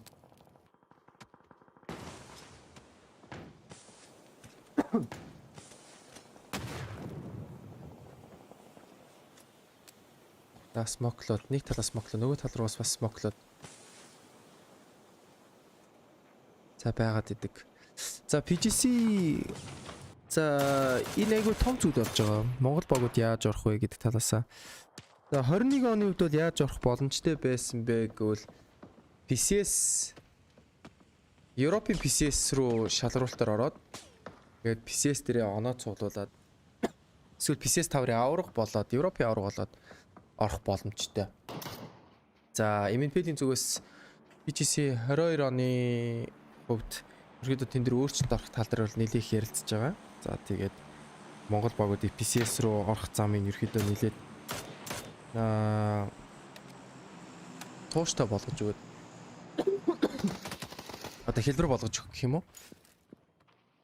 Тэгээд Монгол багууд PCS дээр ер нь тууштай үзэх боломж зам гаргацсан бүрдүүлээд ялангуяа апак юм уу Аз бүс рүү их үзээд байгаа. За корныг бариад авчлаа. За тэг өргөжлүүлээд ярихад бол тийм учраас ерөөдөө 22 онд бол Монгол багуудад бол нэлээх үлцэтэй байх ах гэж ерөөдөө үзэж байна. За PGC-ийн дараа ерөөдөө энэ ярианууд явагдахаар байгаа. Тэгэхээр ямар нэг мэдээлэлүүд жинтан болоод эхлэх юм бол MNPL-ийн зүгээс аль биесээр Facebook дээр мэдээлэлүүдэд зарлаад явахаар байгаа. За дэлхийн аваргын тоглолтууд гэж чинь бол шал ондоо шүү дээ. Мэдээж онлайн лам байдлаар бол тухайн улсад ноч тоглоно. Тэгээд бүх нисэх онгоцны зардал, арын албаны бүх хүмүүсүүдийн бүгдийг бэлдээд PUBG-гоос бүрэн дагаад хариуцаад тэгээд явуулахар байгаа. Тэгээд финалийн тоглолтууд Солонгосын Paradise City, Enchant-х, Seoul Enchant-х Paradise City-д явагдаж байгаа. Айгуу гоё жижиг буудлыг сонссон. Тэгээд тоглогчны байрлаж байгаа өрөөнүүд нэгвэл нэг шөнийн 400,000 вон гэсэн ба. За тэгээд ковидын улмаас Хятад, Япон улсын тоглогч нар бол очихгүй харин өөрсдөө улсаас тоглож байгаа.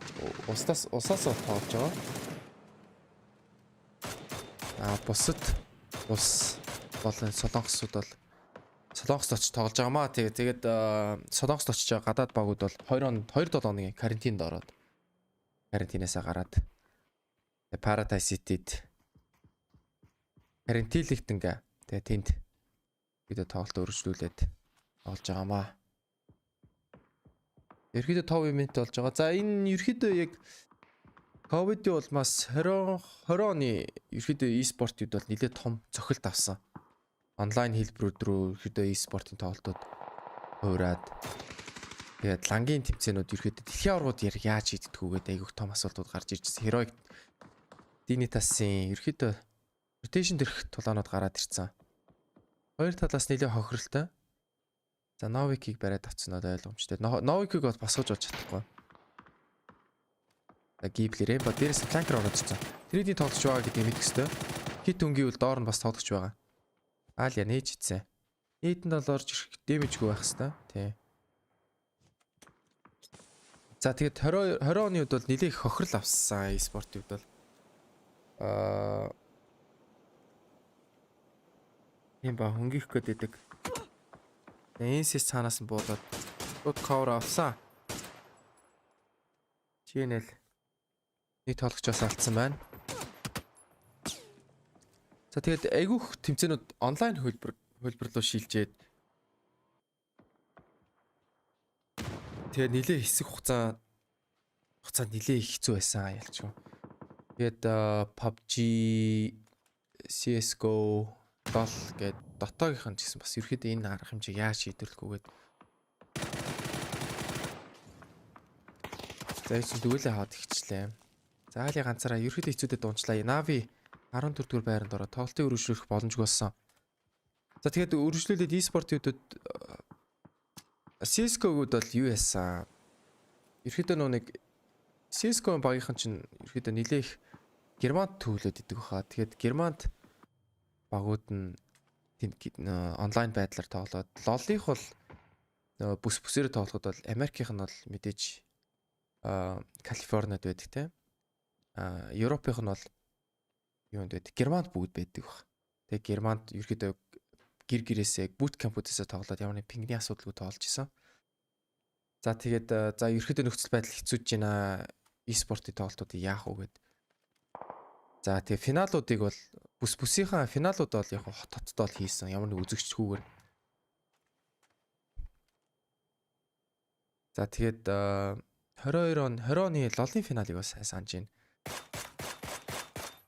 Карантинлэгдээд хаттад бол хийсэн байгаа. Тоглогч нар бол бүгд 2-7 оноо карантинлэгдээд финал бол хийжсэн. Тэрний дараа PGIS Солонгосоос карантинлэгдээд PGIS гэх тэмцээн хийсэн. За тэгэд ерөөхдөө за ковид болмаас бол энэ арга хэмжээ бол хамгийн зөв арга хэмжээ байна гэдгийг шийдээд тоглогч нар 2-7 оног буудал карантинлэгдээд тэгээд цаашаа үзэгчгүй байдлаар финалууд явагдаж эхэлсэн. PGC 20 он болох байхад ковид болмаас хойшлуулад PCS 3 болгосон. Тэгээд PCS хандвин шоудаун гэж нэрлэж ирсэн. За клипээс ямар гоё хоёр тоглогчийг оноод VP-гээс хоёр тоглогч бол алж байгаа нь харагдаж байна. За VP-гээс ганцаараа нэг тоглогч тоглолтыг өргөжлүүлэхээр болохоор болсон байна. За тэгээд PCS-ийн талаар өргөжлүүлээд ирэхэд За ковид бол маш юм болсон байна. За нэг дэлхийн аврах шим явах тустай байна гэд. PGIS гэж тэмцээн гаргасан.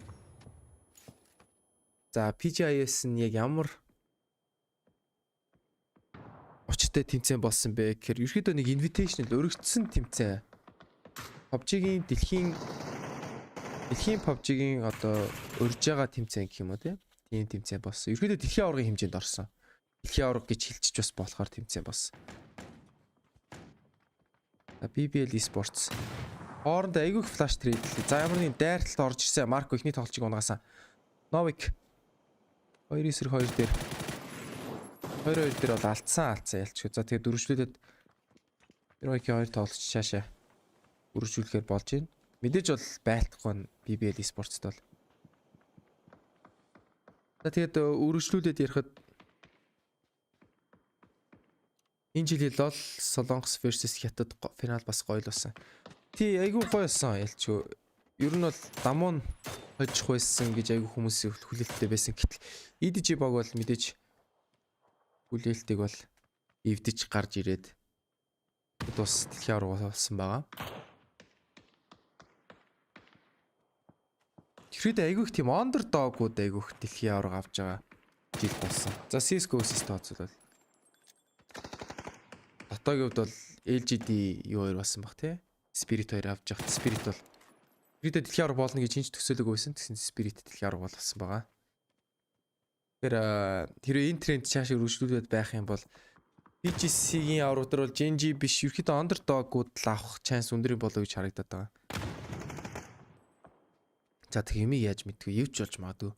Grand final хүртэл бол 3-7 хоног бол байна. Хинч ямар chance бол байгаа гэсэн үг.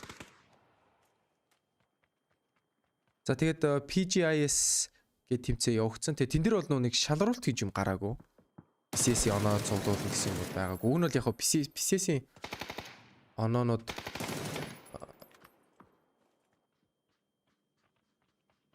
цуглуулад өгнө. PGC-ээр ордог байх тийм нөхцөл гаргаагүй шууд ерхий пагуудын одоо онлайн тэмцээнүүдэд хэр оролцож байгаас хамаарат өөрсдөө дотоодын одоо ирэмбэл статистик гаргаж байгаа. За энэ багуудыг өрж оруулъя гэд шийдвэр гаргаад тэгээд багуудыгаа өрж оруулаад PGS явуулаад Sonics тэрүүн байрыг аваад PGS авраг болсон байгаа. За Япон Хятад хоёр яаж тэмцээний явуулж байгаа юм бол Япон Хятад руу зохион байгуулах хүмүүсээ явуулсан болов уу эсвэл bootcamp-наас шууд онлайн уу? За Япон Солонгос бишээ. Хятад Япон хоёр дээр ерөөдөө нэг PUBG-гийн төлөөлөгч нар байгаа шүү дээ улс болгонд одоо PUBG China, PUBG Japan гэдэг PUBG-гийн одоо яг стаффууд бол байгаа. Зохион байгуулагчдын хүмүүсүүд. Тэдгээр хүмүүсүүд ерөөдөө хариуцлага аваад Японд нэг venue одоо нэг тайз засаад Хятад бас нэг тайз засаад ерөөдөө PUBG-гийн Солонгосоос явуулахгүйгээр зүгээр Хятад дахь PUBG-гийн төлөөлөгч нар Японд байгаа PUBG-ний төлөөлөгч нар улс улсдаа тоглогч наргаа хянаад ерөөдөө тоглоо явчихж байгаа онлайн байдлаар. За тэгэд Хятад ягаад Хятад Япон хоёр очихгүй байгаа вэ гэхээр нэгт ковид эрсдэл байгаа. Хоёрт бас юу вэ гэхээр пингний үдний асуудал байхгүй. Солонгос өрний 30-аад пингтэй байдаг хаа. Тэгэхээр пингний үд явны асуудал байхгүй болохоор ерөөхдөө энэ хоёр улс улсаасаа тоосон дээрээ л гэж ерөөхдөө үзэж байгаа.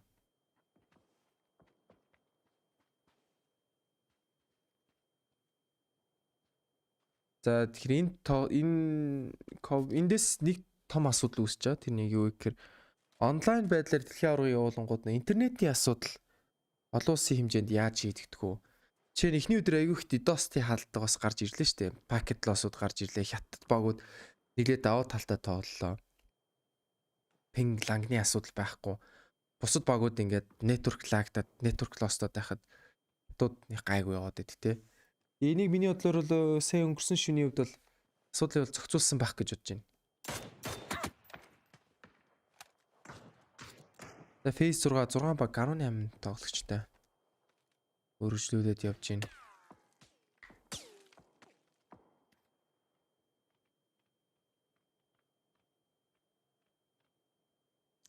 За тойргийн төв дээр Ghibli Esports тэгээд нэлээ их даваа талтай явж штэ. Ghibli-гийн үед ерөөхдөө тойргууд айгүй гоё татдаг жин. Ghibli-гийн үед бол ерөөхдөө chicken тэх chance-ууд бол айгүй их өндөр болж эхэлж штэ. Үнэхээр Ghibli-гийн Yondo юу эсвэл Ghibli үнэхээр л тойргоо сайн уншиж чадж гинөө.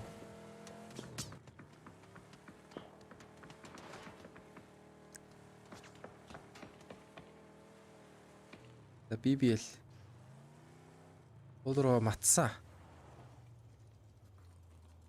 За баярлаа. Балаа өвчин байхгүй байсан бол очиж сайхан дэмжихгүй. Ер нь бол тий яалчгүй энэ өвчин давуу талууд байна. Сул талууд ч байна.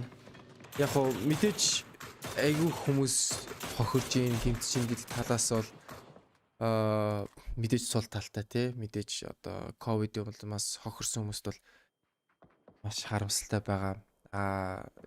Их бүх юмний муу цаанаас бас нэг сайн давуу талууд гарч ирдэг тий. Тэгээд ерөөхдөө ковидос болж ямар өөрчлөлтүүд гарч ирсэн бэ гэхээр зөвхөн PUBG-г биш шүү тий. Ерөөхдөө яг дэлхийд даяар бол айгүй өөрчлөлтүүд орж ирсэн. Хүмүүсүүд ерөөхдөө албан байгууллага гэрээсээ яаж ажиллах вэ тий. Бүх одоо ерөөхдөө явагддаг үйл ажиллагаанууд онлайн хэлбэр рүү айгүй их шилжсэн. Хүмүүсийн одоо тав тухыг бодоод тий гэрээсээ ажиллах нөхцөл. Энэ хүн яагаад заавал офс дээр ажиллах хэрэгтэй бэ? Гэрээсээ ажиллаж болно шүү дээ гэд хүмүүс гэрээсээ ажиллаж их цаг гарч ирсэн. За юу гэсэн BBL Esports-ыг Fury-гээ сунгааж авснаар топ 5 баг үлдсэн. Айгүй сэлүүхэн л тойрог гараад ирчлээ. Ерөөдөө сэлүүхэн тойрог гараад ирчлээ. Тэгээд PS6 дээр 15 тоглогч байна гэдэг бол лээд задгаа тойрог гэсэн үг. За тэгээд айгүй хүмүүс тийм гэрээсээ ажиллаж байна. Тэгэхээр гэрээсээ ажиллаж байгаа гэдний даваа тал нь яг юу вэ гэхээр эдгээр хүмүүс гэр бүлтэй бас цаг гаргах цагийг нэгсгэж байгаа гэсэн үг шүү дээ. Заавал ингээл өдөр болгон одоо тэг өглөө 9 цагаас 5 цаг 6 цагийн хооронд ингээл ажил дээр байжснаас тэр хооронд гэрийнхэнтэй хүүхдүүдтэй бас ингээд цаг өнгөрөөж ийн гэдэг чинь бас нэг даваа тал юм уу да.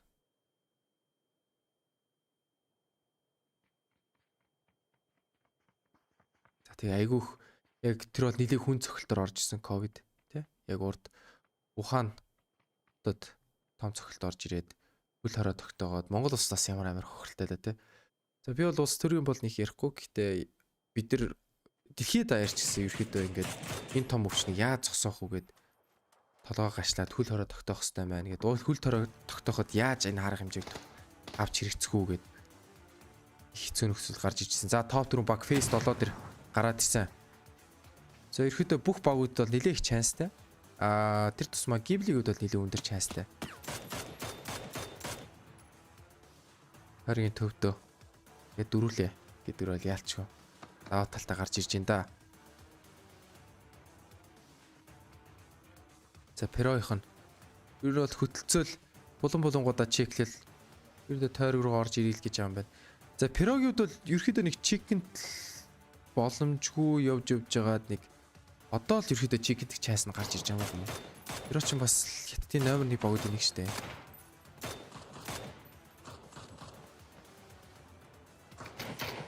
За зоондоо шахуулаад ирсэн байдаг. Гурлаа яг ямар зэрэг хөвтөж мэд зэрэг босч өсөж байдаг чинь. Яг зэрэгцээ тоглоод байдаг тий. Fury рүү ихэд л орох гээд энэ да инсайт. Нийт тоглогч. Эхний дүүл авсан. Мингцэг ногтоод авсан. За дараагийн трейдер тоглогч гарч ирэн. За флаш ороод ирсэн. Ямар гой флаш ороод ирвэ. За дүүн доорлон хүмүүс буугаад ирсэн гэдгийг мэдэх ёстой доо. Инсайт доош харах хэрэгтэй гэдэг. За милиг угаагаад авсан. За Перогийн ганцаар үлдэж байна. За яалч ямар гой хамгаалт хийч вэ? Fury-гээс гуруулаа. Перогийн дөрөв тоглогчдыг маш амжилтайгаар хамгаалт авснаар топ 3 баг үлдэж байна. 4-3-3 10 тоглогч. Ghibli-д бол мэдээлэл бол нэлээд аваад ирсэн. Rainbow ерөөдөө скаут тоглогч юм шиг байна. Хой талаасаа. Ерөөдөө урагшаа скаутлаас биш, хой талаасаа скаут хийдэг мэдээллүүдийг авах журмаар хон хин байна гэдэг талаас л инфод. За Face 8 буй шийдэгдэх тойрог хаашаа татах вэ? За Fury Ghibli рүү татаад эхэлсэн. Гэтэ тойрог Ghibli талд илүү ээлтэй. Энэ сэвд бол ялчгүй компаундер шахажорж ирэхээс өөр сонголтгүй.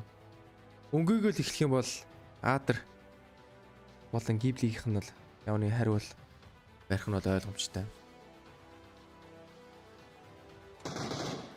За нээд орж ирсэн ихний нээд. За ламбу ихний дүүлээ барих гэдэг. Рэмбагийн тэр холын фланк. Бас маш гоё харах гал байна да ялч.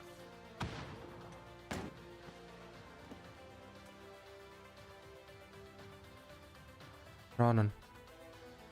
Үүр баяхнасаа бүр баруун дараад Нэнси хойноос тутах хийж орж ирэх гээд байна да. За тойрог шахтаад эхэлж байгаа юм чи ер нь дими код гэдэг бол ойлгочлоо. Компаундны төлөх дайн гараад ирсэн. Библийг эсрэг Энс тухайн компаундыг эзэлж чадах уу? Нэг хүний дутагдaltaй. За Рэмбо ирэхэд фланкийг хараад эхэлсэн.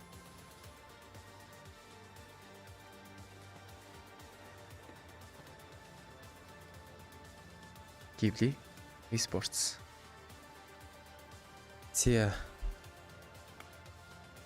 ерөөдөө сүүлийн довтлохоо гарч ирэх гээд байна да ялчгүй.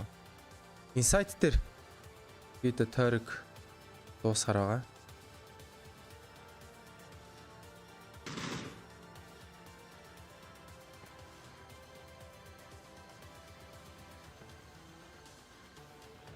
За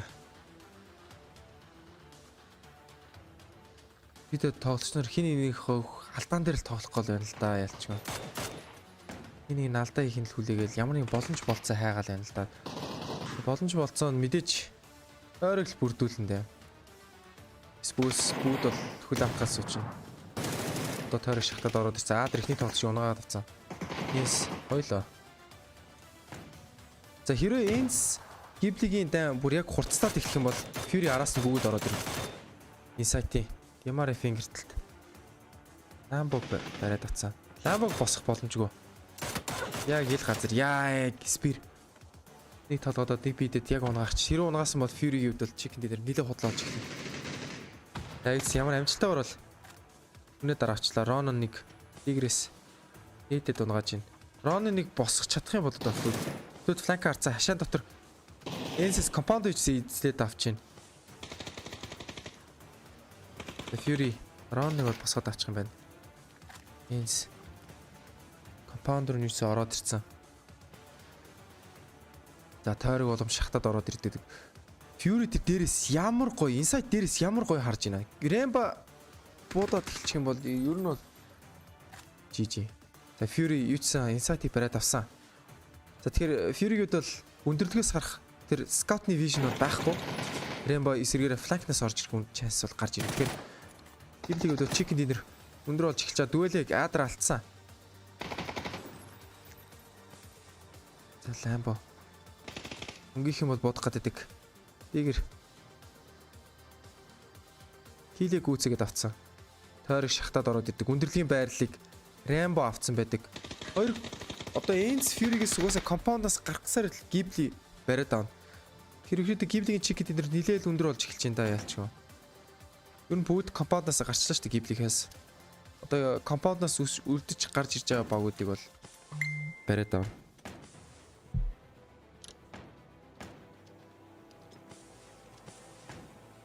Зя спир. За яа Рэмбо ямар гоё бариад авчаа. За Зенсивд бол чикен дээр нилээ худлаа болоод ирлээ л дээ.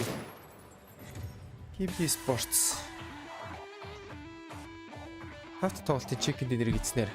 Esports 2 дахь өнөөдрийн 2 дахь чикен дээр авч байна.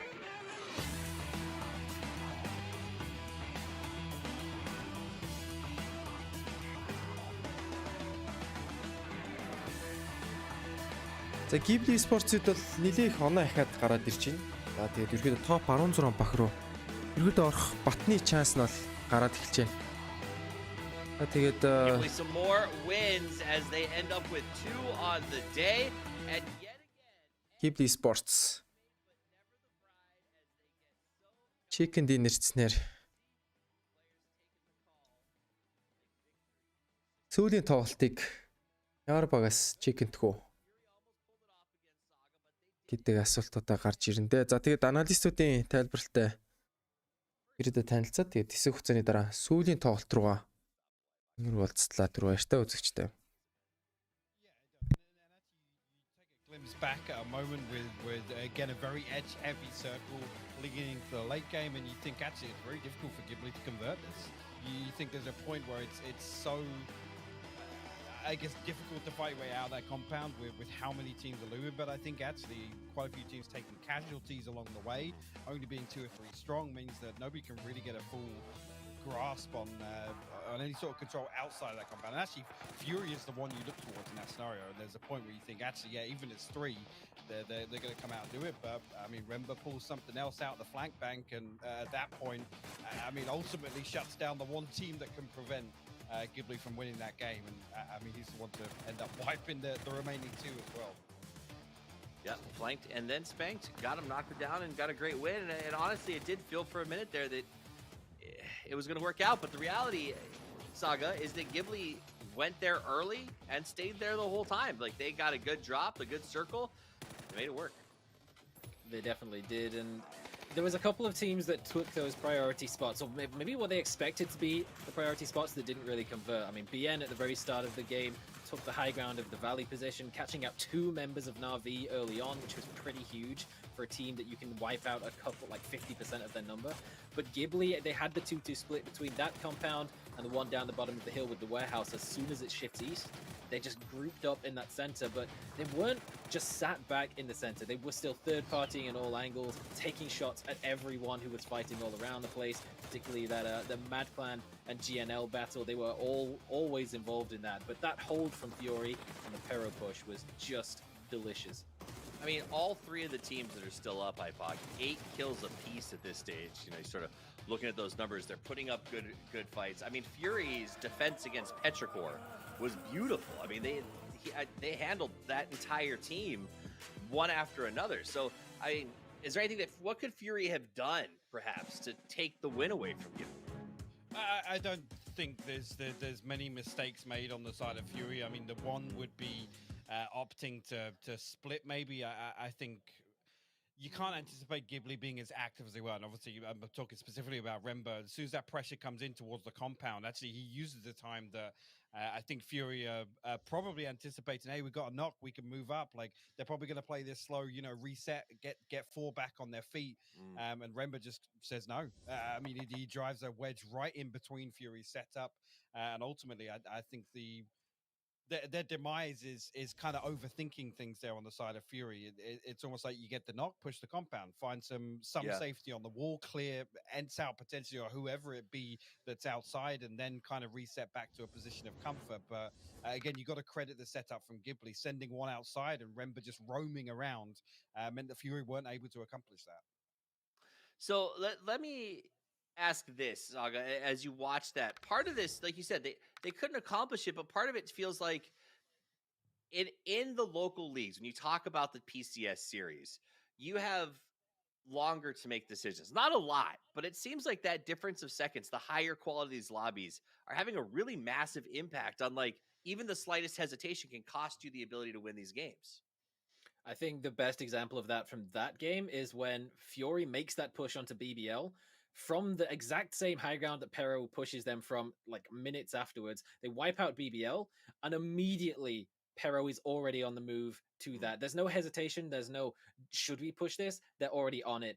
Unfortunately, it didn't go very well for Pero. There was a bit of third party coming in from across with ENCE as well, but it was really, really well held, with Insight playing that point position up close, catching out the players who tried to wrap down below. Exceptional hold from Fury, but the decision making from Pero to go for that play is exactly what makes them one of those top caliber teams. It reminds me a little bit of Infantry from the past, when you always used to see them make plays, no hesitation, straight at it, full out aggression, and unfortunately, didn't connect with the shots that they desperately needed to, but the decision making in just a snap instant was there completely. But when you talk about weekly survival, Hypoc, seeing a team do that sort of thing, to me, that's super important, right? Because if they're making those snap decisions, if they're doing the right thing but not necessarily connecting every time, all you need to do is connect once and you get to that weekly final, right? With where we're going next, with that idea of you need the chicken to advance, do you think fortune will favor the bold in the next series? I think, and again, it's like these guys are on screen, really, you look at a team like ENCE and you could argue, I mean, on paper, they probably had 8 to 10 chances to win a game. right? And you never see them kind of hit that. Again, I always talk about that crossroads moment where it's like, okay, let's write things out, see what happens. Let's allow things to develop and then make a decision. Whereas on the flip side of that, Circle Post, Petrichor Road, they're decisive. They move pretty much instantly. They have a set plan that's kind of, you know, if A happens, we do this. If B happens, we do this. And straight away, the decision is made. I think it's difficult to watch teams, and the reason personally I get sometimes frustrated watching ENCE is because I think sometimes they do leave things up to fate and end up losing games because of it. Yeah, I mean, and I think that's one of the keys of PUBG is gather information, comms, and just control your destiny. Don't leave things up to fate. Limit the RNG. Well, something that's go ahead. Sorry, I was just going to say the other thing is, and this is not taking away anything from ENCE, because the consistency is something to really appreciate. But when does that moment come? We still have that other factor. We're still missing that final tick in the box, right? And I think it's the reason it's so frustrating is because you see other teams, you know, fight tooth and nail to make it to late game, and you know, actually rarely find success. We look at this now, and it's actually crazy to see how many times ENCE are up, they have numbers, and they just fall short of that final hurdle. They've just barely fallen short multiple times, but it is time for the final game of the night about to get underway. Will ENCE finally find the final piece, the ingredient to complete the victory, the recipe for a chicken dinner, or will they continue to go forward? This week, it doesn't really matter. They'll make the top 16, but the reality is we're preparing for the World Championship. It's going to take chickens to get to the finals. And can ENCE put it together? Can some of our other teams rise up to the challenge? We're going to find out right now as we begin the final match of the night. Let's send it over to our casters to close it out. It is Paper Thin and Toby.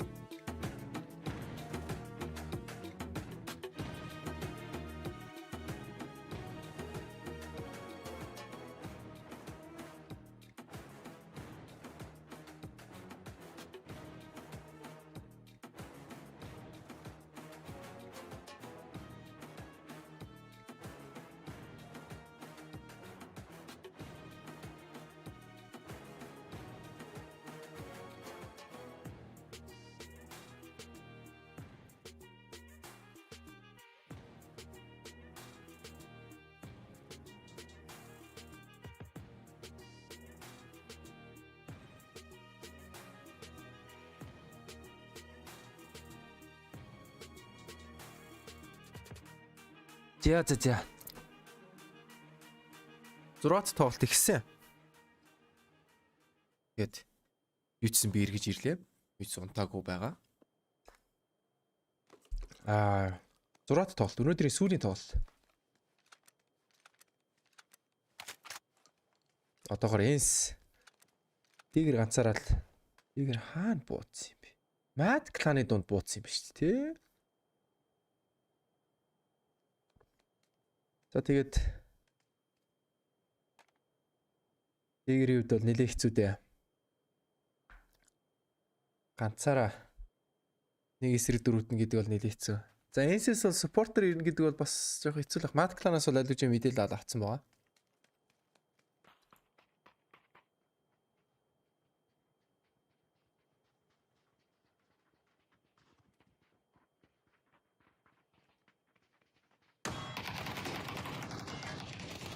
Угаасаа ойлгомжтой байсан.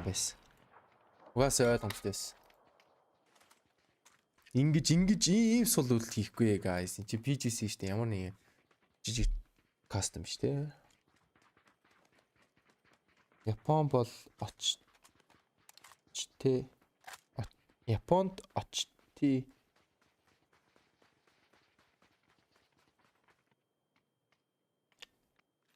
Япон бол очтой байгаа шүү.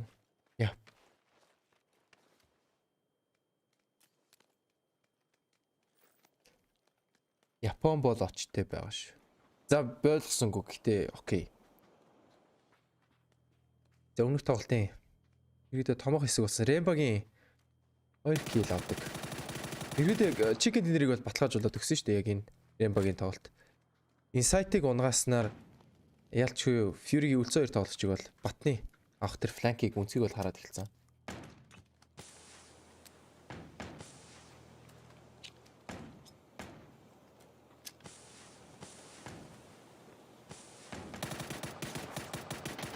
Ой. Тэр бицний л ойлгосонгүй. Япон бол очтэй. Очтэй гэж яг юу гэсэн үг юм бэ?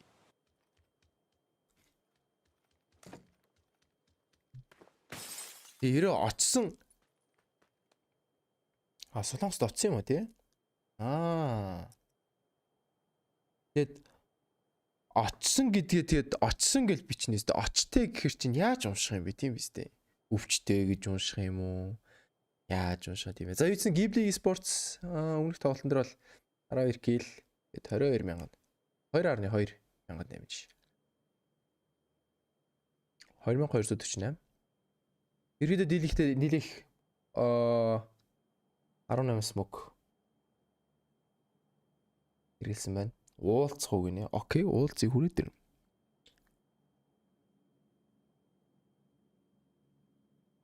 Манай гэр аяг бол мэдэж байгаа шүү дээ. Хятад визаны асуудал байсан болохоор яваагүй л болохоор л яваагүй болно. Яг тэгсэн болоо да. Ер нь ковид байдлаар гэсэн. Үрээд ир циркөө. Гадаа хүүтэн байлаа бас нэг амаагүй очихоороос сая баха алдсан. Жохон таарсан. Юу ч нэрээ тийглөө. Эхлээд ковид бол маск гэж л ерөөдөө зарлаад байсан шүү дээ. Яасан бол доо.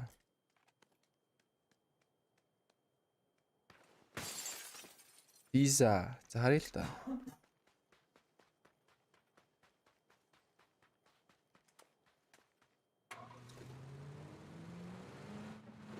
Ер нь бол визаг нь гаргаагүй юм шүү те.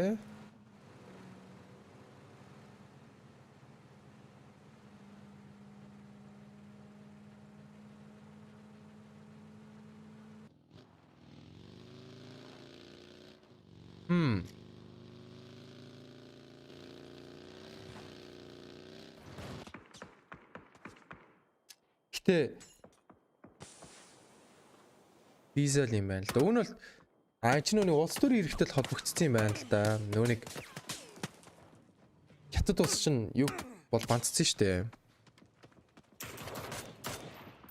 Дуун сул болчихоо гэж. Би бол юун дээр бол явны дуу нь өөрчлөөгүй. Тэр цаанаасаа дуун сулсан бол цаанаасаа дуун сулсан гэсэн үг болчихж байгаа. Нөө хятад улс чинь PUBG-г бандсан шүү дээ. Тэрнээс хамаарад яг визэн дээр нөлөөсөн байж магадгүй. Гэтэ солонгосын виз шүү дээ үүн л. За тэр бол тэг өөр улсын хооронд явж асуудаг бол би толгой мэдээлээ тэг том толгойлоод ингэсэн гэж их нь бас мухах. За Virtus Pro Heaven-тэй ерөөдөө тулаад эхэлсэн. Гэтэ Байкаод ерөөдөө safe гарыг гэдэг шийдлээ гараад ерөөдөө хойш татаад power руугаа буцаад баян руугаа хүрээд ирж байна.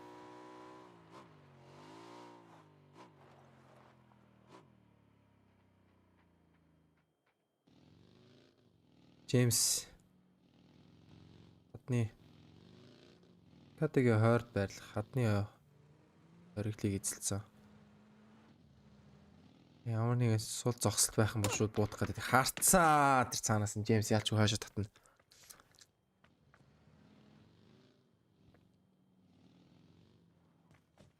Өнөөдөр тэгээ гацаан хэр байв та. Гацаан гайгүй. Яг уу нөө нэг RTMP-гээр бидэрт нөө нэг юунес PUBG-с RTMP өгөөд тэгээд YouTube clean feed гээд хоёр channel өгж байгаа. Тэгээд өчигдөр RTMP-ийн нийлэг гацаадсэн болохоор окей YouTube clean feed дээр нь явъя гэд шийдсэн байгаа. Тэгээд YouTube clean feed нэнд байна. Одоо үзүүлж байгаа. Одоогор гайг бол харагдаж байна.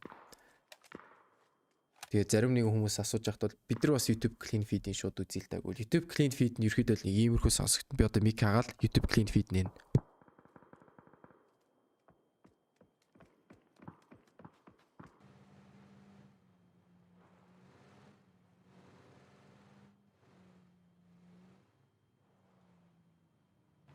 За энэ бол яг цаанаас өгж байгаа YouTube clean feed байгаа. PUBG-гаас өгж байгаа.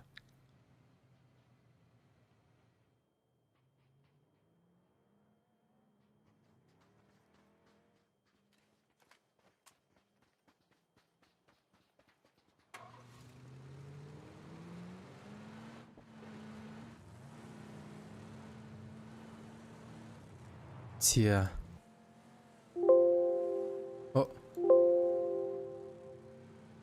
Миний бүр юуны дуу орж ирч тий. Windows-ийн дуу мó орж ирт.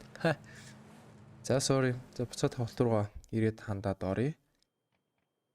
Тэгээд Team Liquid-с өнөөдрийн байдлаар бол hot drop бол яг торыг төрүүлэх буудсан. Починки Пикадо руу буугаад. Ай.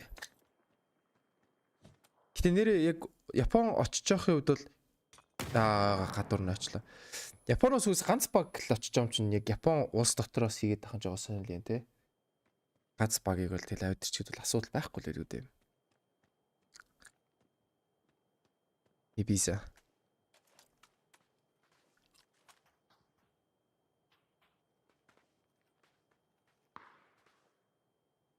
Кибли тэр цаана Tutapik ноклоод авсан. Хоорондоо трейдлээд байждаг. За ер нь ямар асуудалгүй Tutapik-д босоод авчих байна. Гиблигүүд бол эсрэгээрээ машинуудын дуунуудыг бол хаглаад эхэлсэн. Бүр үүрээд аваа явчлаа. Бас эрсэлтэй болох юм.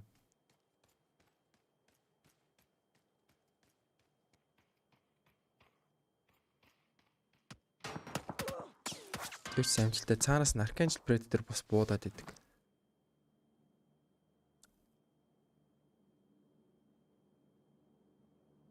Keep Esports.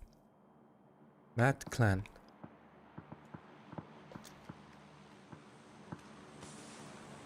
За тойрог хойшо татсан. San Martin Water Treatment гэх том хотуудыг бол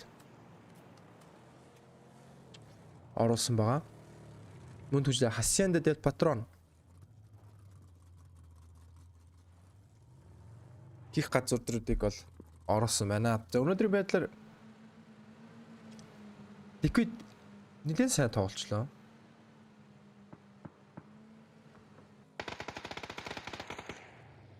За rotation дээр өрхөн дээр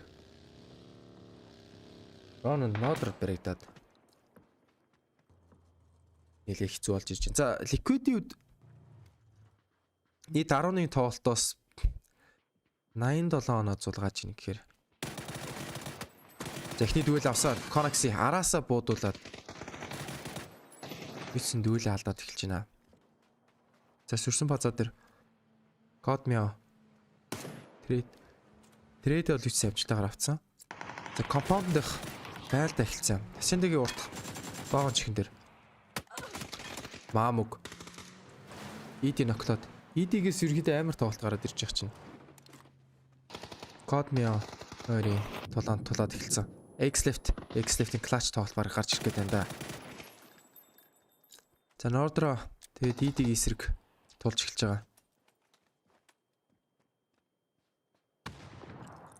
Голны дээр X-Left яаж тоглох гэж хамаарна да. За BN Esports EBL-ийг унгааснаар 15 баг юм үлдээд. За тэр араасаа клипт бодуулаад 3 дэгч тэгээд орж ирээд.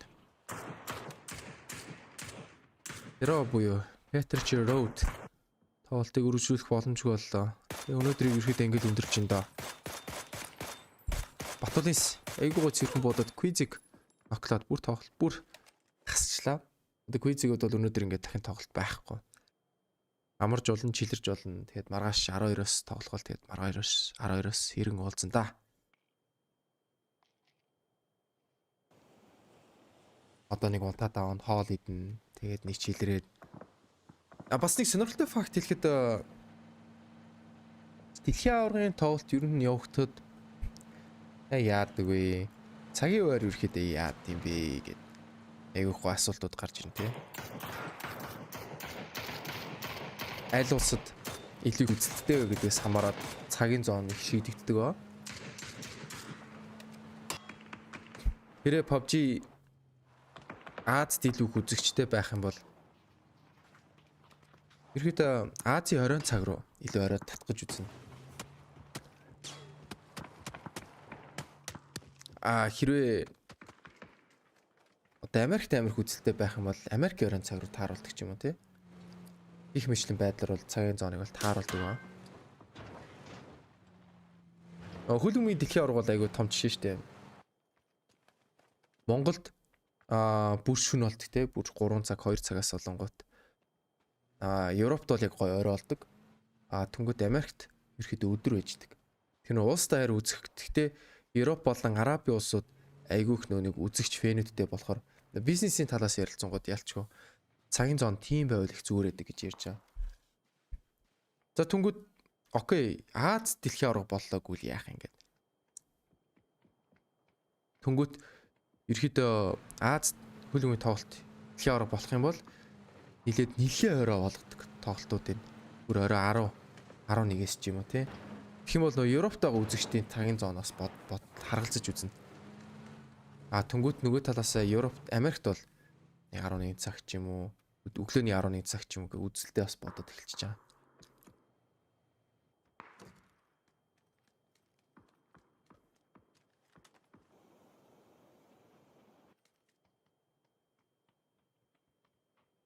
Тэгэхээр цагийн зоон мөн түншлэн одоо нийт үзэгч хаана байна гэдгээсээс хамаарат цагийн зоон их нөлөөлдөг ба. Spyro хаалыг бүр өрөнгөө цагаар авцсан.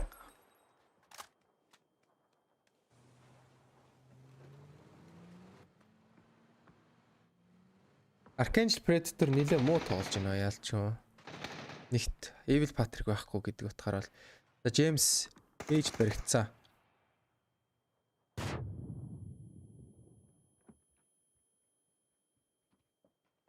За James гэхээс илүү клип өнөөдөр нэлээх сайн тоглосон. Нэлээ сайн тоглосон ялч. MNPL бид урагшаа скаутлаад Американууд дүүл авсан. Тэвчсэн. Американууд дээр бол нэлээх даваа талтай. Өөрөө coverтэй өнгийгээ cover аваад тоглож чанстай. Харин тийм Archangel Predator-ийн коуч болох Side Knight тоглож байгаа. Тойргийн гадарс Батулис тойрог руу орохгүй кил авах гээд гүрийчлээ. За тойргийн зодоод байдаг. Таныг онцох юм бол нок авах гээд байдаг. Яа ноко ийдсэн авсан. Тэр тойргийн зодуудаад байдаг. Evil Patrick-ийн яг зөв миний таамын үед ягаад Evil Patrick-ийн визэн дээр асуудал гарсан бэ гэвэл Evil Patrick дөнгөж 18 хүрж байгаа. Тэгээд Филиппиний хувьд чинь бас нэг 2 дахь улс, 3 дахь улс гэж ярьдэн штэ. Тэгэхээр нэг ийм жоох хөвгт ингэж явж ийн чи яг тоолч муу юм уугүй мүү гэд жоохон эргэлзээ үсээд виз нь хойшигдсан байж болцсохгүй баг. За тэгээд эцэст Archangel Predator өөртөө хохирж байгаа. Нэг харамсалтай мэдээлэл байна.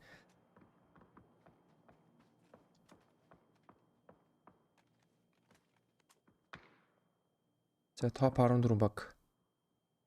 Бейс 4 татхад ерөөхдөө тоолч хийдэг. Миний бодлоор доош Сан Мартиныг оруулах бахаа да.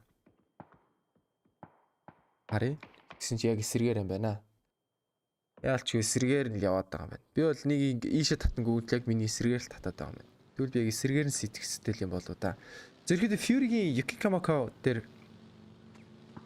тойргийн төв гэж хэлж болно. Зүр яг төв цэг биш лээ гэт яг тойрог төвлөх боломжтой гэх юм уу. За тэгэхээр Fury-гээс нийлээд даваа талтайгаа. Гэтэ Ron нэг одоогоор алдсан байгаа. Rotation ийм байдлаар rotation-д орж ирээд Phase 4-дээр бид айгүйх багууч шахагдаж орж ирээд хоорондоо таардах чансууд маш их гараад ирэнгүүт ерөөдөө шийдэгдэх тойрог гэж яригддаг. Аль баг нь survive хийх үү, аль баг нь их тоглогч алдах уу гэдгээс хамаарат эвч нээд орж ирсэн.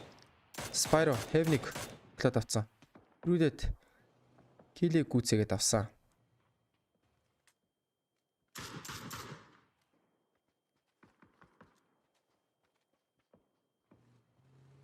GNL-ийн дээр ямар нэг шийдэл гарах уугүй юу?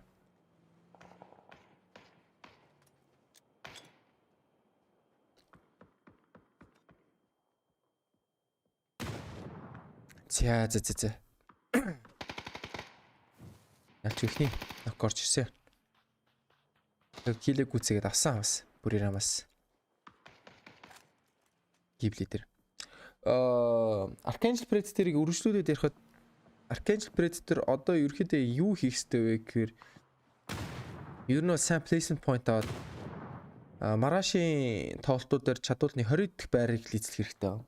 Хэврээ тухайд Evil Patrick хүрээ дээрээ тоглох боломжтой гэх юм бол бас ондоо штэ. Бас ядаж нэг weekly survival дээр чигтэх chance бас ирс нэмэгдэн. За энэ Dignitas ямар огцом эрсдэлтэй мөрөлд орж иж байна. Пүнэж онсонгүй урд нь ёо сум мөргөд унчлаа. Пүнэж ямар сони юм хийж байна. Шинэ бас нокрод унцсан. Sparking удаан тусдаа нээдэн нокрод унцсан. Dignitas-аас нэг амьд тоглогч бол байгаа да. Хоны баажир. Зоондо зодуулаад эхэлсэн. Иргэдээ найраг үл олчлоо доо. Шинэ бой бас тойрондоо зодуулаад ганцаараа үлдсэн. За яалчгүй. Dignitas-ийн л буруу л та. Яг хүнтэй гэдэг мэдсэрэж тэгж мөрөж орж ирж идэг. Сайн мэдээлэл буруу авчлаа. За дээрээс нь спир буудаад эхэлдэг. ED юу хийж байна? Тойрог зоон зодод эхлээд идэг. ED тусаад дарж эхлэхгүй бол ерөөдөө зоондо нокрол эхлэндээ. Тусаад дараад эхэлсэнгүй. ED нокрсон. God me. Лаш нокрсон. CJ-д нэг килийг зулгаагаад авцсан. Тэгээ цаанаас нь KP-гаас килүүдийн гүцээгээд авчлаа. Монголын шууд нэвтрүүлэгт бүдрэн гэдгээ мэдсэнгүй. Казахстанаас мэдчилж байна. Сайн байна уу? Казахстанаас мэдчилж аваад ирлээ. Ийдсэн зөвхөн Монгол гээд Монгол гээд байх бас муухах те. Ирээдүйд баг хил задгаа. Гэс илүү нилээ ойр байдаг болсолохоор ийдсэн орой минь. Хилээ да тэгээд шууд амжилтын үед ялц нэг мэдээллийг хуваалцахад бол албиасаар PUBG-гийн шууд амжилтыг бол эрхийг авсан байгаа. Link feed дээр. За тэгээд энэ хүү явдал дээр бол маш их баяртай байна. За тэгээд тоглолтыг үргэлжлүүлээл явъя л да. Аль баг хасагчлаа. Mad Clan say rotation дээрээ тоглогчтой олж ирсэн. Ghibli-аас хасагч ирсэн.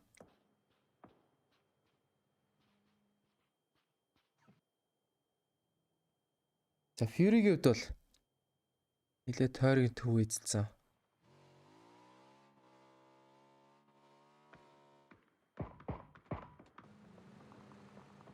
За Heroicos Ibiza руу мөргөд орж иж байна харагдж байна. Ibiza мэдгүй гол нь. Ibiza амьд байгаа. Ibiza энэ дунд байгаа гэдгийг мэдгүй. Техник тоглогчийн унаасаа трейдний тоглогч байгаагүй. За сөрөөдгүйгээд орцсон. Араас нь буудах боломжтой. Пэйж Эвч нээжсэн. Пэйжийг сонсцсон. Өглөөд. Айгуу зүг тоос. Сая Ibiza-гийн тоглолтыг яг тайлбарлаж хэлэх юм бол пэйж тойроод гүөхөд Ibiza-гийн нээд дэлбэрхэд тэр нээднийхэн дуугаар нь өөрийнхөө гүйлтэй халахлаад фланкнд орж ирд. Айгуу гоё тоглолчлоо. Өстө зөв тоглолчлоо л ялч. За KPI капитан. За. Ерөөдөө өөрийгөө дэлбэлээд point өгөхгүй гэсэн байдлаар ерөөдөө зооны гад онж байна. MNPL дээр энэ явдлыг бол бид нар зөвшөөрдөг. Яг official PUBG яг ийм дэлхийн орны тоглолт төрийн зөвшөөрдөг үгүй гэж сайн хэлж мэдэхгүй байна. Heroic мөн төлжлөөс сонснаар. За топ 8 баг үлдээд бүх багууд одоо placement point авч эхэлж байгаа. Хамгийн багадаа 1 point. Энэ Vatulins and Stojikan flanker. Vatulins and Stojikan flanker ажиллаж. Тэр амар фланк хийж бүр зооны гадаа байж фланк хийгээд ийм гэж бас хайшаарсан багт тийм ээ. Өөрийгөө зодон байлгаж. Тэгээд өөрөө үнэхээр ийм шийдвэр гаргаад амжилттай болоод өөр яа гэх үү. За тэр нээж GNL Vitus Pro-гийн ерөөхдөө тулаан бүр хурцдаж эхэлж байгаа. За Phase 6 хаашаа яаж татагдах вэ? Ерөөхдөө нийлээд даваа талд байгаа. Archangel Predator яалч тойрог шахагдаад гарч ийн. Rotation-д бол Fury-д бол жинхэнэ л харагдана. За яг Fury-гийн доор тэр налуу дээр ерөөхдөө нэг баг ирж наалдан. За Team Liquid тасагцснаар топ 7 баг үлдсэн.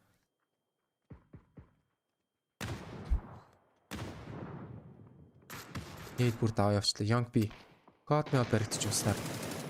GNL Tosi flank хийх гээд байдаг. Perfect 1 KS дээр тулаад байдаг. Flash орж ирсэн. Flash нь цаарсан үгүй мэддэхгүй байна. За юус ихний дүүл бол амжилттай болсон. За Энс Algin Bots-ыг ерөөд унгаадсан. Arcangel Predator rotation-д орж чадахгүй байгаа. Айгүй хэцүү байгаа. За ерөөд нок байгаа гэдгийг мэдээд шууд зөрөгтэй уршаа гарч ирснээр гихтээ эргүүлээд эргүүлээд 360 өсгийдэл унгаачлаа. Virtus Pro тоглолтыг үргэлжлүүлэх боломжгүй болсноор оронд нь GNL Европын аваргуудыг бол унаагаад авчлаа. Зэнс Squeaky ер нь бол Arcangel Predator нэлээд хэцүү байгаа байдал дээр мэдээд энэ бол шууд flank-д гүгээд эхэлсэн. Баруун flank-аас гарч ирэхгүй бол ер нь хэцүү дээ. Algin Bots өндөрлгөөс гарах гад байнас. За эхний дүүлүүд гарсан. Би миний тааглаад авсан. За GNL-с бол бүр тойроор захалж орж ирээгээд. Сэн колтол байгаад юм байна.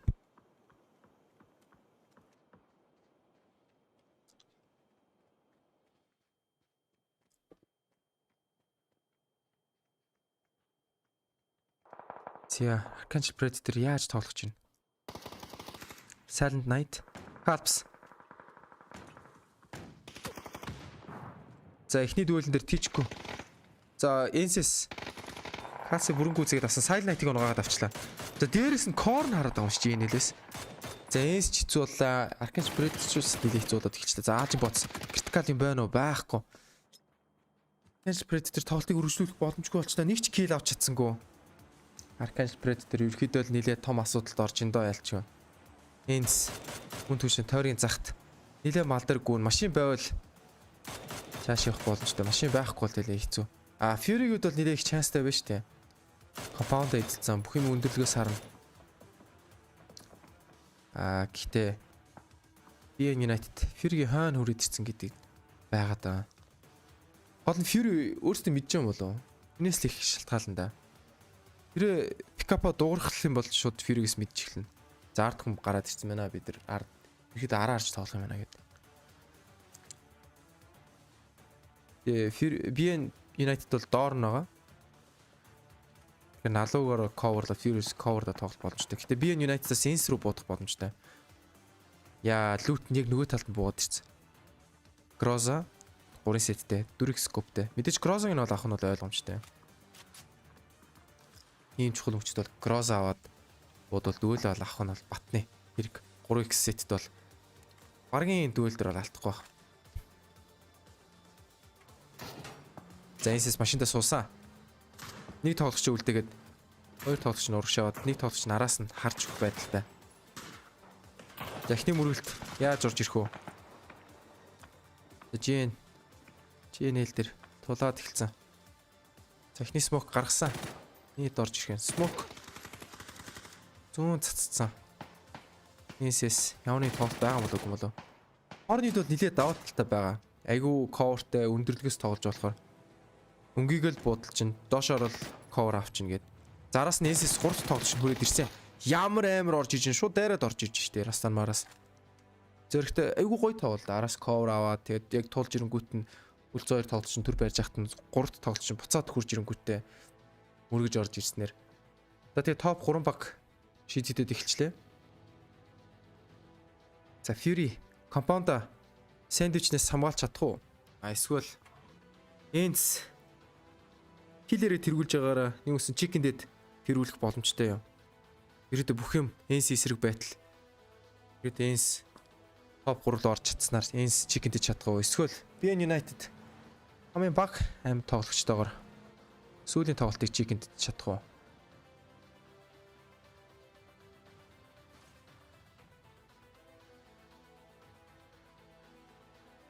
За Ens ерөөдөө эргэн тойрны чеклчих санаатай. Чеклээ батны олгочих юм бол ерөөдөө цаашаа бүчлээд ороод ирнэ. За BN United инсайтыг мэдсэнгүй инсайт ямар гоё таймингдад жинхэнэ ухаандаа тоглолцлоо. За зэс трейд хийх гэж үзэн. Эхний трейд авсан Groza яалч 3 сеттэй. Трейд бол очиж за цонхон дээр өнгөсөн тоглогч бол мэдээ 2 тоглогч унаагаад авсан. Зэс Grozатай Grozаны хэрэгээ гаргаж ин. Гэтэ Grozаны хэрэгээрээ chicken дэж чадах уугүй юу? Нэс бүх юм хамаарах гэдэг. За үсэн килэд гүйцээд заах хэрэгтэй. 1-2 point гэсэн rank decision дээр нөлөөлнө. Зэнс бол мэдээж энэ call дээр шууд гүйж орж ийн. За энэ хоёр хоорондоо тулчлаа бид нар third party хийх хэрэгтэй нэгэд. Улаад хэлсэн флүүдийн мэдээллийг мэдээгүй байж магадгүй бах. Флүүд хамаагүй огцон хөдөлгөөн хийх юм бол баригдана. За 1-1-3. Флүүд юу chicken их chance-тай. Одоо ерөөхдөө chance нь багассан. Сая ерөөхдөө NC гүйлгээд BN United-д тулуулаад араас нь буудсан бол флүүд юу chance-тай. Сая буудснаар өөрийнхөө chance ерөөхдөө нилээл цогоор авч шидчихлээ л гэсэн үг. За 3x set 3 setтэй. Zest. Үнэхээр chicken чадахгүй юу? За эхний тэгвэл авсан. Флүүдийг унагаасан. За Zest-үүд 1-3 dream байж чадахгүй юу? Амар тоолж штэ Zest-үүд бол. Gross-то юу их 3 ингэ унагаачлаа. Компьютер нь гүйд орсон. Zest тоолж газараа байна гэдэг ирээдүг call өгöd. Zest хамаагүй сумаа өрөөд байх юм бол дөөлт сумг болно штэ. За тэнд цонхны тавцан дээр суугаад хэлсэн. Squitch-гээ бүр гүүгээд ороод ирж байгаа юм. Тэгээ пандаж тэнэгтэх үү дээ.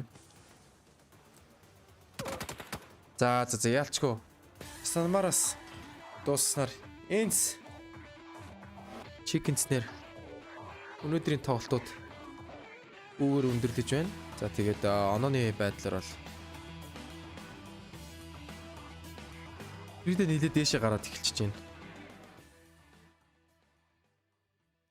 За тэгээд нийт байсан үзэгчдэд бол маш их баярлалаа гэж хэлмээр байна. За тэгээд маргаашийн тоглолтуудаар rank decision-ы буюу багуудын эрэмблэх тоглолтын сүүлийн өдөр байх болно. Тэгээд түүнээс хойш 2 өдрөөс ахуулаад PGC-гийн weekly survival тоглолтууд эхлэхээр байгаамаа.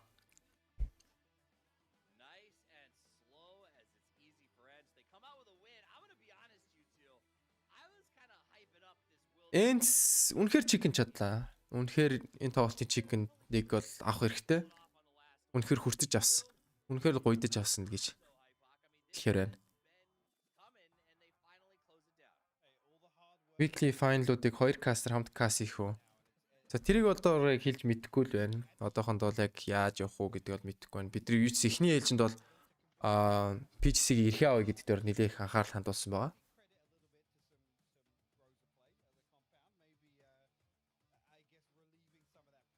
За тэгээд NC юучсан бүр 6 дугаар байрлал ороод ирсэн. Rank decision-ийн үед бол NC үед бол маргаашийн тоглолтууд дээр дажиг тоглолцох юм бол шууд топ 16 руу орчин.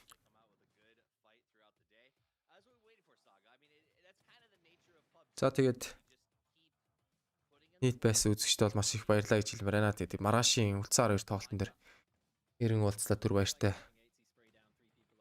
гэж бас хэлмээр байна. Тэгээд тэрнээс өмнө оноонуудтайгаа танилцаад нийт 10-32 багуудын оноонуудаа нэг харчаад ерөөд ямар байдалтай байна.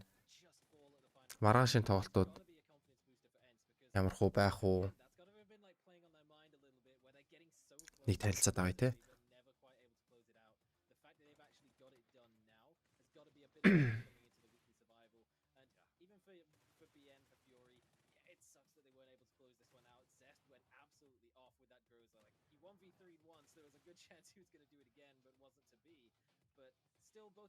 Zest-д бол нэлээд сайн тэмцэж үзлээ.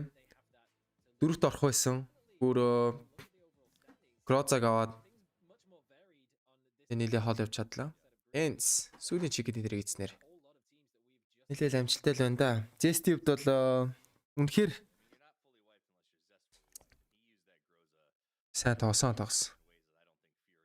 1-3 флаштад гараад ирсэн тий. 3 сеттэй. За тэгээ Энс тухайн тоглолтоор 9 киллтэй Chicken Dinner-ээр Arizona аваад BN United 16 оноотой Arcane Predator Placement Point л зөвхөн авсан байна. За тэгээ BBL Esports Dignitas Navi гэх багууд бол ямар нэг оноо аваагүй. Харамсалтай л байна да. Тэр Zest тэн дээр эхний 1-2 авч чадсан бол за тэгэл ерөөхдөө л асуулт гарч эхлэв штэ. Zest үнэхээр л яг шилдэг тоглогч мөн үү гэдгийг яриа гарч ирнэ те.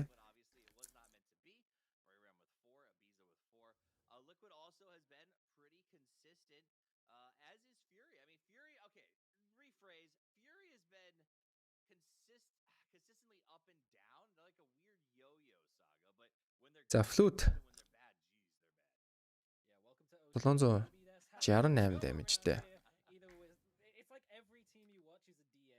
It's like you're either 16th with За тоглолтын хоорондох харьцуулт бол 6-0. За тэгээ damage үед бол flute илүү, assist үедээ тэнцүү knock. Тэгээ тархиталтай холын killer бол ялч үзээст илүү гарч ирж байна. За тэгээ нийт үзэгчд бол хамт байсанд маш их баярлалаа гэж хэлмээр байна. Тэгээд маргааш 12 цагт snack-тэй нэрэн уулзах болно.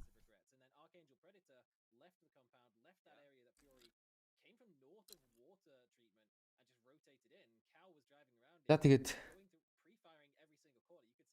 видео тоглолтууд үүгээр өндөрлж байна.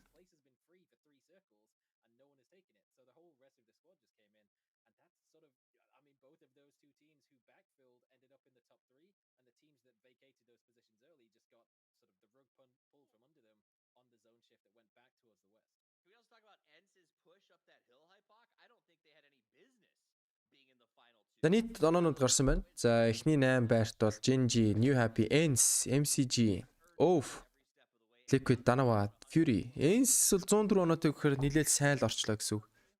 За тэгэд нөгөө 19-с 16 дараа VP, Ghibli, BN United, TSM, Navi, 17 Gaming, Buriram, Petrici Road их багууд бол орж ирсэн байна. За тэгээд 1-ээс 8-д орсон багууд бол ерөөхдөө бол унаад байх 17 унах chance бага бахт. Үлдсэн 6 тоглолтод 30 оноо гүйцэж авна гэхээр ер нь бол нэлээх багууд гүйцэж авна гэхээр нэлээ хэцүү. За тэгээ эндээс ерөөхдөө нэлээд харамсалтай үзүүлэлт үзүүлж байгаа багууд Dota-ийн 17-оос 32 дээр үзүүлж байгаа багууд бол юу гэвэл Archangel Predator байна, Sonics байна, Dignitas байна. Эдгээр багууд бол нэлээд сайн тоглох хэрэгтэй байсан. Тэгээ мөн төслөн Face бол нэлээд сайн тоглох хэрэгтэй байсан. Гэтэ 17-д явж байна те. За тэгээ эдгээр багуудад маргаашийн тоглолтод дамжиж төсөй гэж хэлмээр байна. Үнэхээр дэлхийн аваргын багууд бол дэлхийн аварга гэдэг тоглолтуудаас харуулах хэрэгтэй байна. Тэ. We got one more day of play where we keep this group stage thing going. Our team's going to start looking towards those weekly survival matches. Is the reset going to start to happen for some of these guys who are in the top 8 right now? What do you think about that, Saga? I think Ming 26 киллтэй. Нилээ солируулж штэ.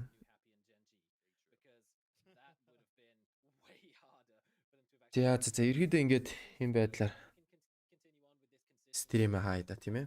За тэгээд нийт байсан хүмүүсүүдэд маш их баярлалаа гэж хэлмээр байна. За тэгээд ерөөдөө стримээ хайда. За баярлалаа үзэгчтэй. За баяртай. Маргааш 12 цагаас ирэн snack-д уулзлаа түр баяртай.